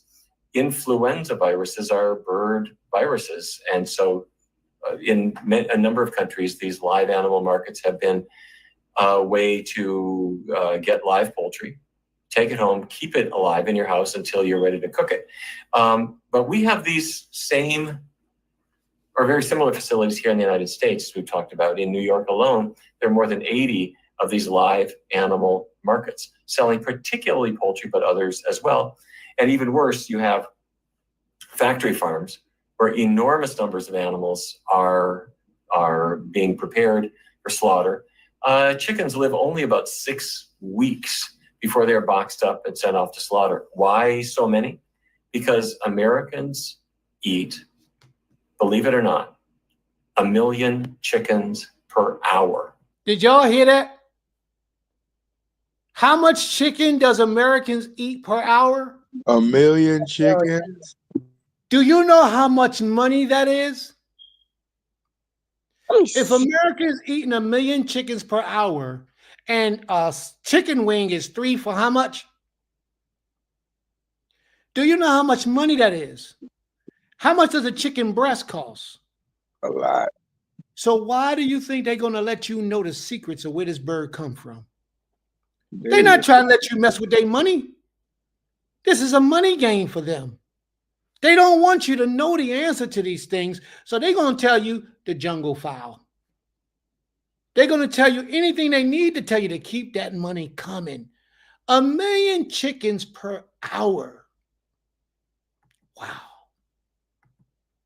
That's right. So if chickens can carry viruses, then what does that mean for us? Way back months ago, I showed this slide, but I want to walk you through it again just really quickly. For anyone who thought that introducing poultry into the human food chain is a good idea, it has been a colossal mistake. Back in 1918, a little more than a century ago, a bird virus that apparently lived probably in wild birds entered poultry, raised for human consumption, and from there went into human beings.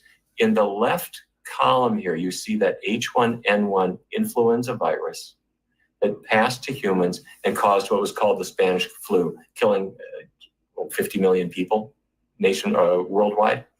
Then the virus never left. So influenza at that point was part of human experience, welling up every year or so. But in 1957, the virus got aggressive and mean. The H1N1 bred with, if I can put it that way, an H2N2 virus to create a whole new virus. And this happens if you keep animals in close proximity. I'm talking about poultry in particular. They may have a new virus that can marry the old virus and create a whole new virus that can be more pathogenic. Then in 1968 happened again with the Hong Kong flu. These are all killers. And so researchers look every single year at what kind of virus are we going to make. And the biggest mistake is to have poultry farms or poultry stores, markets, where humans come in contact with them. This happens all the time. The poultry industry is well aware of it. This was earlier this spring in South Carolina. This was turkeys, an H7N3. Very. You know what? You said something real important there, bro. That's why we cook it real good. Guess what? They're going to bring it out in this lesson that the heat don't bother the disease. That's why you cook it real good, thinking you're going to destroy it. But in this lesson right here, they're going to tell you, no matter how hot you cook it, it ain't going to bother it. Watch this. Virus arose. You end up killing huge numbers of turkeys trying to prevent its spread. Going back 5 years, we had this again with an avian flu that led to the deaths of 48 million birds. That's here in the United States. And it's not just viruses, it's also bacteria. This is an E. coli. And E. coli are bacteria that exist in many forms, and they inhabit the intestinal tract of chickens, among other animals. Researchers have wondered, where did the E. coli come from that are infecting human beings? And so researchers looked at urinary tract infections and did the genetic blueprint of the E. coli bacteria causing urinary tract infections. They compared it to the genetic footprint of other bacteria, and they found that 70 to 80% of bacterial urinary tract infections come from chicken. The chicken package is at the store. 70 to 80% of urinary tract infections. My brother, where you say it come from? Urinary tract infections? There are live bacteria inside, and then you take it and put it on your kitchen counter, and some of the juice dribbles out, and you realize, wait a minute, chickens are not fruit. They don't have juice. What is this from? This is cooling bath water filled with chicken feces at the slaughter plant that is now on your kitchen counter. Okay, just if I haven't cheered you up enough, there's just one last thing. Heterocyclic amines. Heterocyclic amines are carcinogens, cancer-causing substances. When you heat any kind of muscle tissue, beef, poultry, even fish, these cancer-causing chemicals will form. The hotter it is, the more they form. The biggest source, however, is not beef and it's not fish, it's chicken. So here it is. This will not be on the test, but this compound is called FIP. This causes cancer in human beings. So at the Physicians Committee, we went into a McDonald's and into an Applebee's, more than one, in the state of California. Now watch this, family. Watch this. They did a test and watch the results of the test. What they're saying now is that chicken is a cancer-causing disease. You know what? This reminds me of what Dr. Sabi said about fruits and vegetables, how he can tell if certain foods was good for human consumption if the creator made it. And how he can tell if the creator made it is because it was alkaline. So if the creator made chicken and allowed us to eat it, why is it cancer-causing? Why is it killing us? Let's pay attention, family, please. Burger King, Chick-fil-A, Chili's, Outback Steakhouse, and Fridays, TGI Fridays.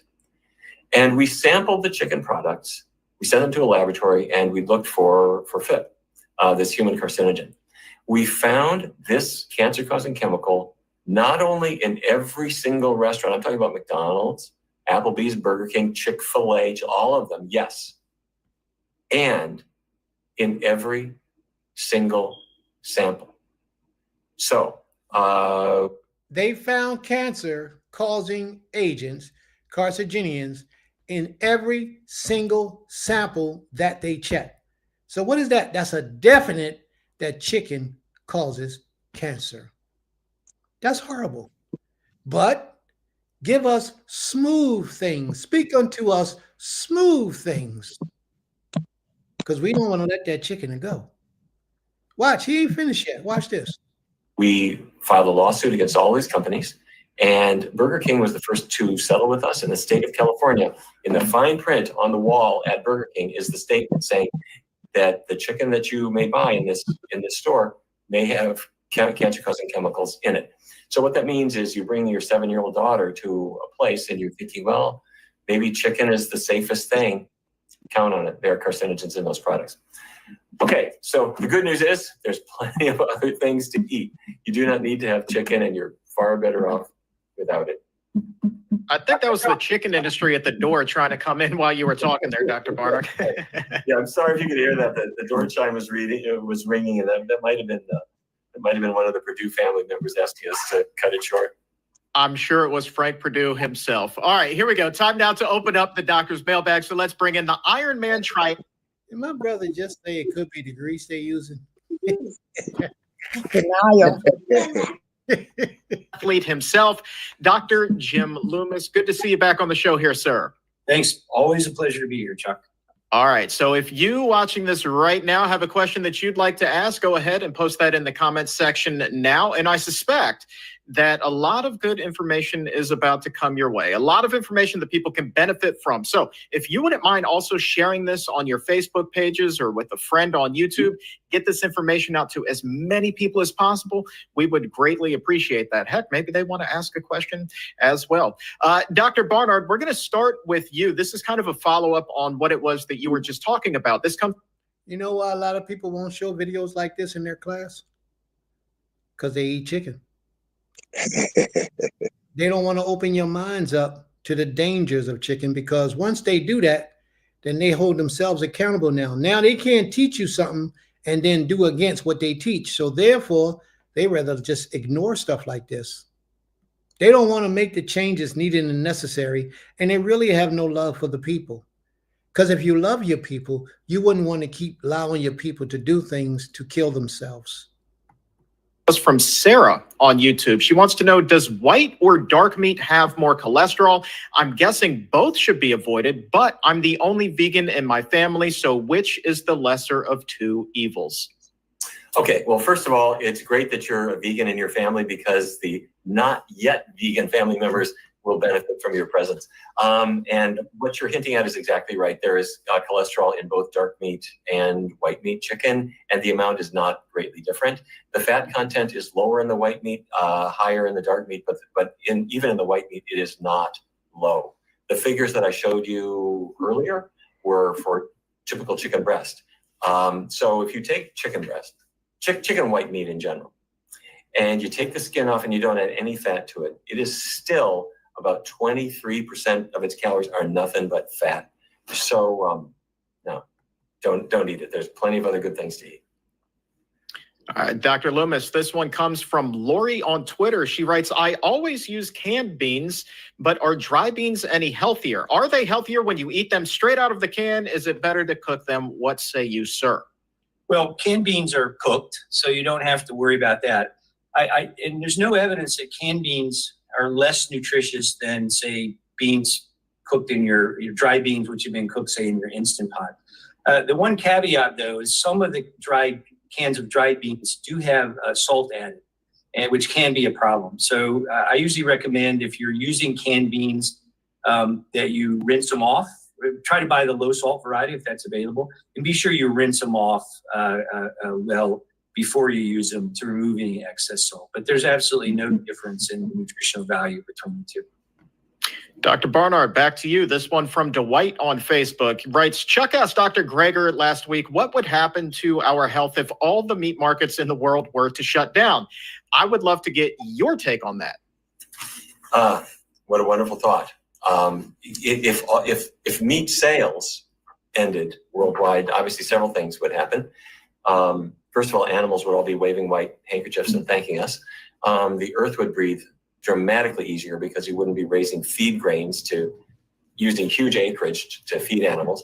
From a standpoint of health, the saturated fat and cholesterol intake of the human diet would drop dramatically, particularly if people also stopped consuming dairy, because dairy products are actually the biggest source of saturated fat. If the dairy stays in the diet, If the cheese stays in the diet, we're not really getting there because it's a bigger source of saturated fat.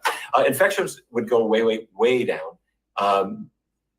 Probably 3/4 of the infections we get are animal derived. I'm talking about they pass into human. He said 3/4 of the infections that we get are animal driven. That means by eating meat, 3/4 of the diseases that we get comes directly from eating meat and meat byproducts. Culture from an animal vector. So yeah, the world would be a much better place. All right. And sticking with you, actually, this one is from Elizabeth on Facebook. She writes, with all the viruses that we're exposed to, how have we and how do we live in harmony with them throughout our lifetime? Well, that's the function of the immune system. There are viruses that are not harmful to us. There are others that can be.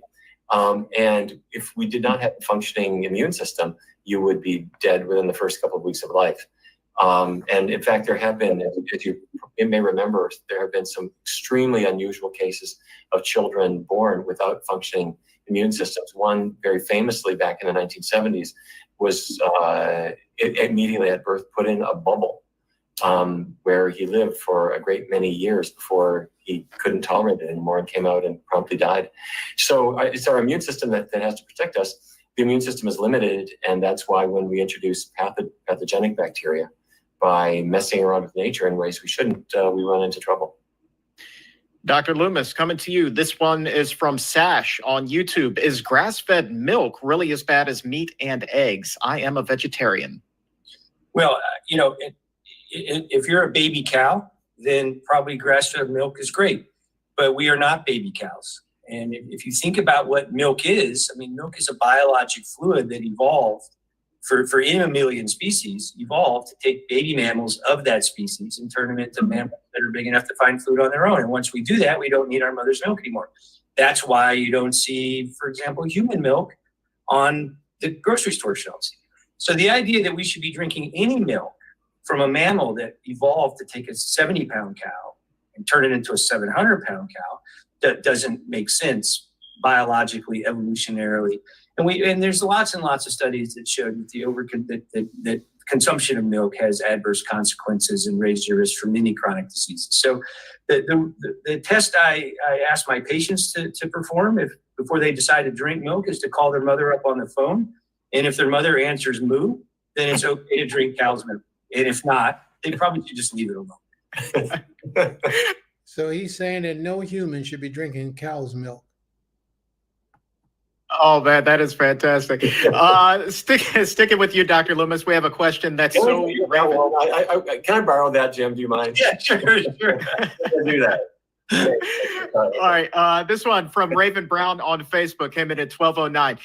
Dr. Loomis, she wants to know, what is the best way to transition from junk food vegan to next level vegan, being whole food, plant-based? Well, I think, one of the problems with adapting new dietary habits is the operational word habit. That we develop these habits around food. Food is comforting. We have social situations we consume food in. We use food in certain emotional situations. And so one strategy I've used is to have people, if you think about food in two, we make food choices out of two boxes, a healthy box and an unhealthy box. So one strategy I've found helpful is to have people think through the junk food, the unhealthy vegan foods they're eating in the unhealthy box, and pick one thing each week, for example, and find a healthier alternative, and just focusing on, say, soda, right? Soda's vegan. So this week I'm going to drink water instead of soda. Next week, I'm going to take potato chips and I'm going to start making my own chips in an air fryer where I'm not going to use any oil. So each week you take one thing out of that unhealthy box and, pretty soon, guess what? You've thrown that unhealthy box away and now you're just left with foods in a healthy box. So that's one strategy, because sometimes it can be overwhelming, especially if you're eating a lot of vegan junk foods. Is just to focus on small changes each day or each week, and slowly but surely you will adapt a healthier lifestyle. Dr. Barnard, coming to you. This one is from Daniel on YouTube. How do you respond to people who say that whole food carbs like fruit and whole grains and potatoes are bad for you because they spike your insulin, and therefore we should only be eating a high-fat, low-carb diet? Okay, well, first of all, I guess it's useful to understand what carbohydrates are and what they're for. Your body runs on glucose.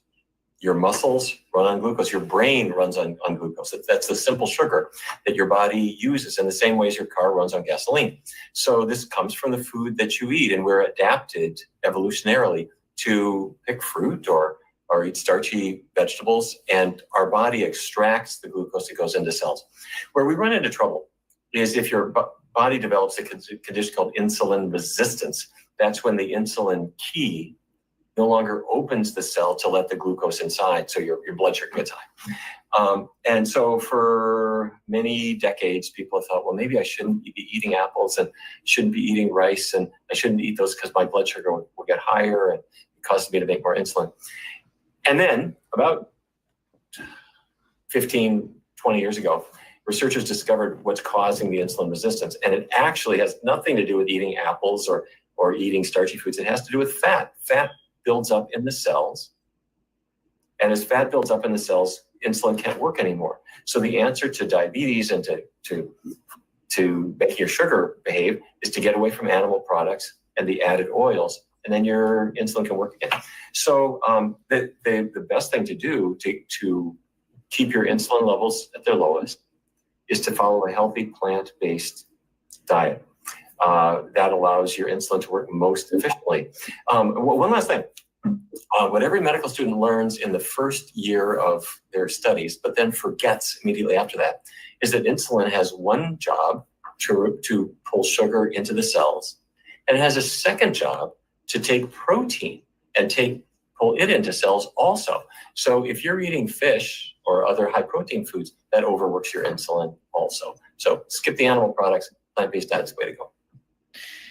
Dr. Loomis, a great question from Lisa came in at 12:23. She writes, what can I say to my meat-eating friends and family who say, I exercise every day, I'm a healthy weight, so why change my meat to veggies?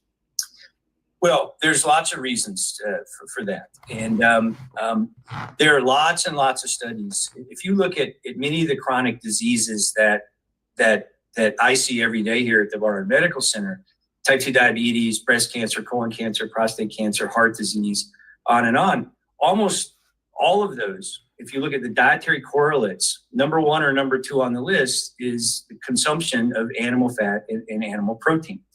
There was a study published in Cell Metabolism about 3 or 4 years ago that actually looked at middle-aged men and their risk for cancer and correlated with what kind of protein. And these were healthy men. It turns out that men who got most of their protein from animals had a 75% increased risk for all-cause death, markedly increased risk for death from cancer, and a markedly increased risk for diabetes. So it probably has to do with all that extra protein, activating insulin growth factor, things like that, which can promote tumor growth. We know that meat has high cholesterol, and there's no fiber. I think a lot of the chronic diseases that we see, as Dr. Barnard pointed out earlier, there's no fiber in meat. And I think a lot of the chronic medical problems that we put ourselves at risk for, in many ways, it's fiber deficiency. And average American gets 15, 20 grams of fiber. And although you may feel well today and you may look well, the combination of these lifelong habits, of our dietary habits, will eventually catch up with you. We see all the time people who have heart attacks, who have normal cholesterol, but you take a dietary, they say, well, I'm healthy, I exercise, but then you take a dietary history, and healthy's turkey bacon and eggs and low-fat hamburgers and on and on and on. So there's lots and lots of reasons that are evidence-based to ditch the animals and use a high-fiber, low-fat, plant-based diet for optimum health. It has fiber, beans. And at 12:25, Horace wrote in, said, I love beans, but Dr. Loomis, how much is too much? Well, personally, I eat a lot of beans. I don't know that you can put an upper limit. I mean, it's important that you get a well-balanced diet. So if you look at the PCRM power plate, for example, we need to get some of our calories from legumes. It's a great source of protein and fiber. But also we know that green leafy vegetables are very important source of vitamins and minerals. Also fruits. I think that when you think about constructing your food every day, about a quarter of your diet, of your calories, consistently should come from, something like legumes, things like that. The rest being whole grains, fruits, and vegetables, the other 3/4. And I think that would be one way to kind of think about it. All right. HS, this is pre-recorded, I'm pretty sure. I assure you it is not. Okay, so that's why they call it the exam room live. So go ahead and keep posting your comments in the comment box, and we will get to as many questions as we possibly can. Here's a really good one, Dr. Bernard, from Edith, came in at 1229. Wanted to know, what are the best vegan foods to reduce the effects of a high-stress lifestyle? I think a lot of us are feeling stressed right now. Yeah, when people are stressed, there are a couple things. Stress itself has negative effects, but also it disrupts you. All right, family. We're going to let that ride for a minute. So let's talk. Let's talk. How has this lesson today benefited you? Anyone wishes to come to the platform to speak, here's the link so you can come into the platform. Those who are already on the platform, let's talk. Has this lesson benefited you? And if it has, how?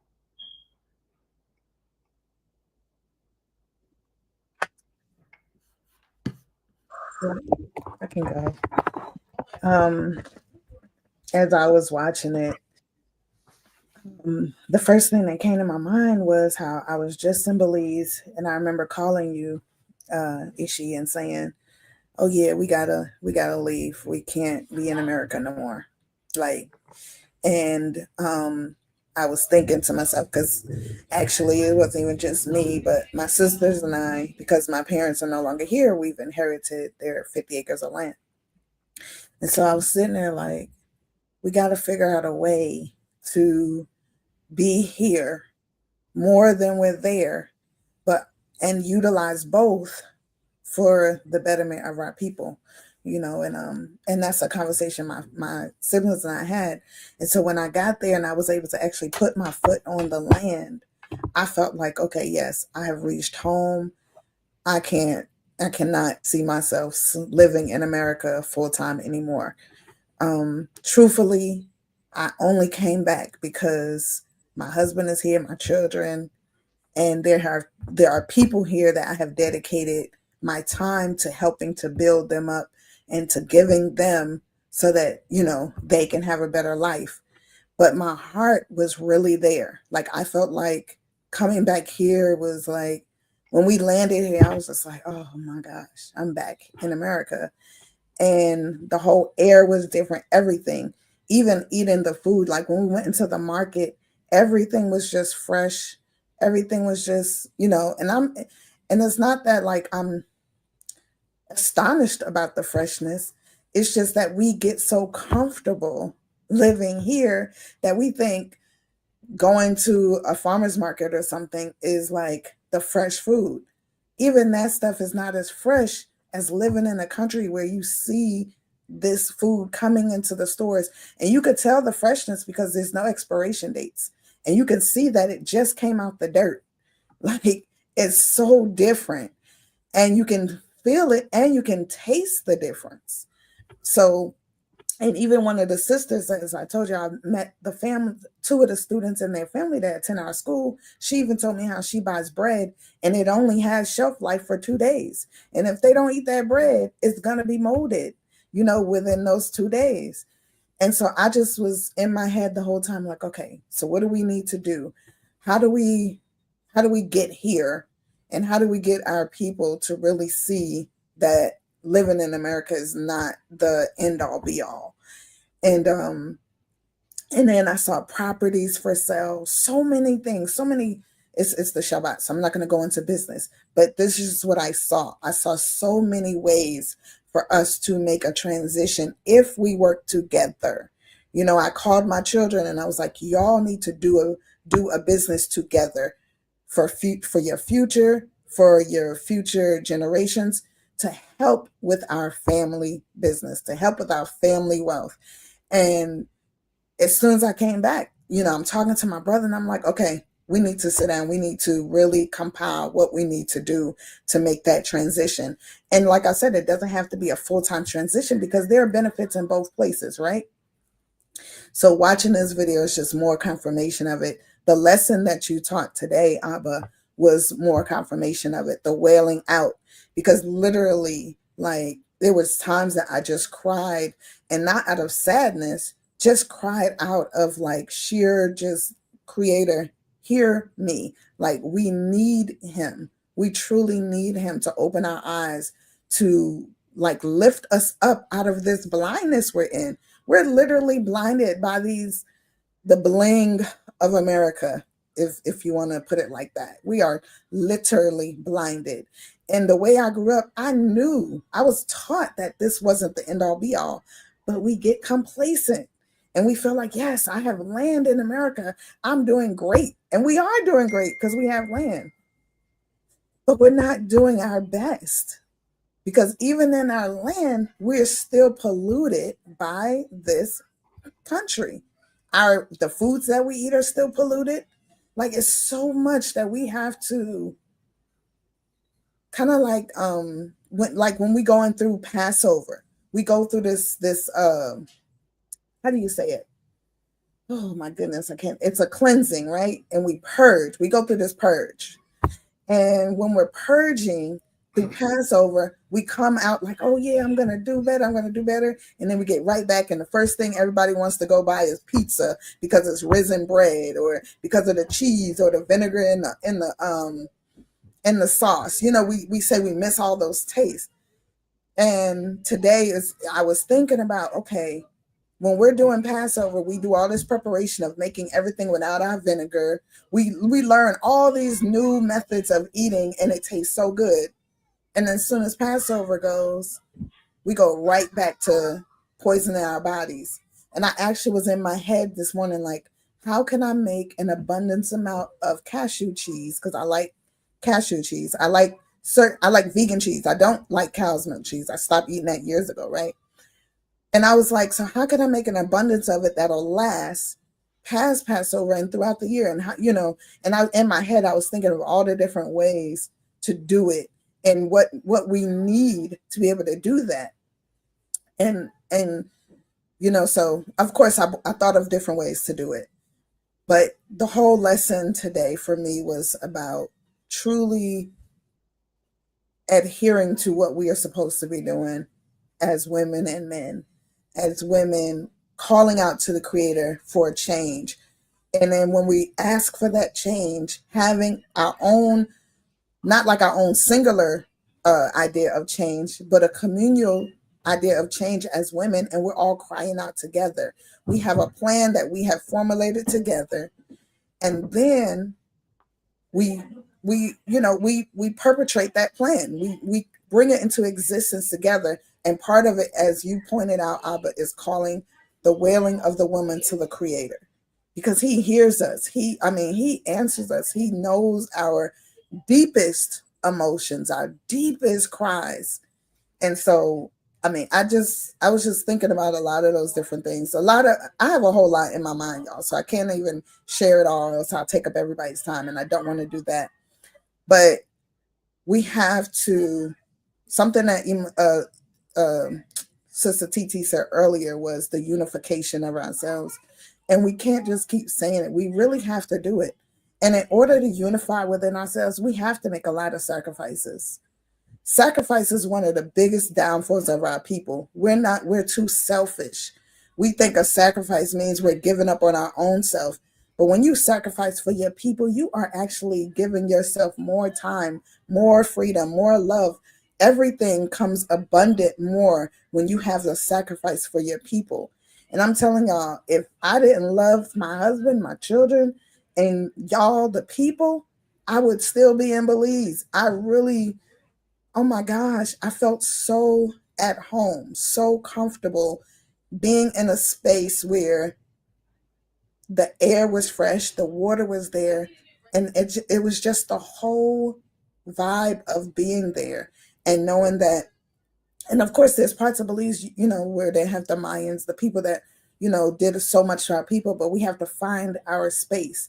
And there's plenty of space there for us to be at, and plenty of ways for us to cultivate ourselves where we can have dual citizenship, dual lives, where we can be here and be there, have businesses here and there, so that we can produce for ourselves and our people. But it's just a willingness to do it. So, that's just where I'm at with it. Abba, Toda. May the Most High be praised. Toda Rabah, Toda Rabah. Anyone else want to talk about what we got out of today's lesson? Here's the link. Hit the link, come in, speak your piece, please. Anyone else? How was today's lesson beneficial for you today? Anyone else?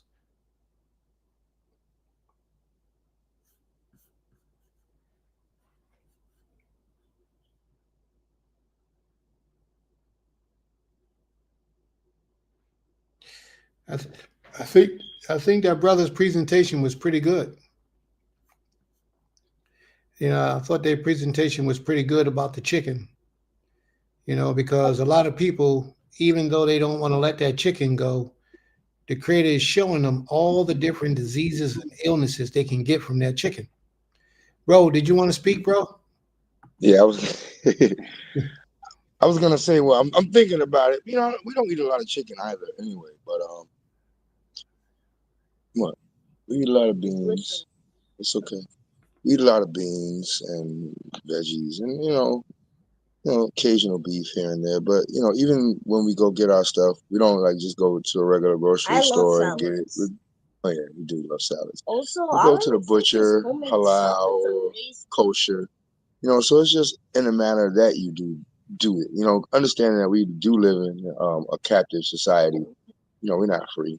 We have to just consider, and that's that word again, consider the means in which we are getting our basar. We don't have cattle and herds like our forefathers did back in the day. We need to get back to that. That would be great if we could. I love Lacia's idea of just getting up out of this area and just going to do our own thing, because ultimately that's what it's going to be when the Most High calls us up out of here. We're going to have to be able to go do our own thing and not be dependent on the grocery stores, and not be dependent on deliveries or this particular society to provide for us. We got to get down and dig down in the dirt, once again. And so even now, we got to start working on cultivating and getting back to our agrarian status that our forefathers were, being able to grow our own crops and not just depending on the grocery store, because they can give you whatever they want to give you, first of all. And then you either got to take it or you're going to leave it. But if we are creating our own, then we actually have more options. I think it was a good presentation. Like I said, definitely put me up onto some information that I was unaware of, like how much chicken is eaten, all together, and then where are all these chickens coming from? Yeah. That's even a better question, because I stopped eating fast food years ago. It's been decades since I've eaten like McDonald's or Wendy's or anything of that nature, and I just came to the understanding. I think the last thing I ate was KFC, and I didn't even eat the chicken. I ate like mashed potatoes and macaroni and cheese or something, because I heard the chicken long time ago that KFC were basically creating their own chickens. And this is what they will put it on their shelf, and then nah, I'm not dealing with no. I don't want no clone chicken, first of all, and second of all, kind of after hearing this today, I don't want no chicken. We're gonna still do some research, because what did chicken do to me? Poison you? Yeah.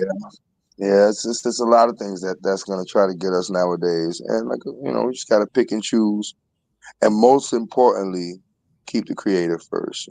Ultimately, without him, you're gonna fall prey to a lot of things. And so, if we just keep him in our heart and our head and our mind, in the forefront of our actions, then we're gonna be all right. All Or right. this would be better than not. You know what I mean, we're gonna be great. May the Most High be praised. Total Rabbah. All right. Anyone else? Come on, family. We put the link in the room. All you got to do is hit the button, come in, create your site, and then come on up and speak. You want to say something?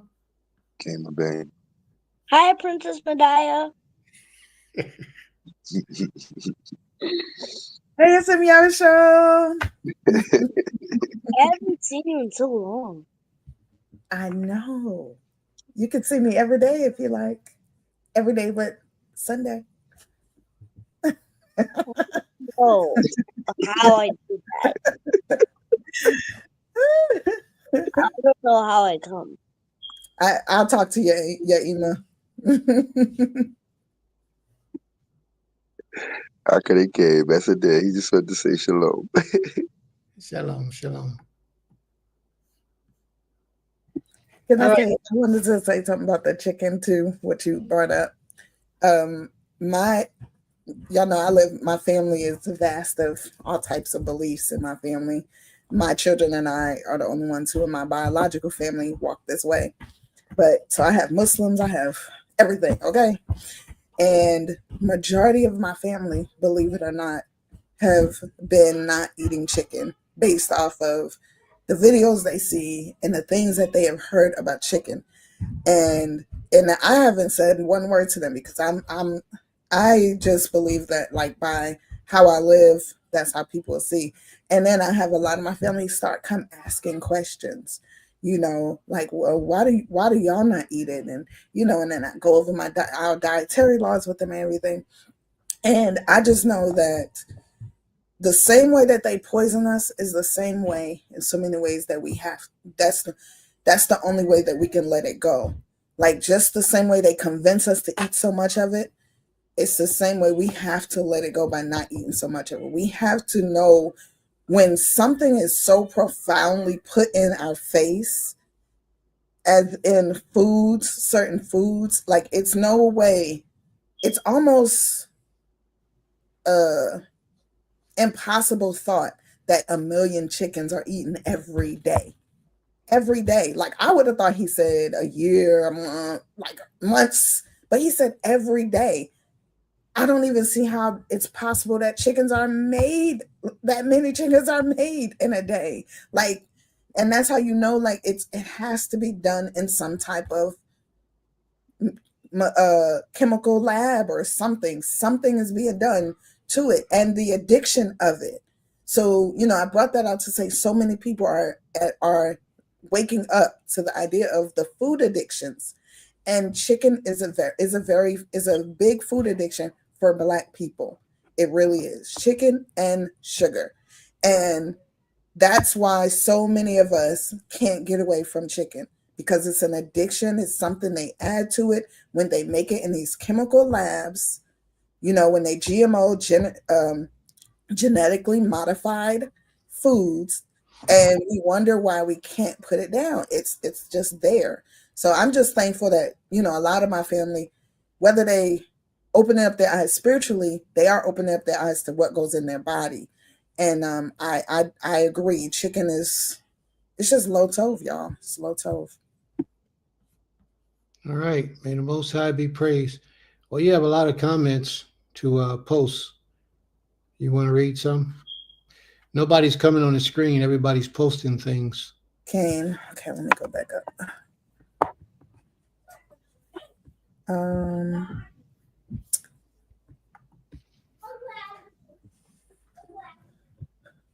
Okay, we have different ways. We're talking about just making cheese, milk.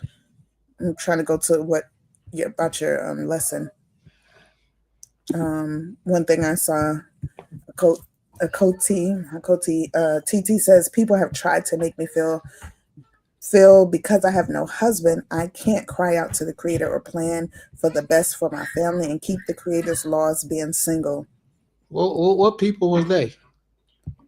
Better watch them people. I know. And I did reply to her. So I can't stand that teaching. While we teach ignorance is only for those that will benefit from teaching it. It's sad because so many women are being shunned and led wrong because of that thought. And I So think, show them the scripture we read today, sis, and it'll cut them up, shut them up. yeah, yeah.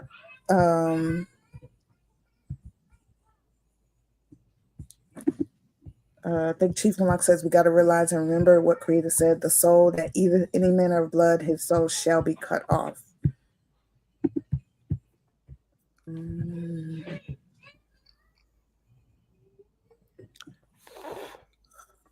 I'm just trying to scroll and see the. Sakari says the way you laid out the presentation was very encouraging. Once we release the sorrow, healthy bodies and minds serve the Most High. May the Most High be praised.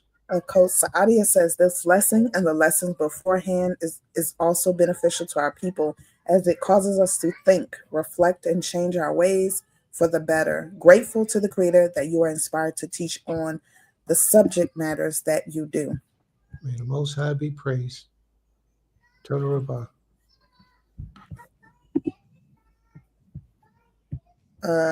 My sister Ornette says, Kane, I love to hear the science behind it and the facts. That way people can't truly deny it. May the Most High be praised.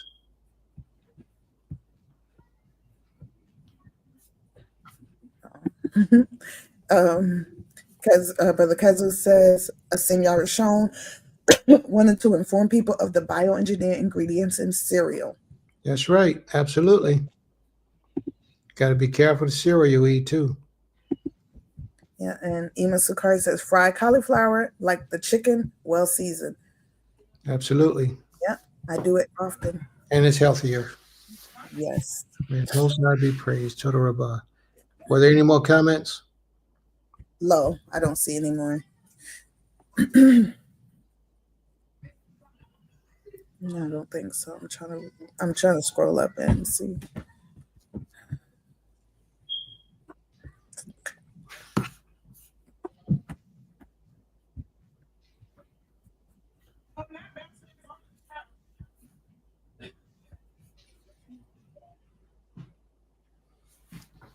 I saw earlier somewhere in a quote TT said. Oh, yes, that's what I was looking for. A quote TT said, Hanasi, you did your thing with this lesson. All praises to the Most High. Toda. Most High be praised. Total Rabbi. What I'm looking for is I want to hear somebody what they got out of the lesson that's going to help to change the direction of their lives. That's what I'm really looking for. If there's anybody, if there's anyone, if there's anything, and if it's not, then it's not. I got to do better. Sister Alma, is you present? Are you present, Sister Alma? You want to speak, bro? I was saying I'm gonna read. Kate, I said I was going to,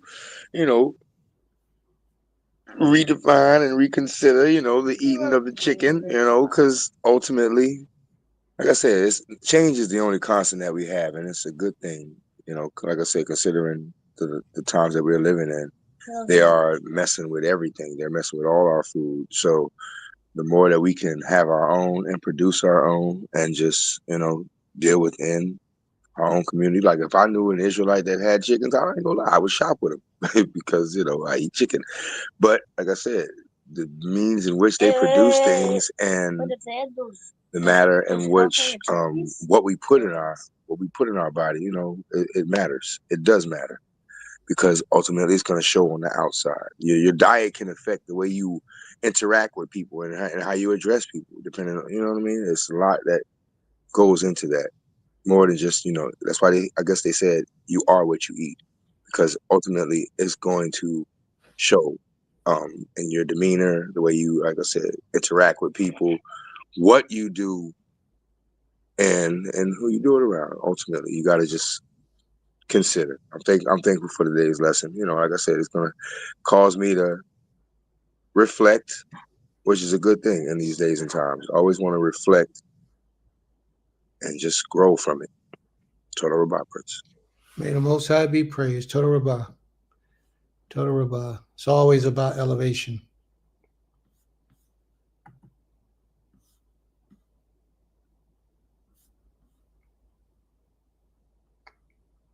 You know, Sister TT, I want you to understand why you're preparing not to eat turkey or chicken anymore.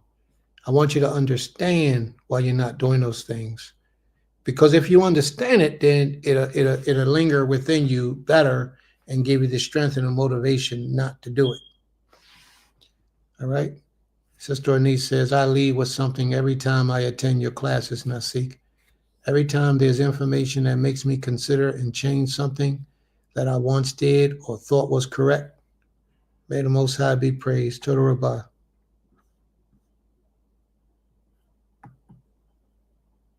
You did better than better, Prince. May the Most High be praised. Toda.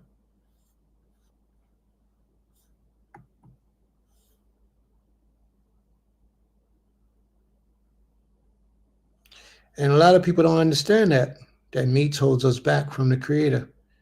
You know, the Creator's original intention wasn't for mankind to eat meat, to consume meat. But men did it. They consumed meat. And therefore the Creator said, okay, then I'm going to allow you to do it, but this is what I want you to do. I want you to take all the blood out of it. And if you notice, when you cook meat, you don't get the blood out of it. I would say almost none of our people soak the meat in salt water, any kind of meat in salt water for at least 2-3 hours before they consume it.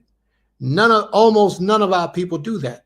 So therefore, you're cooking the blood right in the meat, and you're not doing what the Father said to get the blood out of the meat before you cook it.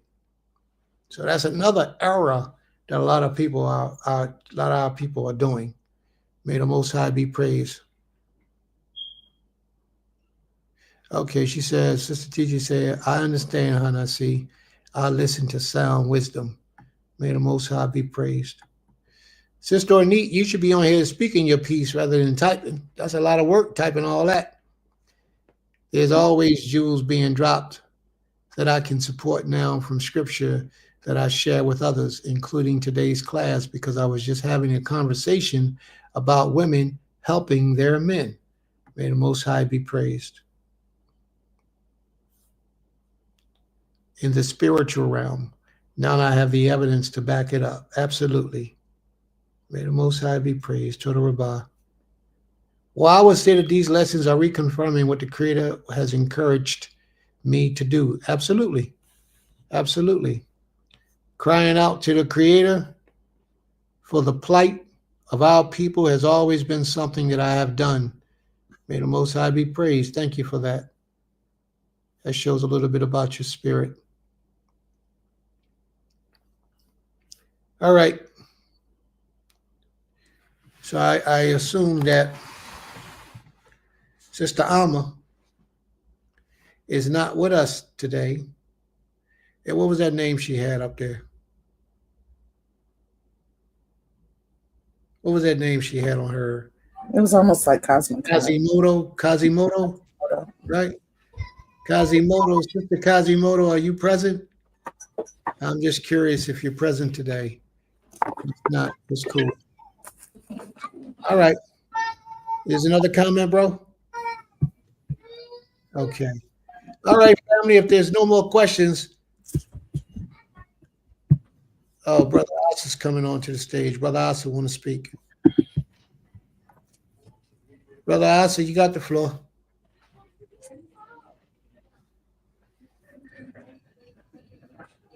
You're on mute, bro, if you're speaking. Shalom. Thanks for the presentation today. I really appreciate it. The message is not just for women, it's for men as well. For us to shape up and adjust and seek righteousness throughout. It is interesting that you mentioned meats, because that is something that the whole culture is onto. That gratification and that pleasure, just fulfilling not necessarily greed, but just to seek what is pleasurable. And there's if we can look at it in the context of our well-being and our health, that should actually help us on doing better in terms of our diet.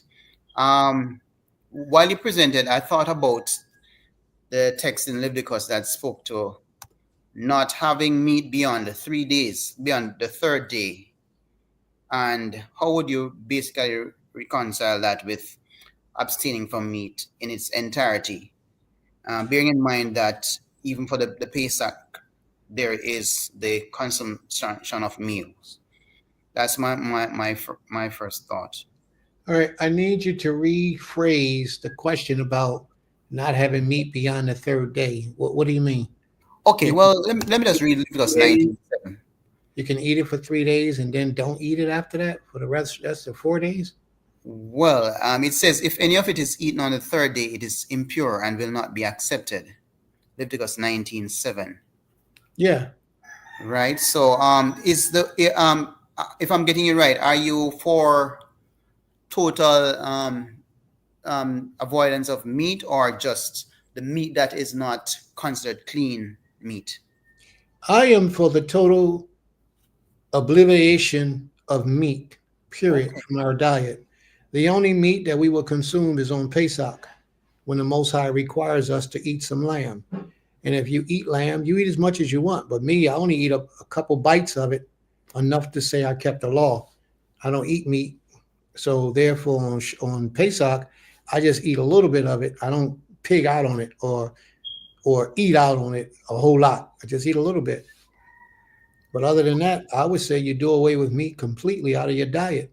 Man, listen, I'm 39 3/4 years old. I could do 60, 65 push-ups straight. A lot of that is contributed because I don't eat meat. You know, when I eat other things, my body is not as strong as when I just eat fruit and vegetables. And that's just who I am and how I am. I mean, I've had great benefits of not eating meat. And that's just on the physical side. We haven't even talked about the spiritual side. You know, I fast all the time. I do a lot of fasting. The last fast I did was like 14 days with no food at all. And I'm not blowing my head to make it look like I'm something great. I'm just showing you the mental discipline, the spiritual discipline. And I'm talking about no food, nothing but water. I believe all I drank was water. And I think I had some cherry juice to help me to move my bowels. That was it. 14 days. It's just, you know, it happens when you build up your spiritual strength, your spiritual fortitude. And it takes a lot of discipline to separate yourself from that flesh, that meat. You have to be spiritually strong. Once you say you're going to do something, you have to live up to it and do it. So I don't eat meat at all. And I would ask them, my people, if you want to do what's best for you, get that meat completely out of your diet. I just tell you, all I eat during the week, usually during the week, is fruit and vegetables. Usually fruit more than anything else. Hey, once in a while, I might have an off week where I eat something, you know, processed foods and stuff like that. What I mean by processed food is still vegan food, but to me, it's vegan junk food, like pizzas and burgers and sausages, stuff like that. But usually, I'm just fruit all week. So yeah, I Okay. would ask everybody to stay away from that. Meat is no good for you. Well, thank you for that. I can hear it in between what you're saying, that you seem to be the one that's crying out for our people, for them to actually realize the dangers of unhealthy eating and to do it for their own good. Because I'm aware that from experience, when I consume meat, it takes long to digest, and I don't know if it ever digests, you know. And when I have the diet with fruits and vegetables, it's very easy on me. And I'm thinking it's just us, the human makeup. We look at these animals; they actually help in. They're very exposed to toxicities in the environment. So we're doing ourselves a favor if we actually avoid that. And even just looking at it, the nature and the spirit of these animals. So I'm just wondering if it's possible that their kind of behavior will get into our behavior. That's exactly right. Consuming them. You're exactly right. There's no question about it. Listen to me. Let me tell you something. When these animals are going to the slaughterhouse to be slaughtered, they know what's getting ready to happen to them. Their blood tightens up with all types of chemicals to prepare them for their death. Once they're killed, those chemicals, they're being killed with those chemicals in their bloodstream in the meat. And then we take the meat home and we eat it on a spiritual realm. Fire, this kind of fire that we have, has no effect. So the chemicals that ran through these meats, like you said, we're consuming those things. That adrenaline and all those other chemicals that run through the meat to prepare them for their death, or the shock factor that's hitting them of fear and dread and all that stuff is coming into us. We're eating it, we're consuming it. So you're right. Yeah, and I've never really shared this thought, but growing up, I always thought of persons who consume swine to act a certain way, and I just had to keep that thoughts to myself. But there are persons as well who, when you try to let them know you're crying out for them to eat right for their well-being, they're telling you, oh, you have to be careful of the transition, because there are aware of two persons who did that switch and it didn't work out well for them, and they had issues. So there are some scare tactics being used out there, and there are forces out there in media that will tell you the dangers. Oh, there are pesticides on the fruits and vegetables, and they'll do everything to shun you away from what is good for you. So you have to. That's why we have to stay within our community and actually be reinforced with these positive messages, so that we're not intimidated over time. And that's That's correct. it.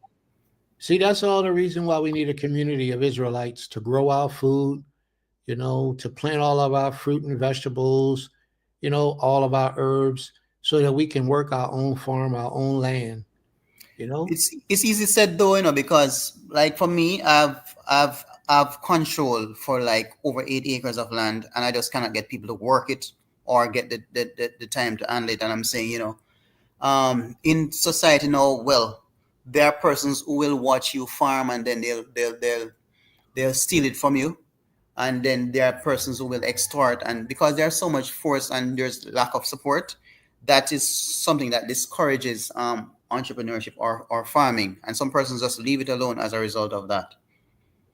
Well, I'm going to tell you what one of the problems is in our land. We have land in Georgia, and we actually live on land. But the problem that we have is we don't have a lot of people in our community. So therefore, we don't have farmers that really know how to farm the right way and know what to do in time of farming. My wife, she does the best she can, but this is relatively new for her. And the extent of her knowledge is just what she's learned in the last couple of years. We need people who have been doing farming for years and know what we need and how to treat the soil and how to grow food. And we need people who want to help to maintain these things.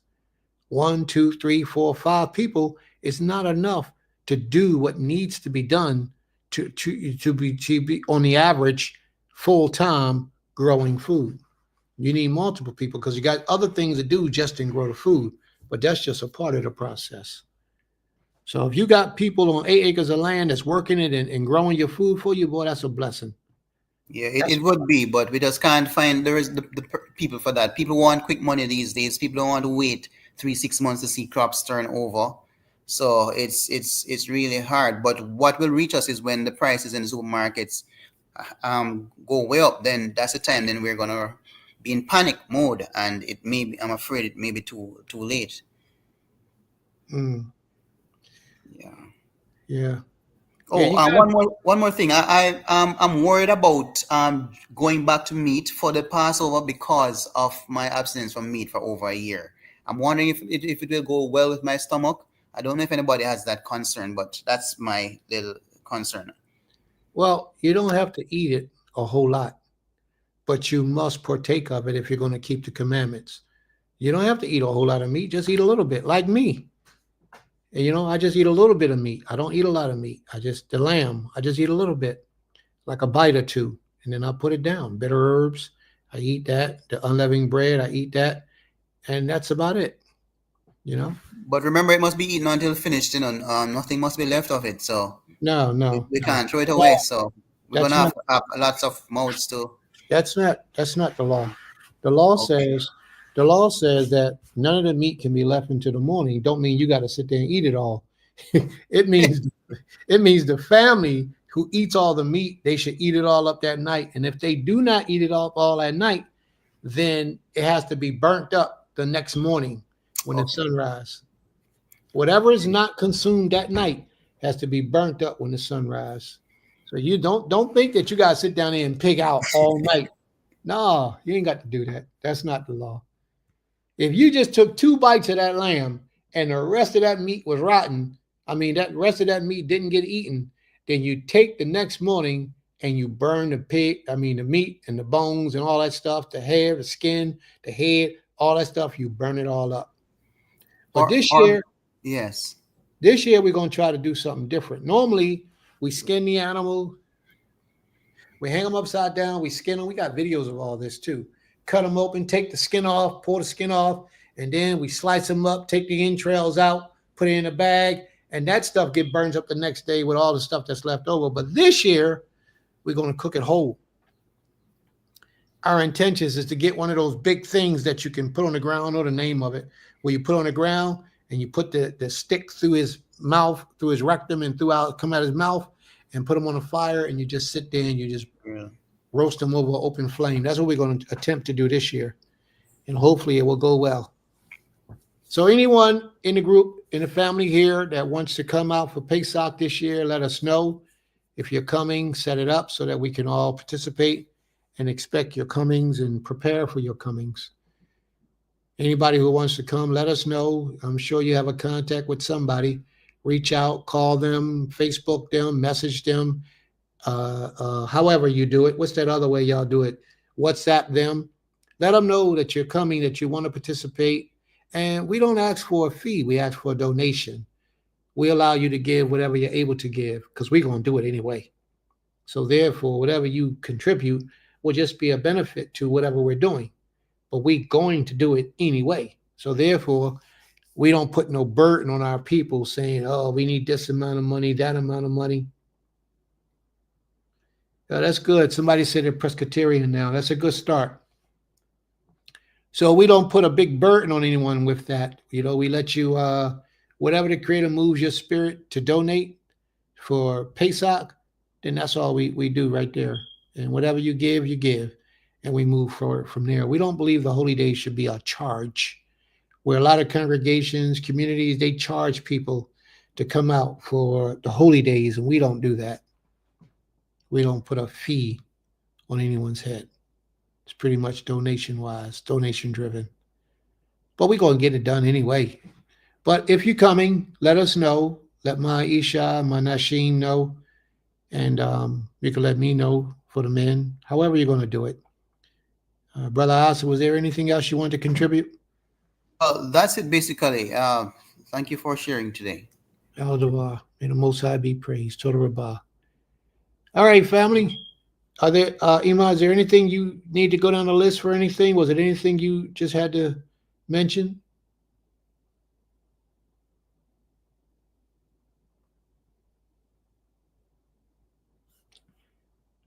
Sister Hadassah says, there must be balance even in your diet. We pray a co-op can be supported. We are currently planning a food co-op. May the Most High be praised. So hopefully someone will be able to support that so that it can be a success. Oh, he said he's going to bring some zucchini and matzah since no muffins during Pesach. All right, may the Most High be praised. Your presence alone will be a good thing, man. Your presence alone will be powerful. Yes, believe me. And we were pleased to have you on today and double pleased for you speaking, reading for us. May the Most High be praised and give your family many blessings. All right. My granddad will grow acres of food. He said enough to share with people and animals. The boundaries for family process at home and stored. May the Most High be praised. May the Most High be praised. There was a question that Kezu had asked earlier. All right, here it is right here. I think that's it.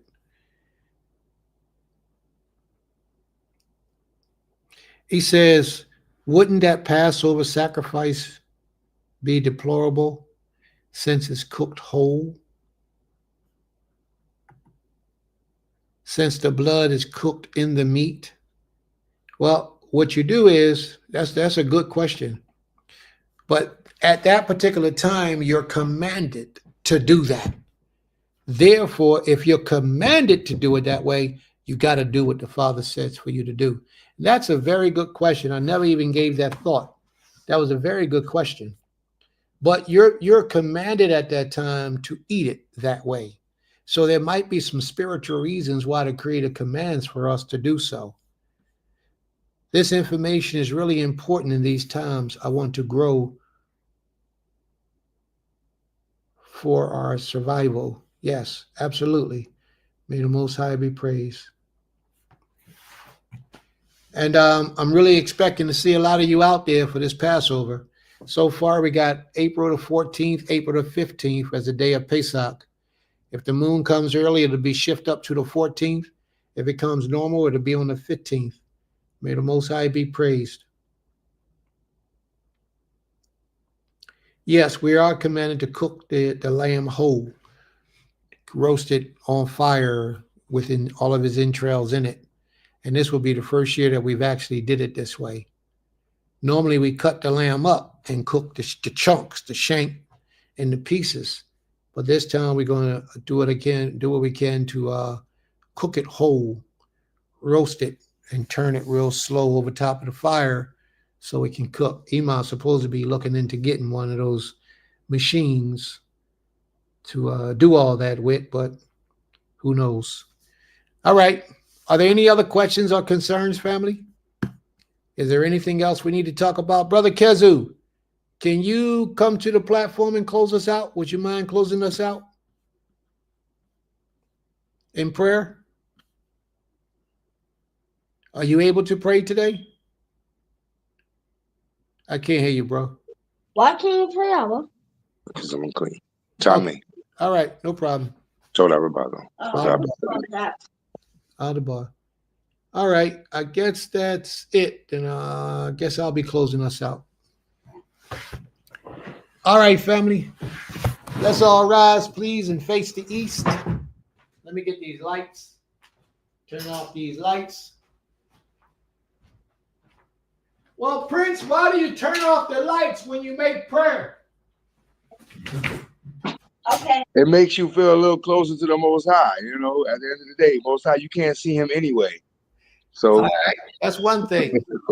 I believe it's 2 Kings chapter 8, verse 25. It says, the Most High said, Solomon said that the Most High said he dwells in thick darkness. So in order for us to imitate the Most High's dwellings, we turn the lights off to get into that place, seclusion. Dig it. I'll be our power, our King, our Master, omnipotent one, Master of all things. We come unto you at this time, Father, and we ask of thee for permission to approach unto your throne.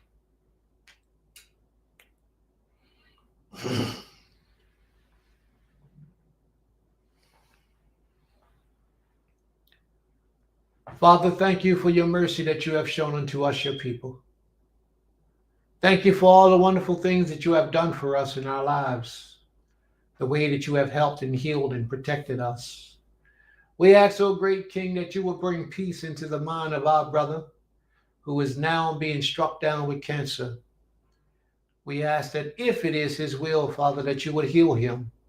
And if his desires are of righteous needs, that you would meet his righteous desires, Father. That you will guide him properly as you have guided all of us. And we too are in need of your healing. We too, Father, have abandoned you in many ways, and we have chosen to walk after other deities in our ignorance. We ask that you will forgive us, that you will cleanse us and make us whole, that you, Almighty King, will stretch out the heavens above and cause your blessings to shower upon us. for all the deeds that we have sacrificed, all the things that we have sacrificed, all the desires that we have sacrificed to be close to you. Help and heal us.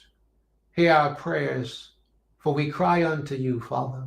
There is none to help, none to hear, none to heal, only you. And we do see the times that are coming before us. Just within this last week, there have been 2 plane crashes where several people who are innocent have died and lost their lives. Several people on the ground have lost their lives. And this could have happened to any of us just driving down the streets. But you have protected us, and we are grateful. You have protected our loved ones, and we are grateful. We ask that you would continue to protect us as the days go by. But that, Father, we know that the time is at hand where we do need to call for the wailing woman, to cry out to you, to ask for your forgiveness of our sins, to cry out to you and ask for the mercy to be upon us and extended upon our lives. No matter if we're rich, no matter if we're well off, no matter if we're happy and enjoying life, there is a time that is right here before us that will make the riches of us all crumble to our knees in poor and poverty and anguish and pain and in suffering. So therefore we ask that you send your holy angels before the way to prepare the way for our comings, that you will call that wrath to stay away from us. Protect us from the devices of the adversary and those evil and wicked people that rule this place. Protect us from all those seeking to do us harm, trying to destroy us and steal our souls from us with their devices, their tricks. Please, Almighty One, protect us, for we trust in you for our salvation. There is no power like you, O Most High. There is no might like your might. Thank you, Ma. Therefore we come unto thee. We surrender our whole existence over unto thee. All that we are, all that we think, all that we do, all that we am, we surrender to your will and your will alone. Unto thee, O great King, we pray now and forevermore. Toda Abi. Abi. Toda Ripa, Amwa Isha, Enkimuka, Ameleka Ola.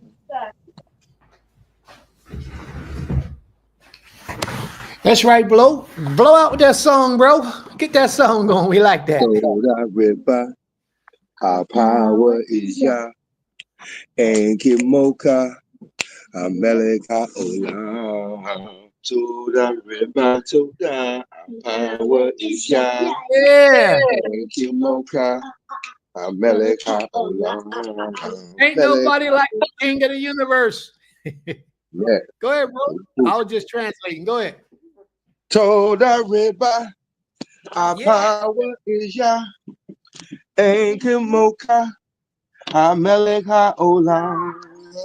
Toda Ripa, Toda, our power is Yah. Enkimoka, Amelech HaOlam. Amelech HaOlam. All right. May the Most High be praised. Toda Rabbah. Toda Rabbah. You see how he just started singing and all that? That's what I'm talking about, man. That's what I'm talking about. I ain't had to ask nobody nothing. He just said, yo, I got this, bang, and just took it. That's what I'm talking about. May the Most High be praised from everlasting to everlasting. Shabbat shalom, you all. May the Most High be with you all, and thank you all for coming out to allow us the opportunity to service you and serve you on this holy day. Shabbat shalom lekim.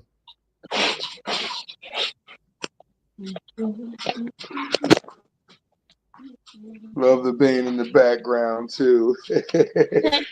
Yeah. What? I saved it. I screenshot it.